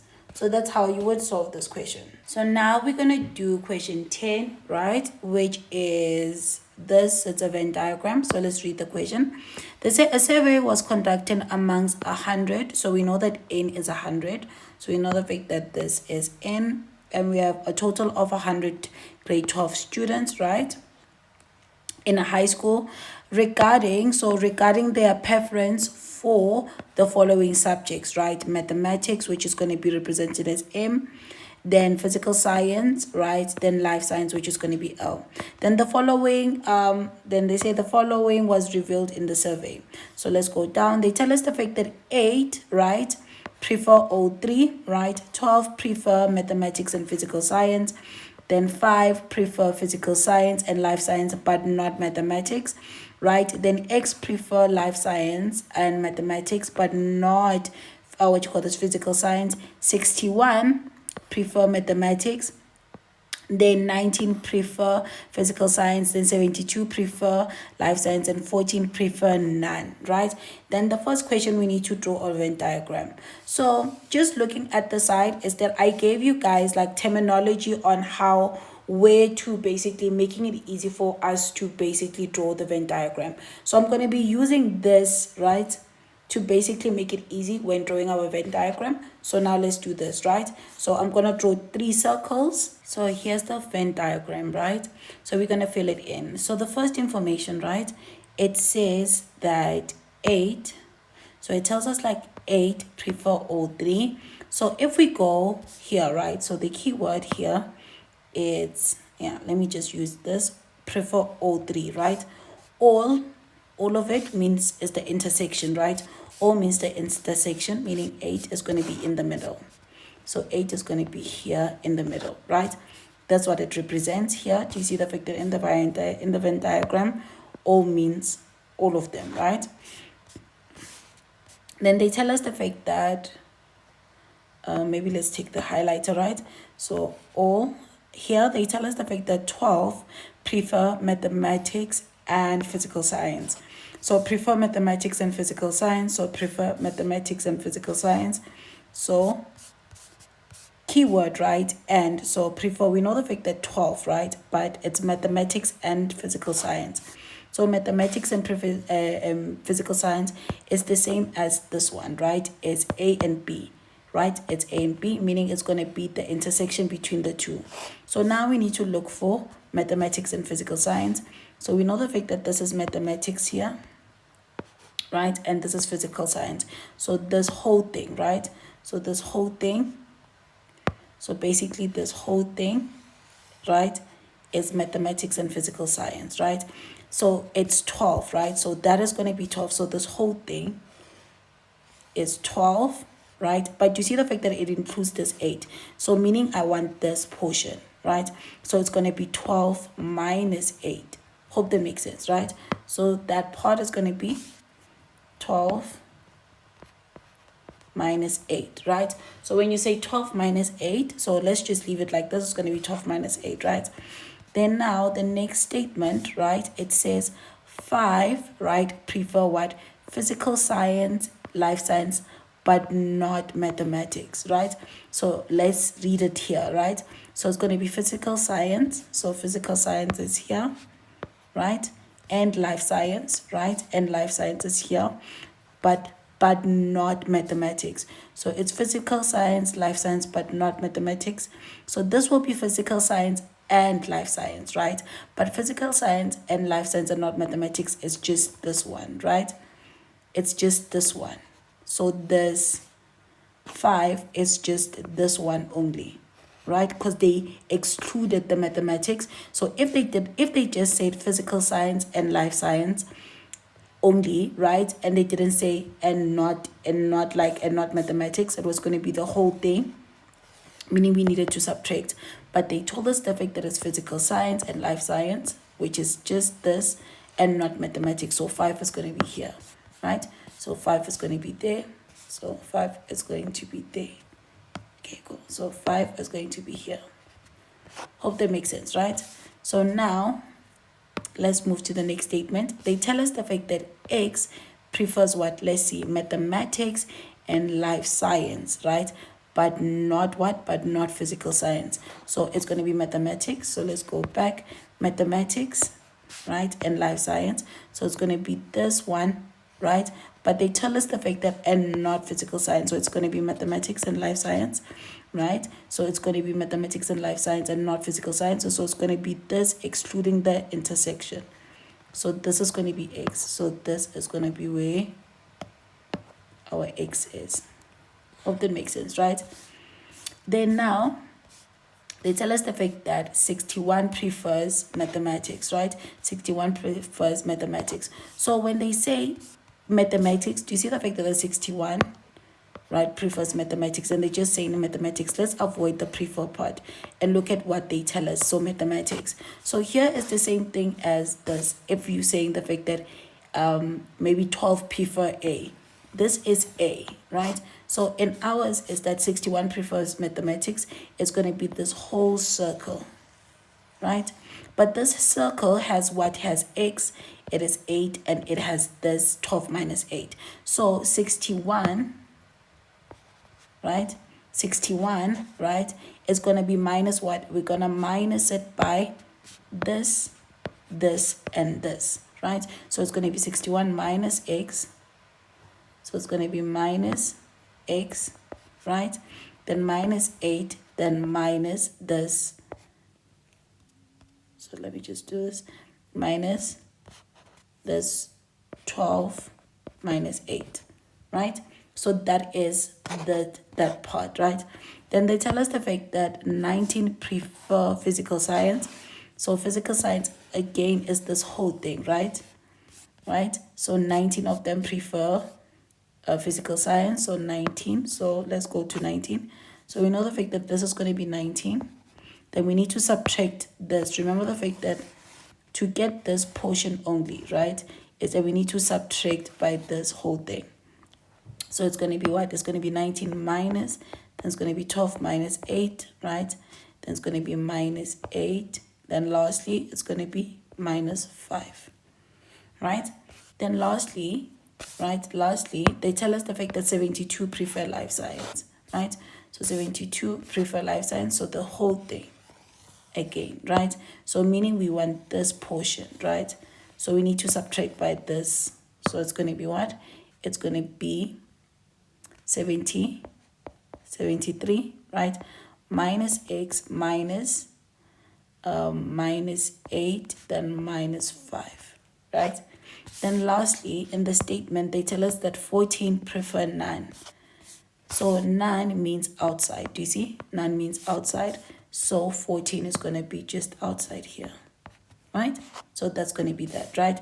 So now what we're going to do is that we're going to clean up each portion, right? I'm going to clean up each portion, meaning I'm going to like clean up this, this, this, and this, right? Then we're going to basically do the next question. So now let's clean up each circle properly. So let's start with this one, right? So we know the fact that, okay, let's start with this one first, right? So let's start with this one first. We know the fact that if we say 12, right, 12 minus 8. So if you say 12 minus 8, you're going to get your answer as being what? It's going to be equals to 4. So now let's update it properly. So this is going to be 4, right? So this is going to be 4, right? Then now let's clean up this part. This one now. This one, right? So it's going to be 61, right? Minus x minus 8, then minus, remember the fact that now this is 4, right? So now this is 4. So this is 4 because of this 4. So it's going to be minus 4. So it's the same as 61 minus 8 minus 4, then minus x, right? So it's going to be 61 minus 8, then minus 4, right? So it's going to be 49 minus x, right? So this is going to be 49 minus x, right? So lastly, we need to clean up this one, this and this. So let's clean that up, right? So this is going to be equals to, remember the fact that this is going to be equals to, so this, okay. Then now we have 19 minus, then it's going to be this one. So this one is 4, right? So it's going to be 19 minus 4, right? Then minus 4.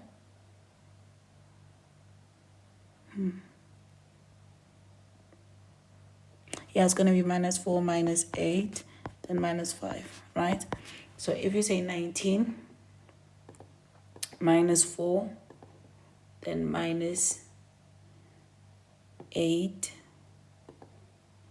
then minus 5, right? You're going to get 2. So here it's 2. So you're going to get your answer here as being 2.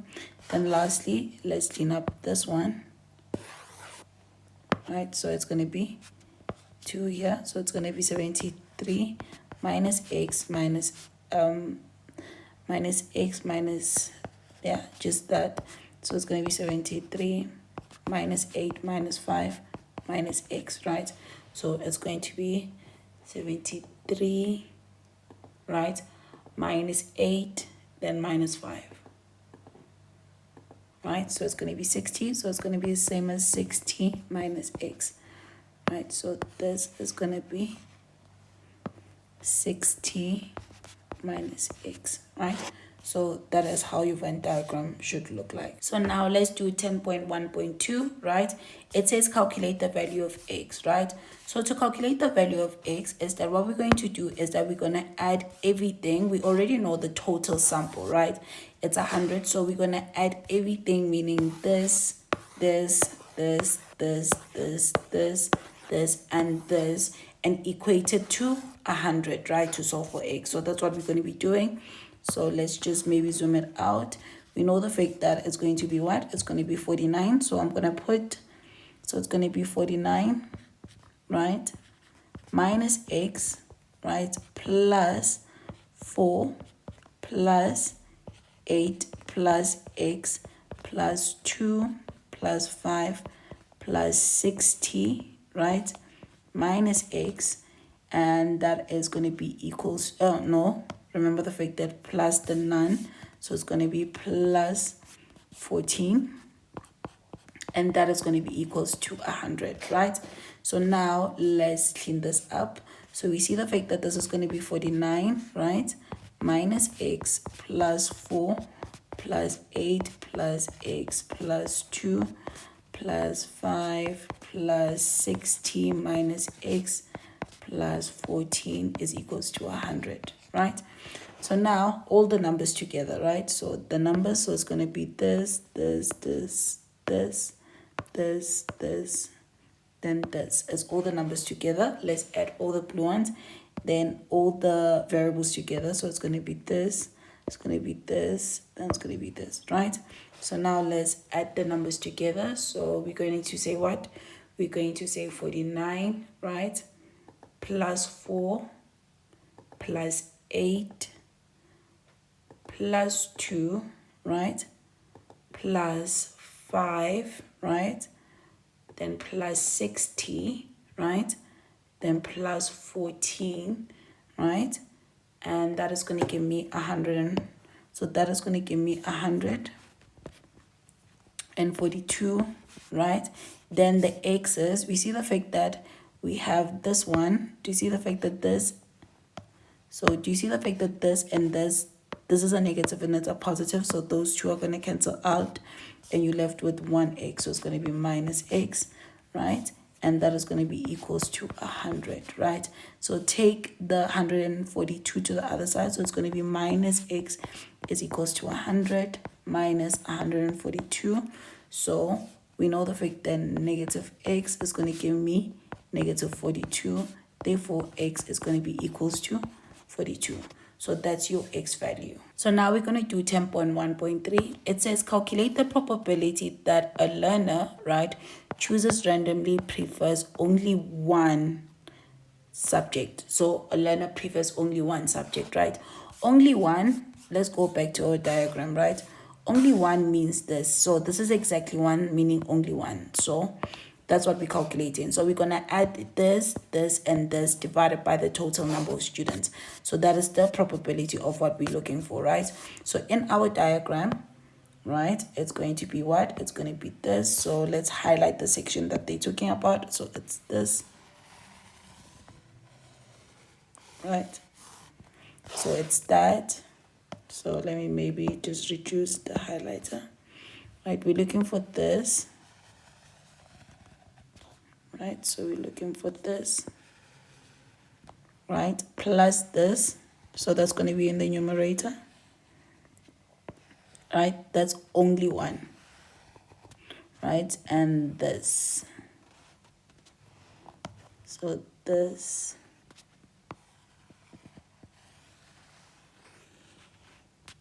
right, so let me just do this, so maybe let's just shade it in, so this,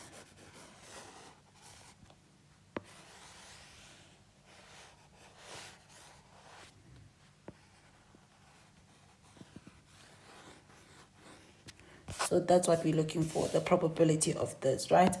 So now we're looking for the probability of the student prefers only one, right? So let's do that. Let's write it down. So it's the same as the probability of only one,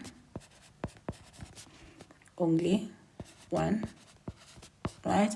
Which makes sense why the part that we shaded, right? So this is going to be equals to the what? That's going to be equals to 7 plus what? Plus 2 plus 18, right? Divided by the total number of students, which is going to be 100, right? So 7 plus 2 plus 20 plus 18 is going to give me 27 divided by 100. So this is the same as 0.27, right? So this is the same as 27% of students will prefer only one. Hope that makes sense, right? So in the numerator is what they want, right? The only one, which is what we have. Then the denominator is going to be always the total. Hope that makes sense on how to answer this question. So now we're going to do 10.2, right? So the question says, consider the letter of words, right, in mathematician, right? Then they tell us that the fact that the letters are the same. Okay, cool. They tell us the letters that are the same are treated as being identical, right? So that is very important. So the letters that are the same are treated as being identical, right? So we know that. So let me just, okay, cool. Let me just, reduce the stroke. Yes, yeah. So we see the fact that the letters that are the same are treated as being identical, right? Then they tell us the fact that the letters are the same, attuned as being identical. If the letters are arranged in any order without repetition, so with any order without repetition, right? What is the probability, right? So what is the probability? So we're looking for probability of the word arrangement formed, right? That will end with M, right? So now we're looking for the probability, right? So we're looking for the probability. What we're looking for is the probability that the word ends in M, right?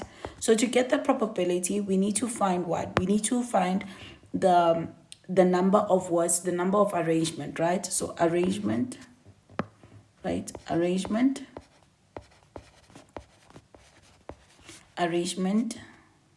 so arrangement of word, right, that ends in M, then divided by what? Divided by the total arrangement.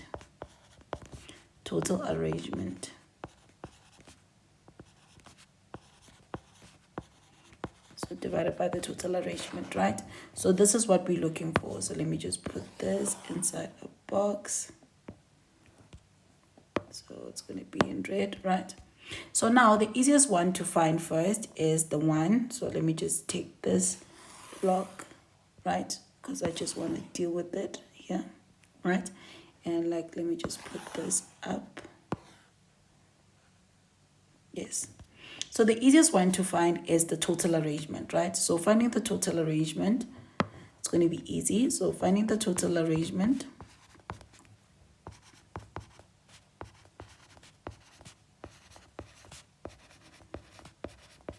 so this question falls under permutation, right? So we know the fact that with permutation, if you have a number of words, right, and you want to find the total arrangement, is that it's going to be in the numerator is going to be the total words, right, divided by what? By identicals, right? So it's going to be the total words in the numerator, then divided by the identical. So now we need to establish which ones are identical, right? So I'm going to take my highlighter. I see that M is identical here. Do you see that? I see that. Okay, cool. Let me just do this. Let me just make it big. Yeah, so it can. So we see the fact that M is identical, right? So we have 2 M's, right? Then we see the fact that we have A here, we have A here, and we also have A there, right? Then we see the fact that T is also something that's identical. So we have T here, and we have T here. Then we see the fact that, let's check the fact that H is one of them. E is 1, right? So E is 1. Then I, we see the fact that also I is identical. So I, we have I here, then we have I here, right? So now to find the total arrangement, right, it's going to be what? So the total arrangement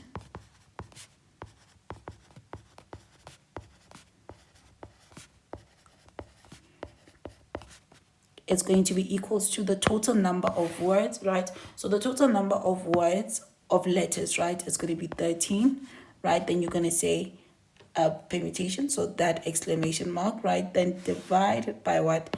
Divided by the ones that are repeating. We see the fact that M is repeating twice, so it's going to be 2 factorial. Yes, I wanted to say factorial, right? Then we see the fact that A is repeating 1, 2, 3, so you're going to say 3 factorial, right?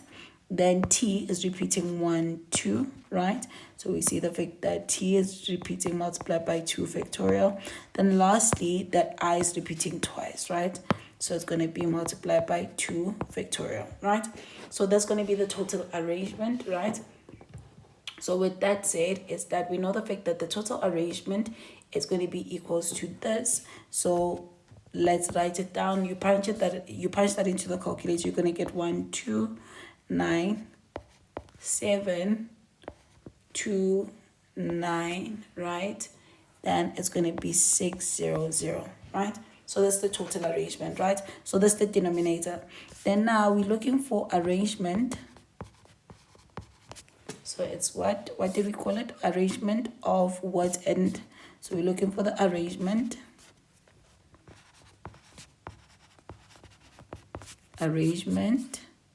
of words, right? that ends with, ends in M, right? So that is going to be what? So just to do that, like, let's take this box again, right? So we know the fact that this box, I'm going to duplicate it, cut it, right? So we're going to look at it, right? So now let's just move it here, right? So we know the fact that now our M is fixed, like our last position is going to be fixed, right? So it's going to be one of the M. So if it's one of the M, it's going to be fixed. So it's going to disappear. We're not going to consider it anymore. So let's make it disappear. Right, so let's make it disappear. Let's make it black. So it doesn't exist. One of the M doesn't exist, meaning now there isn't any other M, so it's only one M. So now with this M is that, let's do this. So there's this, right? So now we're going to consider the number of alphabet without considering the one that is on the last position. Because the last position is fixed, we don't care about it, right? So we disregard it. We see the fact that now we have a total of 12 letters, right? So it's going to be the total divided by the repetition, right? So this, because I'm not going to rewrite this again. Right, so this arrangement of words that ends in M is now going to be equals to 12 factorial, which is the total number of words now, right? That divided by what? Divided by the ones that are repeating. We see the fact that 1, 2, 3 is repeating. Then we see what? We see 1, 2 is repeating. So multiply by 2 factorial. Then we see the fact that 1, 2 is repeating. So multiply by 2 factorial, right? So that's what we have. So now we know the fact that this, when you punch it to the calculator, is going to be 199, right? 58, right? 400, right? So that's that, right? So now finding this probability,